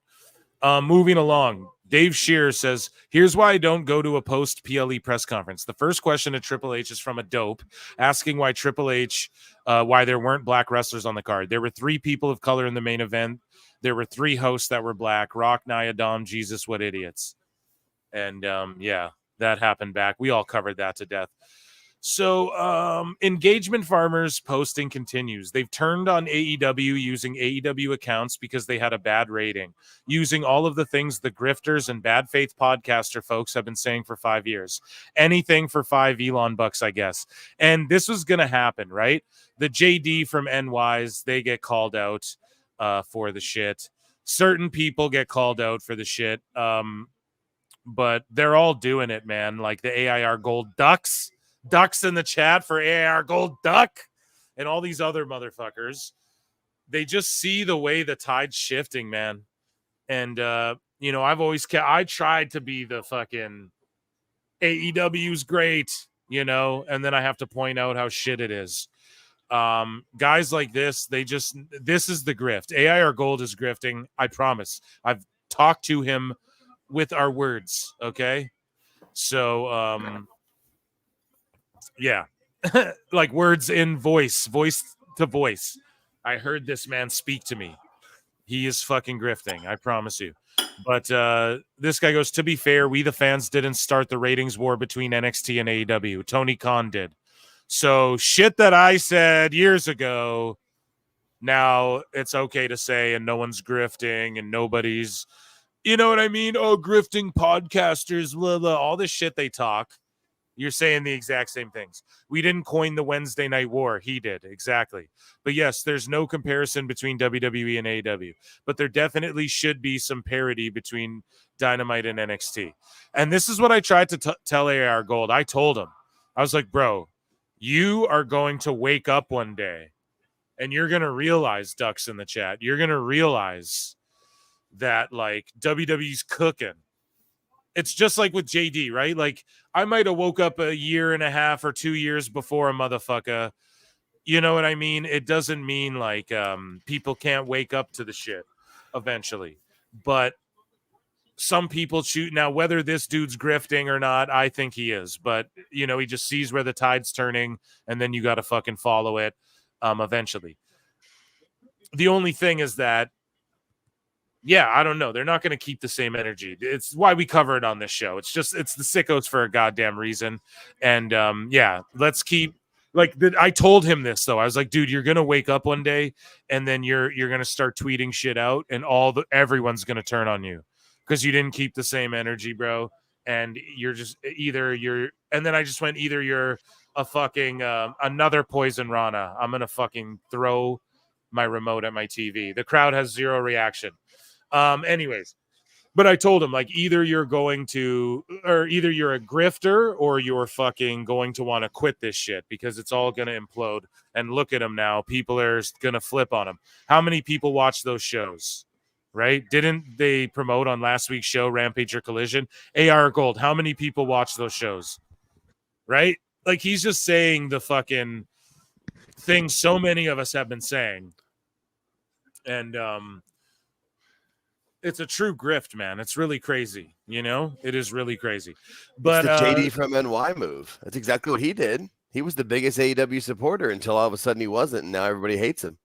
Right. And it's like this shit is either a grift or it's going to make you want to quit the internet for AR Gold. Those are the only ways out of it. Like you're either real dumb and just caught on and went too hard in the paint one side and fucked up, and people are gonna like never let you live this shit down in your own community because you galvanize weirdos like that, or you're legit grifting. You know, it's all it is. So we're gonna keep making fun of these wackos. But AIR Gold replies to this guy who goes, what else should they have done? They have everything against them last night. Different night going up against baseball and hockey and NXT. But NXT went up against those things too, you fucking idiot. But this guy goes, if you want people to watch your TV show, you're advertised to the TV audience on TV. Inform them, not the hardcore niche audience on here. See, dude, this is what AIR Gold is. He's a true sicko who, like, he just wants to...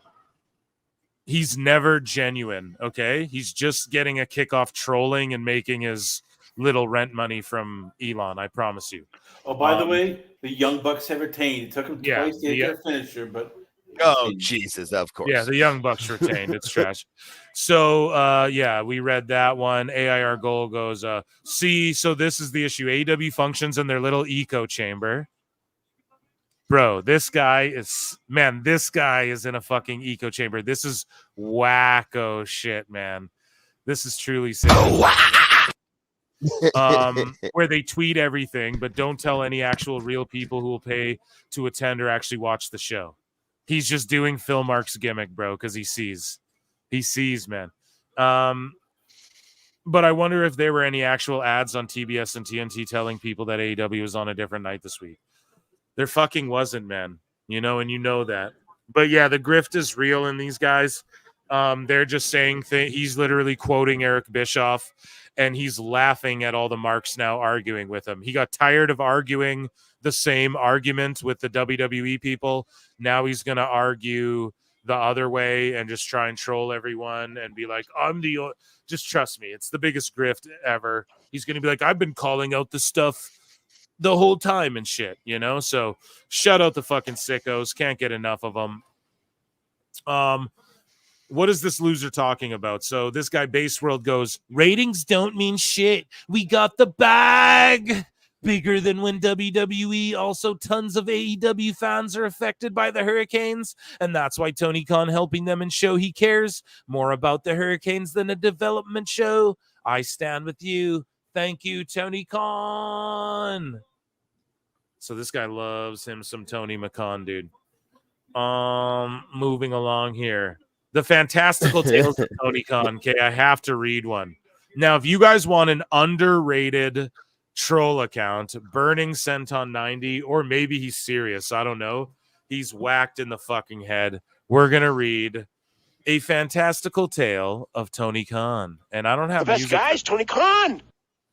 You need like Masterpiece Theater music or something for Yes. this. Yes. Something real cheesy.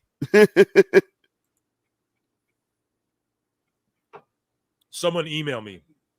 So, The Fantastical Tales of Tony Khan. Paul's first day in AEW. There entered a mountain of a man, walking through the resplendent halls of Daly's place. His overwhelming presence was felt the second he arrived, neck straining upwards to make eye contact, the ground almost shaking under the might of this great man. Yes, Tony Khan had arrived and was to meet the man formerly known as the Big Show, who was already waiting in his office. "Big T," cried Paul. "Mini Paul," replied Tony. "It's good to see you." Tony's enormous hand engulfed Paul's in their handshake. Wow, such power, such safe, comforting hands, thought Paul. The two men exchanged further pleasantries before settling down to some wine as they discussed Paul's role within the company. Much time passed, copious amounts of alcohol consumed. "Time to drain the old trouser snake," opined Paul, before making his way to Tony's marble ensuite. However, Paul was very drunk and in there for quite some time before an enormous thud echoed throughout the office. Tony sprung to his feet. The door was locked. "Are you all right, little guy?" asked Tony worryingly. His concern rang silent and no answer from Paul. Then, in an act of great heroism, Tony ripped the door from its hinges to reveal the little guy lying unconscious on the floor. Our beloved billionaire was stunned. He flung Paul over his left shoulder and gently lay him down on the couch, nursing him back to health. Tony felt a duty of care. He felt responsible for getting the little guy so drunk. Tony then agreed to pay Mini Paul a generous salary. Tony, ever the gentleman. Round of applause, ladies and gentlemen. Round of applause. This sounds like a true story that really happened for a shoot. This For a sounds shoot. like this sounds like a gay porn wrestling. Corn, a haycorn, an acorn. A haycorn. Acorn is what he said. Chat. No, I'll say it. It is a gay porn wrestling. No, corn. parody. We're on YouTube. It's YouTube. a acorn. Okay. So fucking. I feel myself getting stupid for listening to that. I blame So you for Ricochet claps back again at some sickos Oh, online. God. He's always going and arguing with people on X now. It's weird. So Ricochet, this guy tweets out, Ricochet was never like this on Twitter when he was with WWE. I guess the air and water is different in AEW, LOL. So Ricochet, Vikingo met for the first time Gleet. And then Ricochet goes, "Here's something else for you cheese curlers to be mad about. Suck it." Boy. Emotional damage. Like, bro, quit crying on Twitter, bruv. Hey, Ricochet. Yeah, I'm saying it. Quit crying on Twitter, bro. He really You misses his wife. motherfucker. Dude, chill the fuck out, man. What Dude, she's happened? not his wife yet. Like, Damn. she might leave him. Who's gonna? This is a Well, total nerd. I ain't gonna speculate on people's personal lives and shit, but all I'm gonna say is this. Bro, stop worrying about the marks so much. You motherfuckers care so much about these fucking marks. Care about what I gotta say. That's what Matt Morgan told me too. He's like, bro, they're all marks. They're all listening. He's like, everyone Yeah. fucking listens to everything. They all, he's like, the boys are the biggest marks for themselves, you know? Everyone says that. Everyone who knows anything. So it's like, dude, stop it. You know, you gotta fucking mask that shit a little bit, dude. It's insufferable, a lot of these guys. So Real Jack Cassidy vanity tweets out, search. what are you watching tonight, Dynamite or NXT? 90% of this guy's thing voted of his echo chamber voted AEW. I think like 100% of mine voted NXT. So it just goes to show you everyone's in an echo chamber in a bubble. Don't project that shit on other people just because your shit's objectively whack. And yeah, like 1,000 people, maybe these people all did tune in, but this guy's like 90% of the poll lied because it's like, Jesus Christ. Speaking of poll, I'm gonna start a new poll, you fucking cheaters. And I'm gonna start a new one here. Start a poll. Who is going to win the ROH championship match? And they paraded fucking Jim Ross out here for Jericho. Oh, which I'm sure he's happy about. So we will go Mark. Oops, we will go C. Mark Briscoe, or we will go what the fuck's his name? Chris Jericho. Chris Jera Hogan. Jera Hogan. Yeah, star poll. Okay, you guys go ahead. We got some great stuff in the Sicko segment. Thanks everybody who round of applause for the chat and everybody who's over 200. Nice. Another fantastic snapshot of a program. Guys, we have 150 likes. I mean, 220 of you in here. Run them up to 200. Might as well. So Speedball Mike Bailey said this, and this is the great response. The great just attitude to have. I like that he's saying this, okay? So he goes, I'm not interested in leaving a legacy. I don't care what people say about me after I'm gone. All I want is to make the most out of every opportunity that is given to me and make a difference while I can. And then he does a pray with sunshine. That's all you got to fucking say to me. I don't know. If people are like, dude, doesn't it suck? Don't you want to be in WWE one day? That's the right mentality to have. And like, that's what, I don't know. If people, a lot of people could just have, I don't know, feel like could learn from this type of attitude. Like there are some people who don't think WWE is end all be all. And maybe Mike Bailey isn't, he's saying, I'm not interested in leaving a legacy. I just want to make the most out of like what my life is and the opportunities I get. So that's not saying like, fuck man, I don't want to be in or whatever, man, like, I don't know. Because a lot of people ask him all the time. So I just like that he tweeted that out. And it's just sort of a response to the overlying, like Sickos always ask him, like, you want to be in WWE? Do you think you'd be in fucking AEW? He's just like, bro, fuck all that. I'm just trying to make the most of what I can. So I appreciate Mike Bailey and that sort of attitude. And not like he didn't like shit on any fans, to like get his point across of like, yeah, I get it. I don't care. He's not like shitting on anyone, pulling a Ricochet. He's just, yeah. So I don't know. I just want to bring that to the show. The IWC Exposer says, hopefully Milton rearranges your home for you. So this is a sick fuck. Oh, Jesus. Saying to this guy, where's all the AEW stands who spent the past 2 weeks running their mouths about, NXT versus AEW? And then this guy says, hopefully Milton rearranges your home for you, the fucking Hurricane. You sick fucking Mark. God, people like that piss me off. It's just sick terrible. Son of a bitch. Yeah, it's just like you're just a sick bastard. Like this, it's wrestling for God's sake. It's entertainment. Like if you take anything that seriously, just seek help. Go outside. So, AIR Gold, speaking of go outside, tweets out, there was only 1 hour and 39 minutes of wrestling on WWE Bad Blood with almost 2 hours of ads and filler. And then Neckbeard says, and there were only 0 hours and 0 minutes of AR Gold having a life. And I quote tweeted, I was like, there was 0 bitches, $8, and 3 cats in that dude's apartment. Just had to fucking cook him because, yeah, that's what I mean. He's just troll. That guy's maximum trolling. LMAO. So Sean Ross Sapp goes ahead and says, NXT had a great viewership number on Tuesday at 874K. The move to CW has been big for them. AEW did 329 out of their usual time slot and night. This guy says, yikes, very concerning numbers for AEW. Sean Ross Sapp says, no, it's not. And then this guy goes, how is 394 not concerning? It aired on Tuesday at 9 p.m. right after they landed a multi-year simulcast deal. Jeez. What's that got to do with anything? Oh, bro. Look, if I was a wrestling company, I'd rather have 874 than 329, even if it's a Tuesday night at 9 p.m. Now, yeah, but you are kind of straw manning, but exactly like if it's, but we're all entitled to our opinions. This guy goes, man, what a strange ass tweet. It's like, no, Sean, he's just straw manning. So you can just say that it's not strange because you straw man people too. Like you really posted this thinking it was a thing, but it is a thing though. But it is, he did just like straw man you. So I get why you're like, but like, chill, bro. You know, you do the same shit. Kevin Owens is a true legend. This is amazing. I'm not sure. Oh, yeah. Sorry. I wanted to bring this to the show. So, Sicko segment, we also celebrate people, and I just keep fighting cancer to see KO. So, this is a 43-second video. People are going to cut onions, and this is beautiful. And now KO's a dirty prick, but this is when he was a baby face here.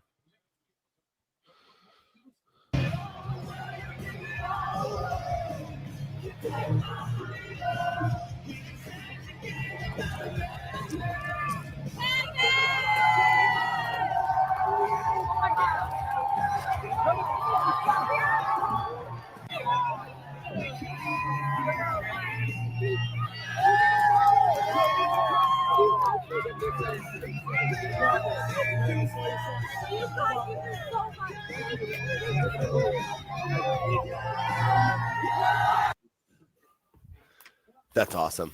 Yeah, it's amazing. That's what it's about right there. Not about the bickering and the bullshit and the dumb shit people complain about. And there's only an hour and 32 minutes of shut up. That right there is what it's about. So this guy says, imagine being in AEW knowing that every week Monet is going to have a segment, Hangman is going to have a segment, random thrown together tag multi-man match, Ospreay will be on, etc. And then when it comes to pay-per-views, you might be in another pointless multi-man match on the pre-show. And that's the response to AEW Defender, who goes, imagine being on the WWE roster knowing that only 5 matches make a pay-per-view card. One of them is the Bloodline, one is CM Punk, one is the Judgment Day, and you have to hope Cody is in one of those. At some point, you have to ask yourself, what am I grinding for exactly? The record gates, the record merch sales, the record attendances, some of the best and most compelling wrestling matches and storylines in the history of the business, doing big Raws in front of millions of people, the Netflix deal where it's even bigger, the opportunity to leave a legacy and be a true superstar. Sales. I know you fucking dumb fucks don't understand the difference between The Rock and MJF and Jade Cargill saying, I want to be The Rock. But there's a difference between The Rock and even like Batista. You guys need to understand that. There's a difference, man, like between even The Rock and Cena. Cena's like getting to that level. Batista got sort of there after a while, but even him. Like if you go and be like, you know, Batista, the guy from Guardians of the Galaxy, not everyone knows what the fuck you're talking about. Yeah. So everyone knows what Dwayne The Rock Johnson is, okay? So like, yeah, dude, that's what you're talking about. Being in the annals of time, man. And yeah, I'm sorry. It's just such a weird projection cope. It's so stupid. And Defender's a fucking moron. Here we go. So WWE botched parody goes, this is the kind of behavior WWE breeds, and even more so of late. Yeah, well, fuck this Grimace guy posting clan shit to Swerve. Like, fuck that guy. But like, no, don't be like, oh, they breed this shit. But here's AIR Gold again going, Triple H on the lack of representation. I don't see the difference in anybody. I don't see the color. I don't see the nationality. I see the talent. Botch Parody goes, oh, so he hasn't been featuring them because they suck. Got it. So that's him saying that. But like, here's the problem with AR Gold, bro. It's so hacky to just fucking tweet out shit and clip this and whatever. There's some people who are masterful at it that are like other level, you know, that are so masterful at it. But like, it's so fucking hacky for these guys to like, I don't know. You're not cute, bro. I don't know. To me, it's embarrassing. I gotta be honest. It's embarrassing. That's why we do it. I feed off the cringe, dude. I love it so much. I love covering these assholes. And that botched guy said to me, he's like, you unblocked me? I was like, yeah, because I didn't even know why I blocked you, and you're giving me so much juice. And I was like, you're a fucking drop in the ocean of sickos. And he's like, oh, drop in an ocean, eh? And I'm like, dude, a hair in a fucking hay bale. And I video clipped all the sickos I have bookmarked from the last week or so, dude. It's just been like a couple weeks, you know, some of these things. And it's like, dude, yes, you know, there's so many of you crazy motherfuckers on both sides drones and fucking, you know what I mean? Sickos. So, it's hilarious. their lives. I'm here. Yeah, dude, I'm here to fucking laugh at all of you. So here we go. This guy goes, I wonder how many lifelong memories Rey Mysterio's made for the kids coming to the ring with his interactions. And this one was hilarious. So this is a story from Reddit where Rey Mysterio called me a little bitch back when I was 8 at a house show. So this guy goes, I've shared this story with my friends and even my family, but they always laugh it off. To be honest, though, I would too. Anyways, Rey Mysterio was doing his regular entrance of talking to us kids while whispering things to us. He put a mask over my face and said, do something with your life, you little bitch, and then continued to make his entrance. I never knew what he said to the rest of the kids, but he was straight up with me, LOL. Yo, that's the funniest shit. I hope that kid made something out of himself. Rey Mysterio told me I had to. That's great. Do something with your life, you little bitch. That's the funniest thing. He must have misheard him. Maybe not. Who knows? That's great. I hope that guy's like a city councilman at least or something. Like a lawyer. Made Shit's something hilarious. of himself. So legit looks just like you. So Ricochet getting mad at more marks. This guy goes, dude leaves WWE and turns into an annoying prick. Go figure. Legit looks just like you. The guy from Toy Story 2 or whatever. Why even respond, Ricochet? God damn. One of these days, we're going to find out like his wife will leave him because she's like, all right, you're just crazy. Stop going online, babe. Stop going online. All right, I can't deal with this anymore. I mean, just hit the block button, Ricochet. Just block people. That's what all of us do here. The Ocho needs Ozempic. Here's the thing, man. I fucking like if I had $1 million from Tony Khan and if I had $1 million, like I would do this fucking pod and stuff for sure. But I'd be on like boats and shit every time. You know what I mean? Right? It wouldn't be like, I don't know. It's just, it's crazy. I wouldn't be arguing with anyone on Twitter. I argue with people on Twitter right now because it gets me fucking views. People go, oh shit, this guy's got a, now is that clout farming? Sure. I look at it as promotion and I don't monetize my Twitter still, even with the blue check guys. I didn't do the verification thing. All I have to do is verify fully. And I still pay Twitter every month, but I don't collect money from it either. So, because I just wanted the folders, the bookmarks, you know, because like I don't want people accusing me that it doesn't sit well with me where people are just saying shit for money, just for the just like I say shit for money on YouTube for sure. I get it. But like saying I don't say shit. No one's going to sway my opinion with, you know what I mean? You're not going to like fucking, I'll tell you, people have super chatted in. I'm just like, yeah, no, fuck you. You know, whatever. Like, you know, I don't agree with that. So nothing's going to sway me to think a certain way or anything. So, but yeah, I just, hold on. Okay. A butterfly pile driver from Jericho. This match is still going. Sorry. I just want to point it out. He hit Jay Briscoe's move. So Jay Briscoe's bulking up. He's feeling the Mark power Briscoe, of Briscoe mania.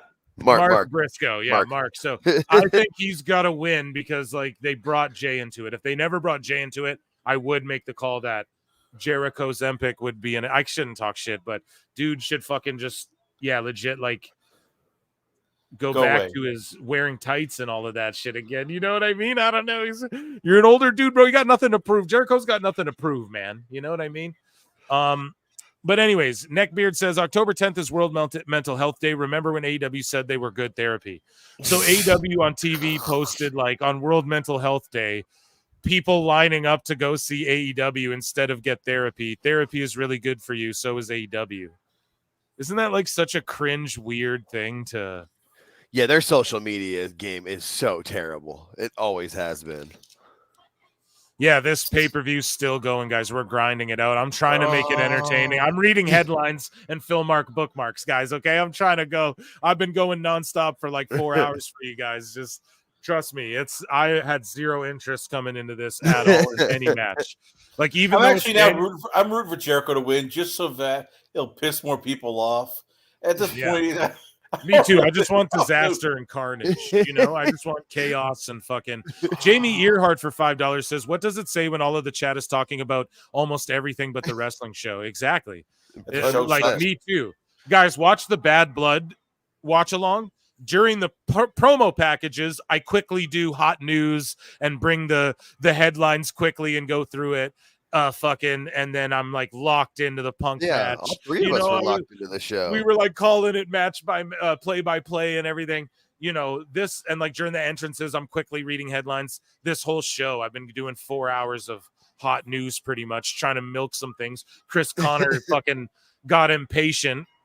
Trying to get to the Jimmy Jacobs shit, but yes, you're absolutely it's a shank job. I know, Chris. I'm just Mercedes and Tony.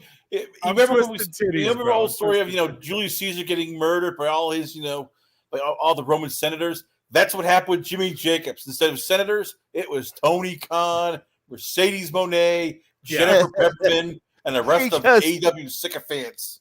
Dominic Webb says they are saying people are skipping therapy to go to AEW. How true. It kind of is. The best guy's Tony Khan. It kind of is, bro. It Jimmy seems Jacobs like, at least the ones gave on him X. the et tu, Tony.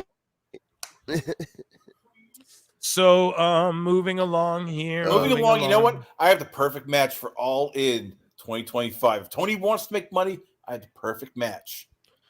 A three-way tuxedo match between Jim Cornette, Dave Meltzer, and Phil Marks. Tony, you got money? Book it. I am begging you, book it. People want to see it. They want to see Meltzer get basically bitch slapped. They want to see Jim Cornette just go bananas. And they want Phil Marks to get paid. So I'm throwing it out there. I'll even tweet it to Tony Khan. AEW does not want me to get paid, bro. Yes, they do. The fans want you to get paid. Your sickos want you to get paid. So that's what I'm saying right now. My sickos. Hey, now, we are flute players, and we may be a lot of things. Actually, yeah, we're sickos. Okay, PWT Universe. So Miss Kate Fabe from Fightful. Oh, God. Oh, I hate her. I'm a trained publicist. I do PR for Thighful Select. So, Miss Kate Fabe goes, there is good and bad to figureheads being exposed like this. I'm a trained publicist and I've worked in sports and music my whole career. If I worked at WWE, I'd immediately remove him from pressers. He's made huge gaffes at every single one, appears uncoachable, and has bad tone and posture, etc. Not good. So this is complete and utter, like, I don't know. This is sociopathy, bro. This is complete and utter like narcissism. I don't know what the fuck is going on. Saying all of this about a guy like Triple fucking H, dude, who's not Tony. Dude, wow. She's know. Insane. Imagine writing all of that about this and not Tony Khan wearing a fur hat and being like, yes, we take sexual essay and NDA cases very seriously. Holy fuck. Just imagine writing a Tony tweet. Khan's the man. And then she tweets out, gonna have sex with your dad so he can have a child that he's proud of. Imagine you're the fucking news, bro. And you're trying to say, oh, he's bad. I'm PR. Blah, blah, blah. And then she goes, another tweet. She goes, truly, it takes a trained PR expert like myself to see that attacking a place that successfully branded itself as the happiest place on earth could backfire. Truly keen eye I have. Like, listen, I put myself over too, but like, we're joking here, folks. It's funny. I'm telling jokes. Like, I'm like, oh, Triple H listens, confirmed. Like, he obviously doesn't. Right. Or does he? I'm not near my sound button, but you guys know what I'm saying, though? Like, this is really weird. Yeah, she's insane. She also said that she wanted to sleep with another Twitter person's father, so she could make a kid that was proud of her. Yeah, She's read an idiot. She's lying. crazy. It's like those people who say, "Oh yes, I actually was a pilot." No, you weren't. You flying simulators does that make you a pilot?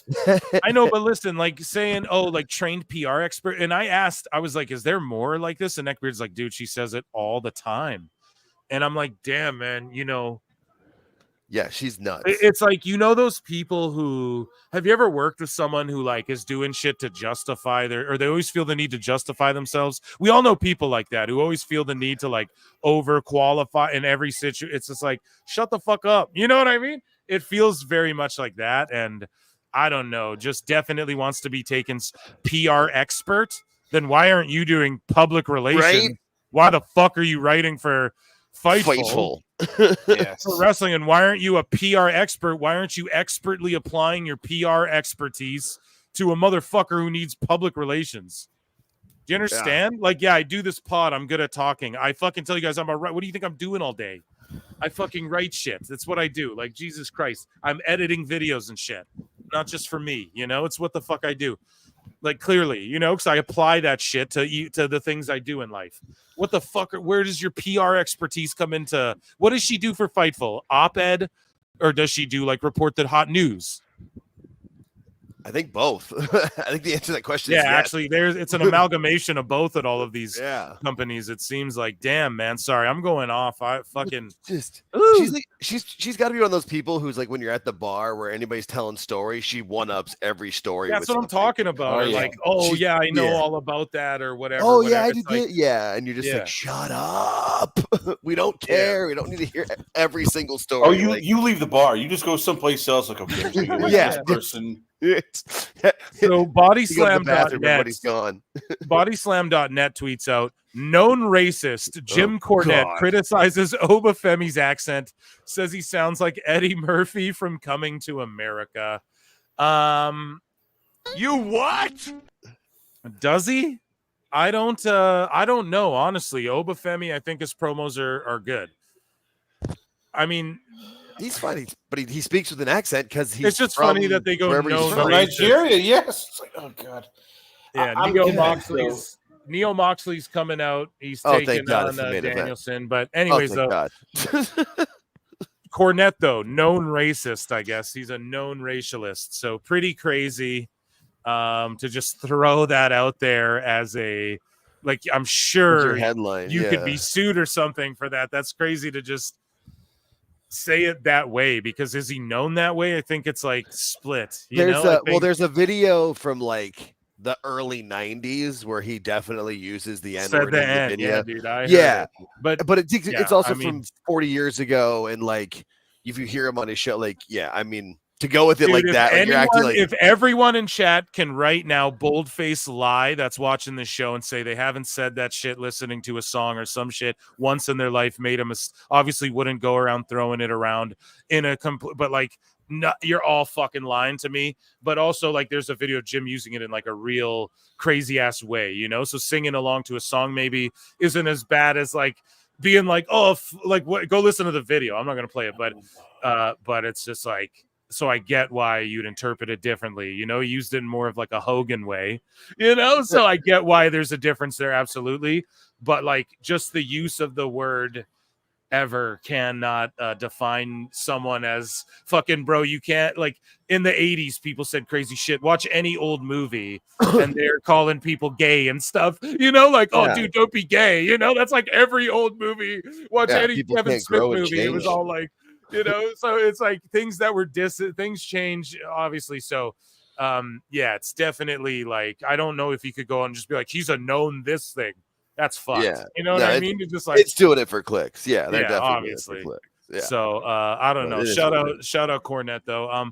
English Vato goes, and it's as right today as it was back then. So far, the details of this deal sure as hell don't scream profitable by any means. And ARR Gold goes, remember when CM Punk said that AEW is not a real business? It's not about drawing money. It's not about making money. Yeah, they're not making any money with this deal yet, dude. But Meltzer's saying by year 3, how does he know? Just like Eric Bischoff posed the question, I'm stealing his fucking question. How would Meltzer even know that? How would he know? Unless he's being stooged, like what they're earning and shit, and how could he do that? That's some sort of like illegal, I'm sure that's like malpractice. So are they just going to play Final Countdown while Moxley's brawling Danielson? Yep. So the match before the song even ended, so they're just trying to do like let's play the music and brawl while the music's playing. So stupid. Like, paid a bunch for the music, so he's got to. And is Meltzer, when he says that number, is he talking about, well, I know he's not. He's talking about like from right now moving forward, they make money off. Like, because they've lost so much the last 5 years. There's no way they're ever going to recoup that and become profitable as a whole. Exactly. And is Meltzer going to fucking call out? I'm going to tweet this out too. Is Meltzer going to call out all the shenanigans before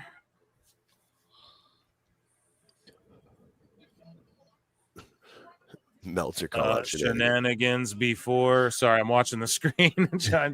Before and after, making typos.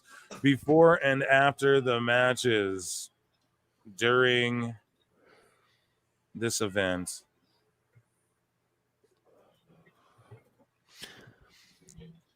Of course. Yeah, so they're brawling to the music, and this is hilarious. Shafir is on. You wonder if Moxley ever looks and goes, man, I should have stayed WWE. No, I don't. He tried to go back. He did try to go back, and they wouldn't match the money Tony Khan was willing to give him, so he didn't. But he would go back as Moxley, and WWE was into it, even with Vince there. I believe it was it was like 2022, I believe, or 2021. But even, I mean, look, with him looking at all the stuff, like Roman Reigns has turned into like a main event, like level the guy, mainstream star. Seth Rollins has become bigger than everything, and Moxley's just like, I know, there. They're the living embodiment of that meme with the 3 dragons, where there's the 2 strong dragons and then they're the living embodiment of that. That's Jamie Earhart says, use your inner voice, Phil, for $2. What does that mean? I don't even know what that means. I don't know. Jamie told me to use my man voice earlier too. I'm like, what did I do? Telling you to use your what? I think said my man voice. I'm like, I probably had my Perry pack in my hand. Oh yeah, dude. Yeah, for sure. That's am I just speaking lightly? Sorry, I try to move closer to the mic. Oh, stop shouting. Sorry, dude. Yeah, am I right up to the mic? I was right up in there, fucking yelling. Anyways, stop bitching. Stop complaining. Or Vince is gonna get angry. I was gonna say the Vince. Did you see? I saw the clip of Coach on CBV talking about Vince in his ear and said he's normally about a 4, but there was a couple times he got yelled at and got scared. Jesus. Dude, Danielson just flips out of the ring and lands. I need to see the landing. It looked like he landed on his fucking head. Oh, no. And he got up right away. He's fine. But, like, what? He springboarded to the outside, front flipped, and Moxley caught him so awkwardly. I'm just so worried, dude. Like, you do worry that eventually it's going to catch up to Danielson. Like, he'll be that guy, get CTE, and you're like, you should have retired, several years earlier. And I get it. It's not easy. No, any prime athlete or even sports entertainer, they've been told their entire life, you can't do this. So they just rebel. But there's got to be somebody in his family going, Brian, you got to stop. Yeah, you guys got to remember, though, in the chat, too, when it comes to the Shield and all that, Mox and Rollins and Reigns are, like, really, for real, really good friends. So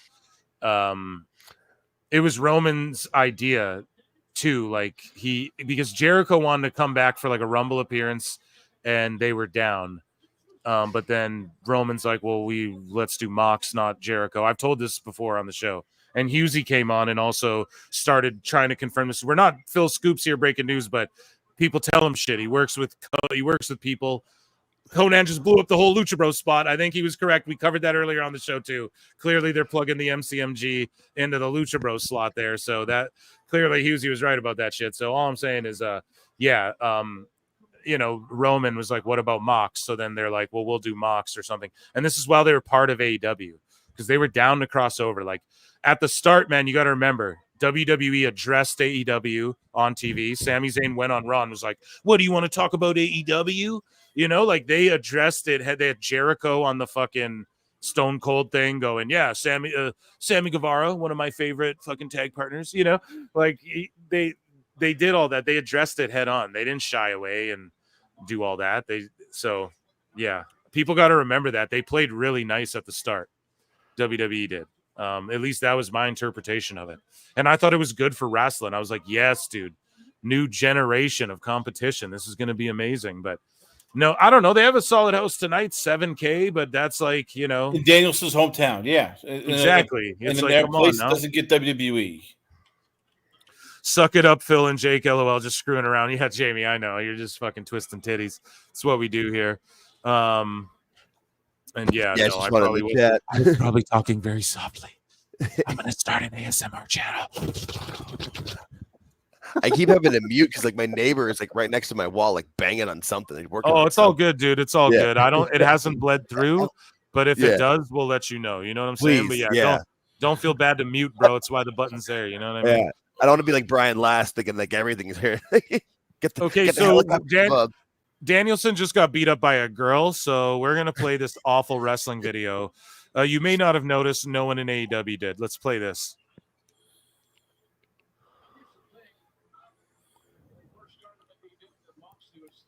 But there is one example in AEW that many people don't address or didn't notice. I don't think I've seen this one Let's yet. see if you do.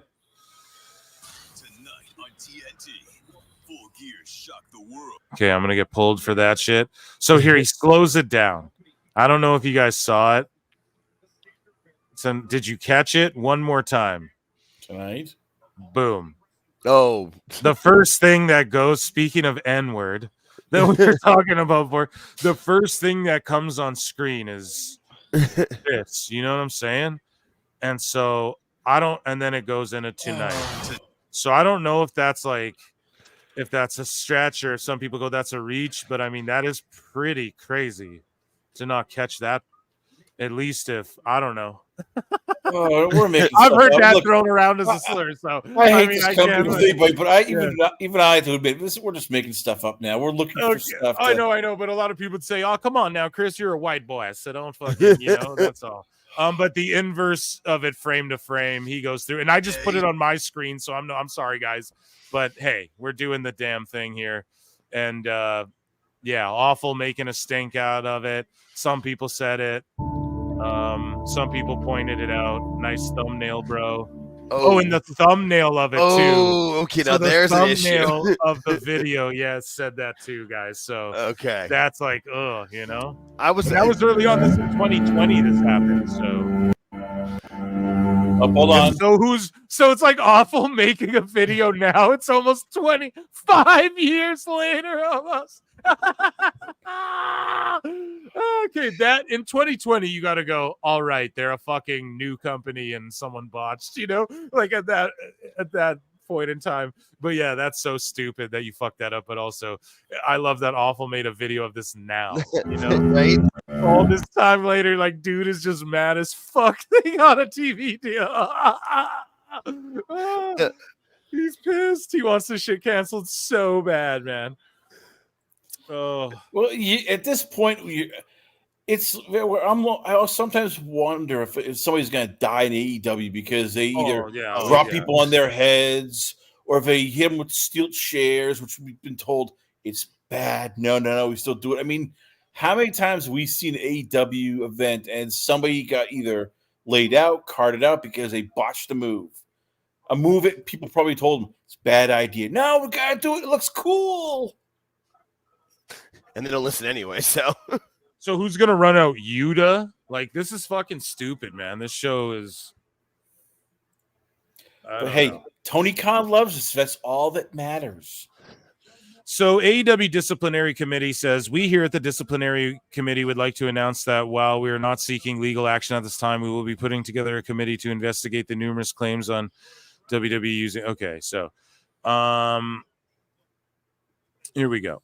This guy goes, this guy starts this conspiracy theory, man. The black helicopters, HARP weather machines, and the hurricanes at Diddy's house. They're planted everywhere. So this guy goes, WrestleDream. This is the only start of what I fear is a true war. There are reasons for all of this, and it boils down to our government. It's very simple. They're lobbying with WWE, allowing them to do these things. Why do you think they're working with Saudi Arabia and Netflix? Those partnerships are funding the WWE ongoing war to create artificial hurricanes and weather disasters in Florida, specifically to get rid of their competition. AEW, Jaguars, Triple H, your games and distractions don't work. Sexy Red can't distract me from the truth. Each day I pray you'll have what's coming to you. Triple H, WWE, WWE Universe, disgusting, save AEW. This guy believes they're using HARP weather manipulation to try and fucking WWE's in cahoots with Kamala Harris and the government to take out fucking to take out AEW.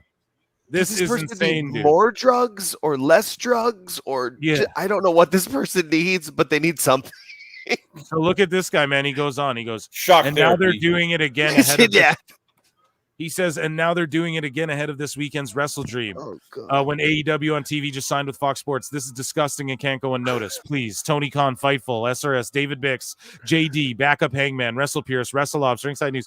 He goes, take WWE into accountability. I suggest you stop looking at distractions and look at what is right in front of you. There will be several more distractions coming in the next months to try and divert God-fearing Christians, AEW fans, from watching AEW Dynamite and AEW Collision and WrestleDream. This is the only start of what I fear is a true war. There's reasons for all of this. Oh my God, dude. He goes on to go, Tony Khan, I implore you to look into weather cloud seeding. WWE is creating artificial hurricanes to try and take out AEW. Notice how this started after AEW signs a huge deal with WBD, then during Title Tuesday, causing 700,000 AEW fans not to watch. Holy fuck, man. And this guy goes, what? And then John Draper goes 329. Jesus Christ. And this is about the rating of Dynamite. Shout out John Draper. He goes, I don't know why so many people thought a bunch of money was going to make it any better, but many of you, in fairness, have been gaslit so badly by fake journalists and mentally ill podcasters that make you believe literally anything. And then this guy quote tweets and goes, look into weather. Moxley's biting Danielson now. I know, but listen, this guy goes, look into weather seeding, dipshit. Oh my God, man. The world is crazy, dude. That guy needs How do people like that put on their shoes in the morning? bro, these are people that are out in society, bro. Yeah, that they have a job. Right. I know. They're like Oh, responsible for God. things in society, dude, to some degree, you know? It's fucked up, bro. These are the same people who pray fought that for they They're allowed to Nigerian drive scams. cars. They're allowed to fucking work in our grocery stores Yeah, around our right. food and shit. It's fucking nuts, man. Oh God. Yeah. So Drainmaker, we covered this one, but he's coping with AR Gold. They're like humping each other. And Drainmaker goes, Tony and Shad Khan have unlimited money, a fortune. They still decided to enter the wrestling business, broke a 20-year monopoly, built a new company from scratch, and made it the most profitable wrestling venture in history, not named WWE. This is success. AEW is going nowhere. It's not profitable. It hasn't made $1 yet. You fucking idiots. You goddamn moron. So AEW Neckbeards goes, but the here. So, oh no, I covered this with Duke Loves Wrestling, actually. I did a podcast on this with Duke Loves Wrestling. So SRS and Fightful, they accused this guy and they doxed some dude who's a PDF file for real, but it's not this guy. So they're these fucking man, Duke goes in on this stuff. Yeah, Duke draws the line in the sand for him, at least. He dropped bombs again, as he does, where I was like, holy shit. But yeah, these guys like dox some dude who's a PDF file and accuse this guy of being that guy, but it wasn't this guy. And then Sap went in this guy's DMs and basically that creeper. They apologized to each other, and now they're just like, let's move on. But everyone's like, man, sue them. Like these people have in their names like Fightful, whatever. So Duke talks about it better than I can. He was heavily he's very educated on all this stuff, I guess, but just a fucking L. Like you guys are reporting on the news. They got people fucking trying to dox people over, oh, he talked shit to Sap years ago.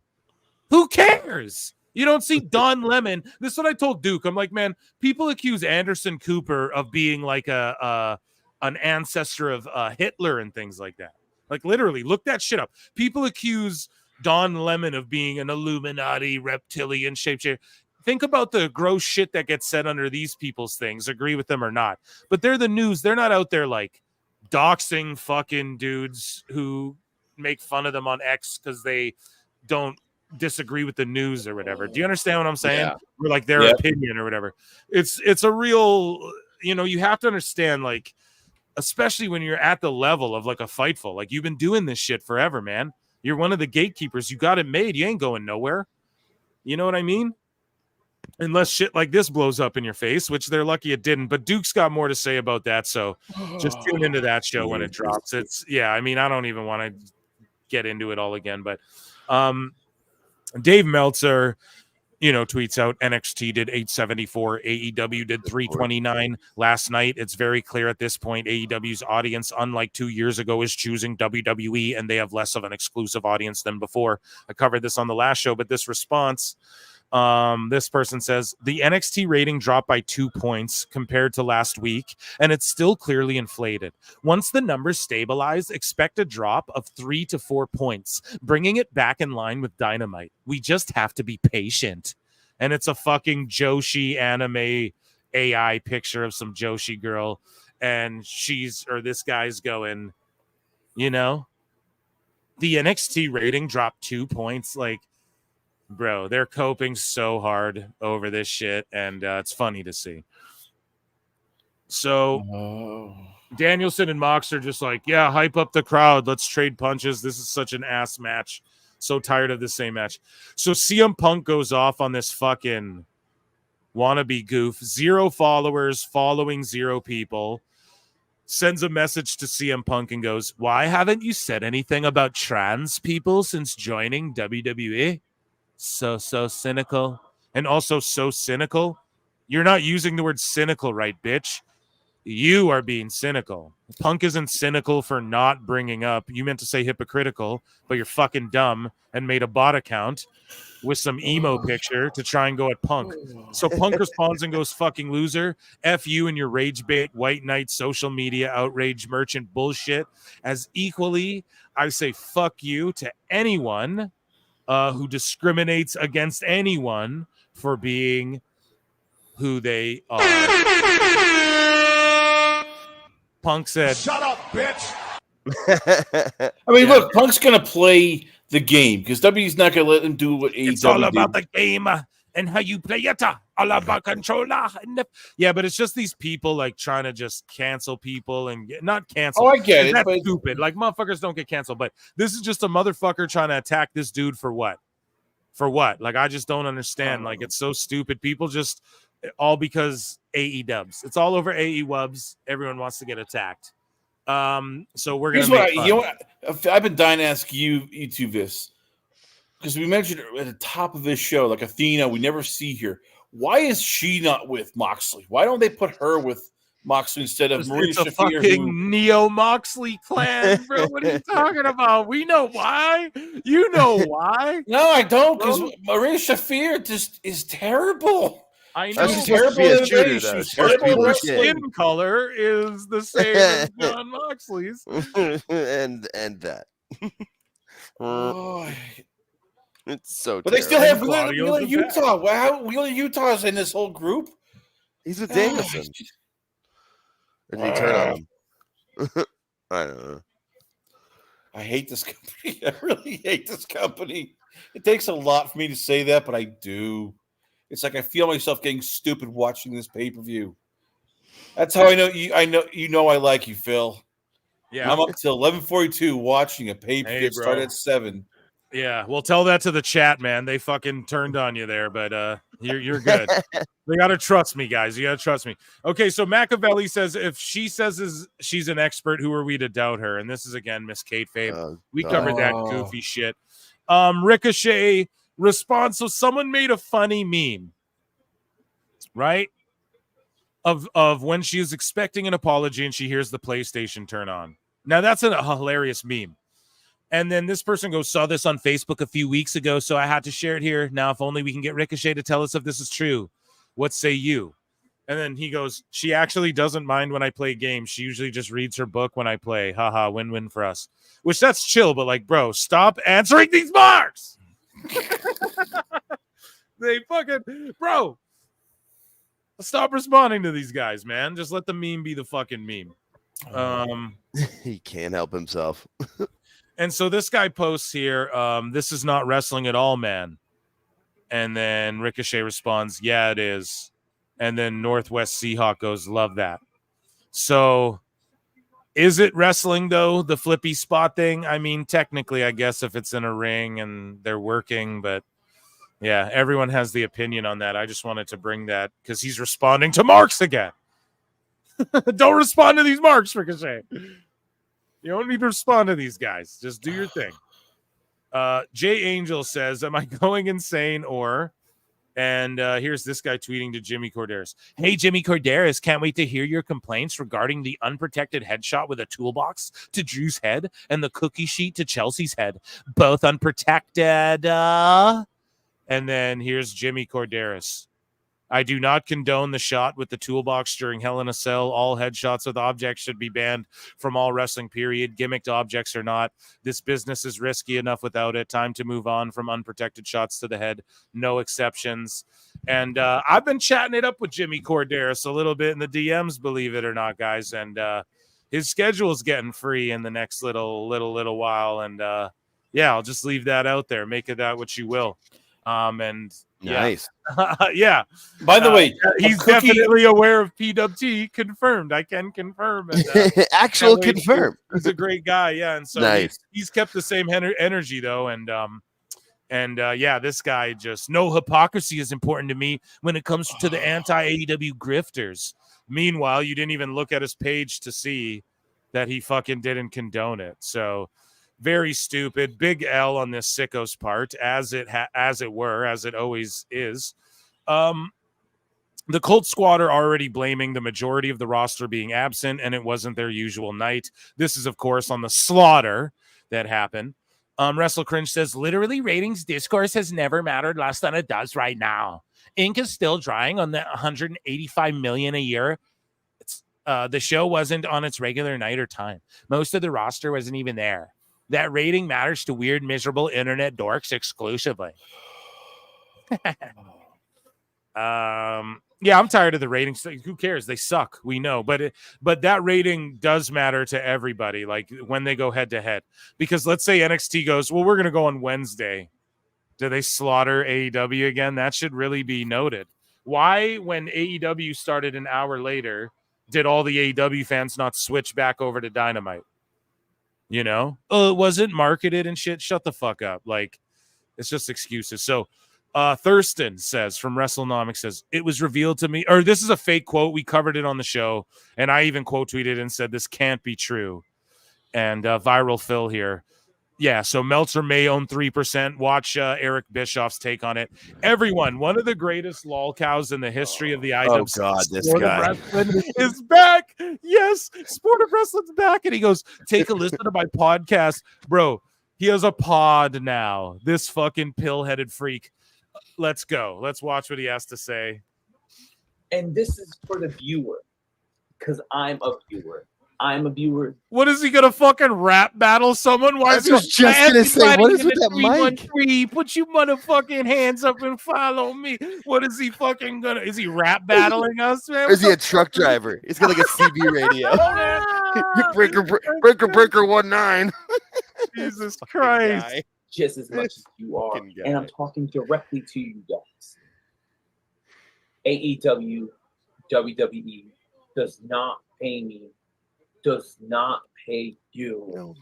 You are just a viewer that watches, unless you're Will Washington, on television and occasionally has money to go to the event when it's around your city. This guy's wife, man, begs him to stop making fucking videos, dude. He said it. The fact that that's his mom. There's no way he has a wife. I will not be a hypocrite and not be myself. I would not be a hypocrite. We come on here and we go on Twitter and we badmouth all these companies. And I'm going to give you the back reason of why I badmouth WWE is because I just do not like the WWE. I'm not going to be a hypocrite. I'm not going to be biased, but I'm going to tell you why I fucking hate WWE, man. And I'll tell you why, because I just don't like it. So you're biased. You guys, he's going to take me over. This guy, I'm scared. He's coming for my live show, dude. This guy's pod's going to knock me out. Everyone's going to be watching. Oh my God, dude. What a fucking freak. Yo, man, I'm not going to be biased, man. Listen, but I'm going to tell you why WWE fucking sucks, man, because I just don't like it. This guy's insane. Corporate. Just don't. I hope it becomes better. I hope they change a lot of people. I hope they fire a lot of the Yo, I hope WWE becomes better and they change a lot of people. It's white hot, and everyone's in the WWE again. It's like, yeah, that's what they're doing, you dumb fuck. Horrible people that's within that company.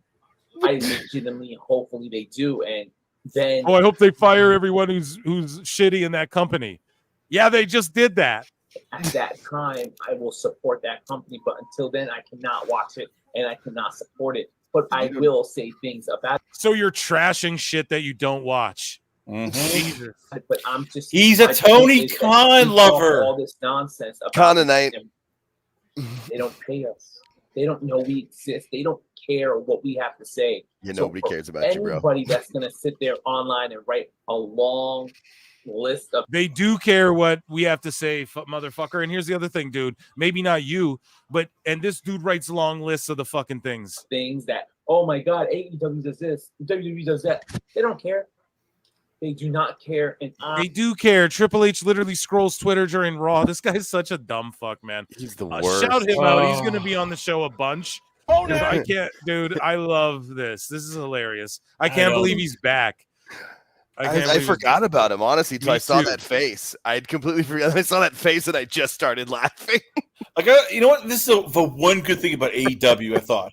They took all the idiots we didn't want in WWE and they just collected them. So when you go to a WWE event, you don't have to worry about, these kind of idiots like polluting the crowd. The crowds are high. Smart mark chants. You're done with them. You don't get nearly as many terrible chants. You're right about that. So this WrestleTales guy, speaking of smart marks, this guy goes, okay, now let me get this straight. WWE, but actually Vince, booked Owen Hart as a total loser, a clumsy pretend superhero, and their actual plan on the day of his death was making him fly down to the ring successfully. You can't tell me they weren't trying to make him fall. So like they murdered him, is what you're trying to say, dude. These people are fucking sick weirdos. Did they plan his death? Maybe not, but they were certainly going to make him fall on his way down, both to embarrass him and to be consistent with the booking that he's a clumsy superhero. You can't tell me otherwise.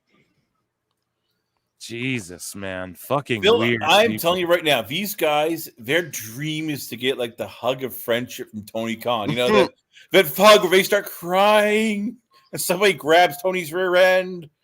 That's what they want. I'm convinced these are the people who want to get a hug from Tony. And I hope these people go away. Just leave the country. Leave the planet. Just go away. You're making things worse. So Julian, we covered AIR Gold Duck before. Julian Weeks goes, bruh, finally had a great take, but it's not really a great take because he's trolling. But AIR Gold goes, hate to say this, but the overall quality of professional wrestling on tonight's SmackDown was better than this week's Dynamite. Moxley just tapped out Danielson, and I don't think I put a poll in the chat, so fail. But yeah, I told you guys, Moxley's going to retire Danielson. That's what you do if you're booking correctly. No, it's not. And yeah, it is, because this is why. Danielson has to pass it on, and he's actually friends with fucking Moxley. So who's he going to pass it to? The whole time they've been in this team together, fucking lose in your home state. Like, they thought it would be a bigger turnout. They thought the crowd would be hotter, all of that shit. You have to. You Moxley and the White Pool, they're fucking invading the company. Not invading! Like, I know you keep saying that, but you're being literal. You're being Amelia Bedelia there, dude. They're invading the storyline they think they're telling. So I know that. But the storyline they think they're telling is that fucking these guys are invading the company with this White Pool thing. That's like what has been said by everyone. Fucking everyone who, is saying this is some sort of invasion angle type thing, right? So what I'm saying is they're only 1-1. Like, Moxley had to win. You can't do this whole invasion thing where, we're taking over and we're beating up everyone, beating up jobbers. We have girls beating up Yuta and all this shit. But then all of a sudden fucking Moxley loses the title match. It's in Danielson's home state. They're actually friends. And I called it when they said Swerve versus Danielson, retirement for belt. I said Moxley's going to be the one to retire him, not Swerve. It's going to be someone like fucking that's in the Combat Club. So I called that to a fucking T. But the crowd went deathly silent. The finish fell flat as fuck. It was a whack main event. They're going to put a fucking bag over Danielson's head. if this is the way he goes out, it's stupid, which I guess it is because if he loses, he's retired. So now he's done. Yuta, I called it. Yuta's going to run out. Darby runs out. No one cares. This is the flattest finish in the history of fucking an AEW pay-per-view, possibly, man. This is terrible. Moxley should have never been the one to retire Danielson. Why? Because it's a WWE guy? I mean, that's what Tony wants. Look, in the end. Yuta's He wants going to join. sell. I called it too. Watch, Yuta's going to join Moxley, and I called this before too. I said Yuta will end up joining Moxley. I said this like 2 weeks ago on the live show. Here we go. Boom. He's going to join Moxley and them. So the only people to take him out are who? We need some team of super people, but Danielson just retired. I don't think he's actually retired. I think he's going to come back for like a blood and guts or something, obviously, because look, there's a beatdown.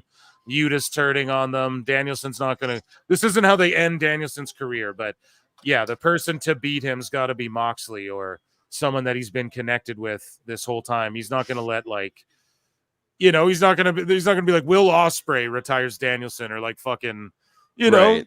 whoever it is, MJF. He has no connection to those guys really. No, but this is where you try to create new stars, and but who like right now, But I do agree with you. MJF would have been perfect. Exactly. Or It should have been someone they had built up, and that for like a year we've been like, holy shit, man. Could you like? I agree fully with that, but look, Yuta's gonna put the bag over his head.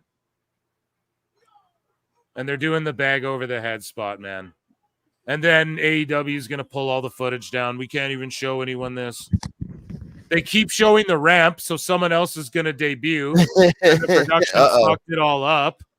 These fucking idiots. Yeah. Amateur hour. Oh, my God. What is this? Amateur hour. They keep going to the ramp with no one coming. Of course. I hate this company. I And then truly. Giovanni's going, someone's got to break through. Someone's got to get in here. Bobby Lashley? That's what we thought it was going to be Private last time, and Party it was and freaking Yuta. Yeah, but who's Lashley with? Like, unless they put him over Yeah, no, like exactly. fucking Hulk Hogan or Roman Reigns. Yeah, like, no, just, yeah. Jeff Jarrett comes out. I like this, that they're doing this whole like locker clearing shit, but it's just goofy. Like, after that flat ass finish, and then we're all still processing too. So we talked about it. No, they can't just bury Danielson's retirement. That's what they're doing right now. So it's just oh man, it always turns into convoluted bullshit. Is Meltzer going to talk about this as an angle show where there's too many runouts? Every match had a runout or some bullshit after it. So stupid. Always. Their entire roster of like the stars are all WB guys who Vince and Triple H let go. That's what it is. So think of it. That's what you have. You are WWE sloppy seconds. Jesus Christ. So are they just gonna? So like, obviously Danielson's not retiring fully.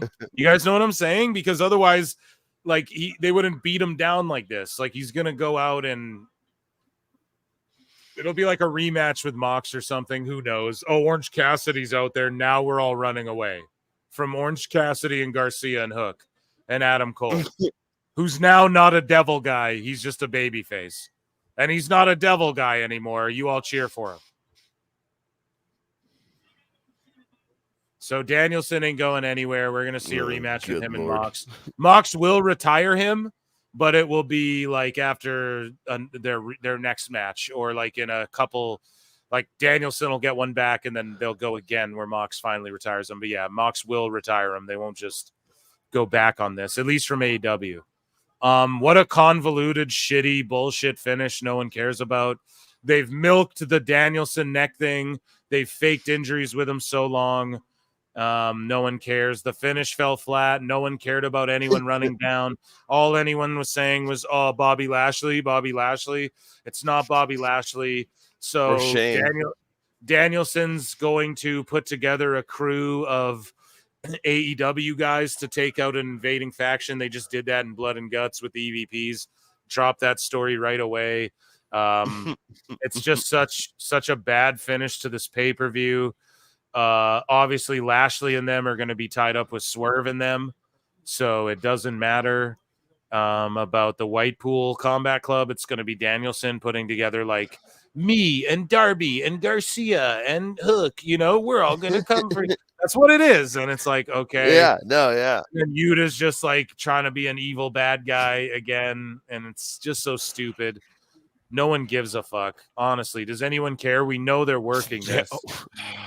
Like, we know this is a work right here. They've done this already. They've done the Danielson's neck, and there's no more heat on the Whitepool guys. They just buried Danielson's retirement. And I get like you got to end. This would be good to do on TV more. This would make me want to tune into the next show more than it would like, oh, let's end a pay-per-view for his retirement match like this. You know what I mean? It's like if Ric Flair had a fucking heart attack after his last match, and just Tony's going to be laughing and joking in the press conference in 10 minutes. Everything was great. It was the greatest show. Oh my God. It was so fantastic. Like, are they going to go off the air with this like this? Or are they going to at least have like a promo of, oh, but on Dynamite, Edge is back or something? Like, there was not that they need all these surprises and returns, but dude, you have, I don't know. Why didn't Adam Cole save him? They already did the Danielson's hurt. No one is buying into it. That's the problem. Meltzer even wrote a fucking thing going, no one's buying into it because it's, even Meltzer's shitting on it. So you want us to believe what? So, yeah, they're going to go off the air of WrestleDream with like, oh, Danielson's so hurt. It was supposed to be his retirement match. When they just did an angle, if he's cleared, he'll show up and fight Nigel. And it's like, why didn't they do this? And then 3 weeks later, if he's cleared, he'll show up to fight Mox or something. It's fucking so dumb, man. It's so bad all the time, constantly the same fucking shit. They just did this with Danielson getting dropped on his neck, and then he just came back and is doing dives and shit. So no one's actually going to buy into this, and it's disappointing. I'm disappointed. Overall, I rate this, I don't know, 5 stars because it had Japan font and Inoki's kids are there. How about that? 2 stars. I'm giving it 2 stars. It was a AEW Dynamite show. I'm sorry. I'm tired of everybody this is a crap product. It's a crap product. And we're all going, well, hey, it's great. It's great. It's great. No. These are all the guys that basically WWE kicked out and went, you're not worth it. We're just going to let you go. Or we're going to let you walk in free agency. Think of it. They could have had Joe Hendry. And Tony went, you're not going to do much. And now, look, Joe Hendry is more over than anybody on this pay-per-view. Anybody in their whole roster. Yeah, this shit's ass, man. WWE fans versus, let's do a few more sickos before we get out of here. It's been over 5 hours, but sickos must love me. You're probably going, oh, this guy, go away. So these guys go, just married. We changed our honeymoon to see Rhea. And then this guy goes at an AEW show, I missed my child's birth for AEW. Fucking priorities, man. That is fucking weird. But so it was this just child's birth in The Sims, so it wasn't a real birth. Oh, really? Oh, no, I'm just kidding. I'm kidding. Hey, okay. Just ripping the guy. Just look at him. I mean, come on. Inoki's kids, Inoki's grandkids. You guys know what the fuck I meant. Don't correct me, chat. So the Mark Henry says, this WWE botched parody guy, and he freaked out. Mark Henry, you a grifter? He called Mark Henry a fucking grifter. Imagine being such an idiot. So this guy goes, Jade going to WWE and isn't any better, by the way, to get to Hollywood, and MJF landing 3 roles before her is pretty hilarious. So fucking stupid. But Mark Henry goes, you hateful penis rider. Why criticize somebody that you don't know? You are not on the AEW payroll. They don't know you. They don't care about your opinion. They don't need you to speak for them, nor would they say anything about somebody that doesn't work for them. I love Mark Henry. I really do. So yeah, more about that guy. So here we go. Wrestling Mark 16, who's another pervy freak, tweets Tony Khan, who announces Mortis versus Hologram, and goes, I'm slightly aroused right now. Literally tweets that out about a lucha match. Fuck, man. Neckbeard goes, they are a special kind. Right? And this Andy Nemedy goes, AEW's Nielsen rating was a massive drop for the time shifted AEW Dynamite on Tuesday an hour later. How many real human beings do you think that represents? I did the math. 118 people. What? 118 people in the US watched AEW Dynamite last week and didn't this week. I have never ever liked the Nielsen ratings. I have never ever thought they should have any validity. I am still completely dumbfounded why people spend so much time on them. That's why I just wrote 2 tweets about them. Stupid ass. What else? We got some more here. This guy goes, yeah, Sickos were freaking out on me. Because I disagree. It was super dark and wasn't well lit and looked like a Dynamite. And that was about the fucking NXT in that St. Louis, yeah. And this guy's like, don't be. I covered this already on the show. Fucking idiots. I already went off on that. So more high IQ takes. So this guy goes, oh, the E-Drones are going to have an absolute fit over this one. It's talking about them going head to head. Dynamite 329. This guy goes, where in the world are you getting that number from? They've been consistently in the 700 to 800K range literally every week for a while now. That picture is pure E-Drone propaganda. They just fell apart, dude. Neckbeard has to put this out there. He goes, I've said it before and I'll say it again. If certain journalists try to dox you or send their followers after you, it's because you struck a nerve and they know deep down you're right. Exactly. They need to keep telling their listeners what they want to hear because they want to collect their money. If they say that you're toxic and send their minions to cancel you, it's really because you're a threat to their shady businesses and you could cost them money. Not only that, they hope that if they suck up enough, Tony might offer them a real job in AEW, which is super true, man. So yeah, we have this guy. We already covered that one. Sappy Poo. So this guy, yeah. So Neckbeards goes, I didn't know NJPW and CMLL were indie feds. I learned something new every day. Thank you for educating me. And this guy goes, in response to Ricky Starks, he wants to wrestle so bad, but won't take a single indie booking in New Japan, CMLL, etc. Bro wants to do the bare minimum to build momentum going into the Performance Center.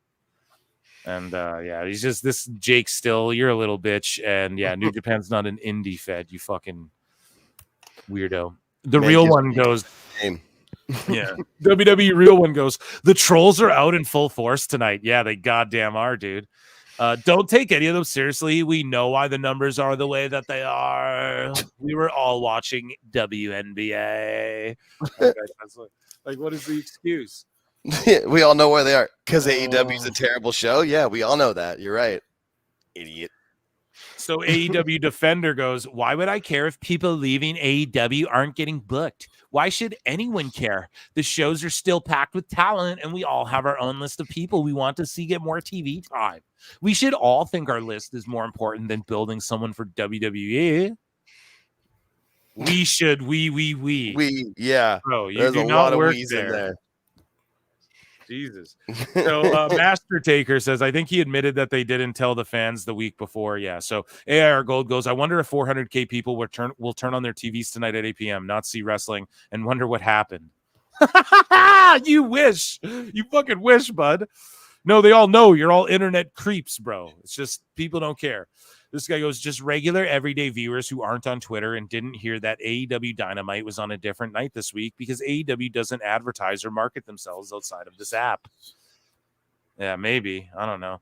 And then the last one here I got for you guys. Duke Loves Wrestling. Make sure you check it out. The podcast that drops with him this week. I'll drop it probably Monday morning for you fucking sick freaks. Here's a little snippet he made where he's calling out the sickos, and here's a little preview of what's to come on the episode I got coming next week for you guys. The pro wrestling fan community, including the IWC, is infested with jellyback humanoids who have an emotional breakdown anytime someone points out that all elite wrestling is in the toilet. Fret not, brothers and sisters. Your man, the Duke, is here to set all of these jellyback humanoid bastards straight, and we're going to do it right now. Hell yeah, The dude. Pro So make sure you guys check out his show. And I'm going to be over there doing his show. Who knows? I might mix it up with him and Devon in the future. Possibly. That could be a thing. Who knows? Maybe not. I don't know. Do you know? Maybe I know. You guys can speculate on that. And yeah, dude, the jellyback. What does he call it? Jellyback humanoids. Humanoids. Yeah. The humanoids is a good one. I like that. I fucking love that, dude. That's hilarious. Duke's good. Yeah, absolutely, guys. What an amazing 5-hour-long live stream. You guys know I'm going to watch the post press conference, and I'm going to give my reaction to it on the upcoming pod. You guys know I'm going to do it. Round of applause for the chat. Again, we crushed it. Over 200 of y'all in here on a Saturday. Could be doing anything else. You're here with me. You know what? We should do it right now. We should watch the presser and just make snarky comments about Tony, Moxley. No. All Combat Club.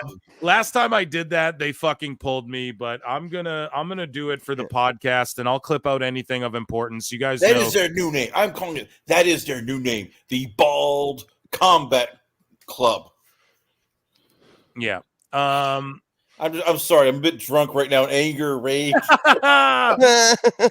Oh my god. Oh. This guy here in the chat too, Mac Lame. Yeah, you are fucking lame. Talking about Twitter drama is cool, guys. Yeah, you're here partaking in it too.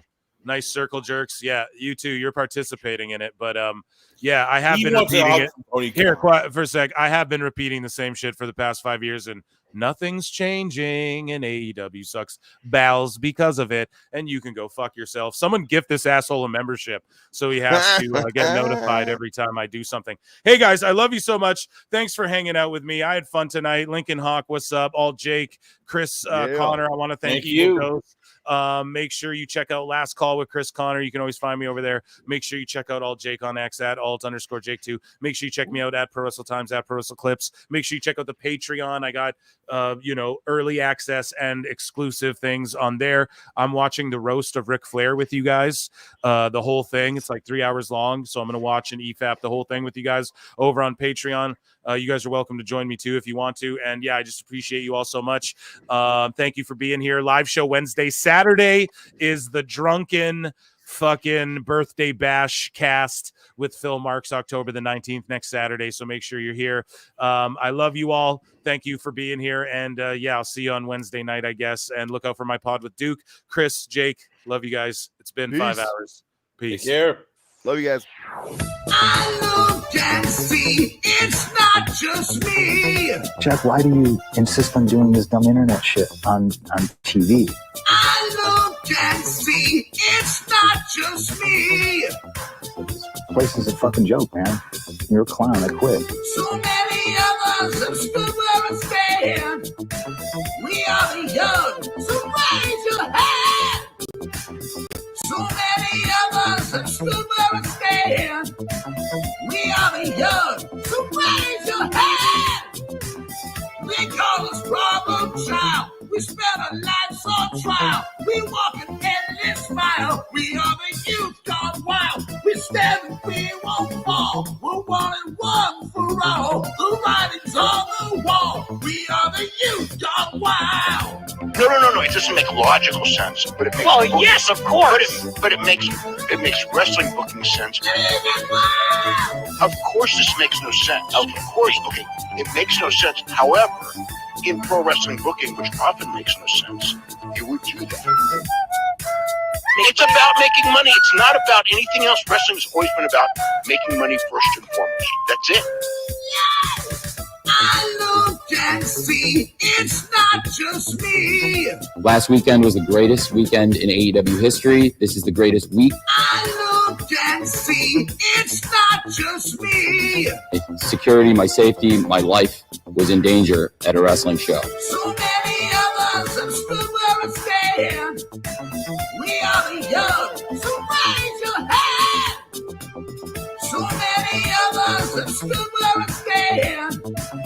We are the young, so raise your hand.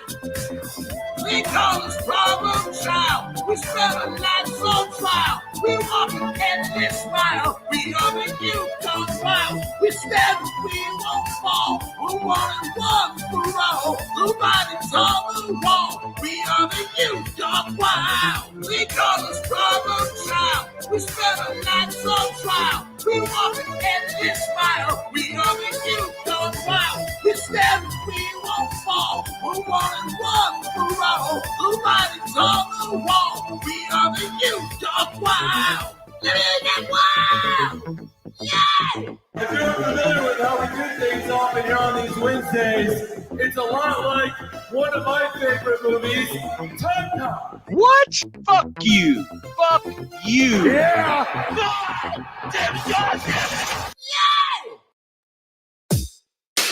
SDL. Two bad bitches, one hot track. B3 CCA, bitch. Two bad bitches, one hot track. Hello, hello. It's that B3 flow. You said you know me? I think you don't. My friends are rich and you're looking hella broke. With Matt, I'm the real rough rider. Can't keep up, my arms must be tired. Slow-mo, super villain, Zack Snyder. You talk shit, but I know you're a subscriber. DSL on our lips cause we're naughty. Hannah Montana acting like Miley. We can't stop cause we're the life of the party. Got your man squirming Scotty too hottie. SDL with a dollar sign code. B3CCA with the 3 cause I'm cool. Face fat, ass fat, say hey. Two bad bitches, one hot track. Haters got no grip, that's priceless. Haters got no bitches, that's wifeless. Diamonds in my mouth, I'm priceless. Always ready for a fight, can't try us. You thought I'm a thotty, you thought wrong. Just a hottie with a body and a thought. You wanna fight? Let's get bloody like Carrie. I'm queen of the prom. SDL with a dollar sign code. B3CCA with a 3 cause I'm cool. Top of the East, now on top of the charts. We're spending our cash and breaking your hearts. Coral. Back at an SDL, bitch. Back at SDL, that's the bitch. Me and Steph are the dream that's inception. Face fat, fast, ass, big money, say hey. Two bad bitches, one hot track. It's two bad bitches, Two bad bitches, one hot track.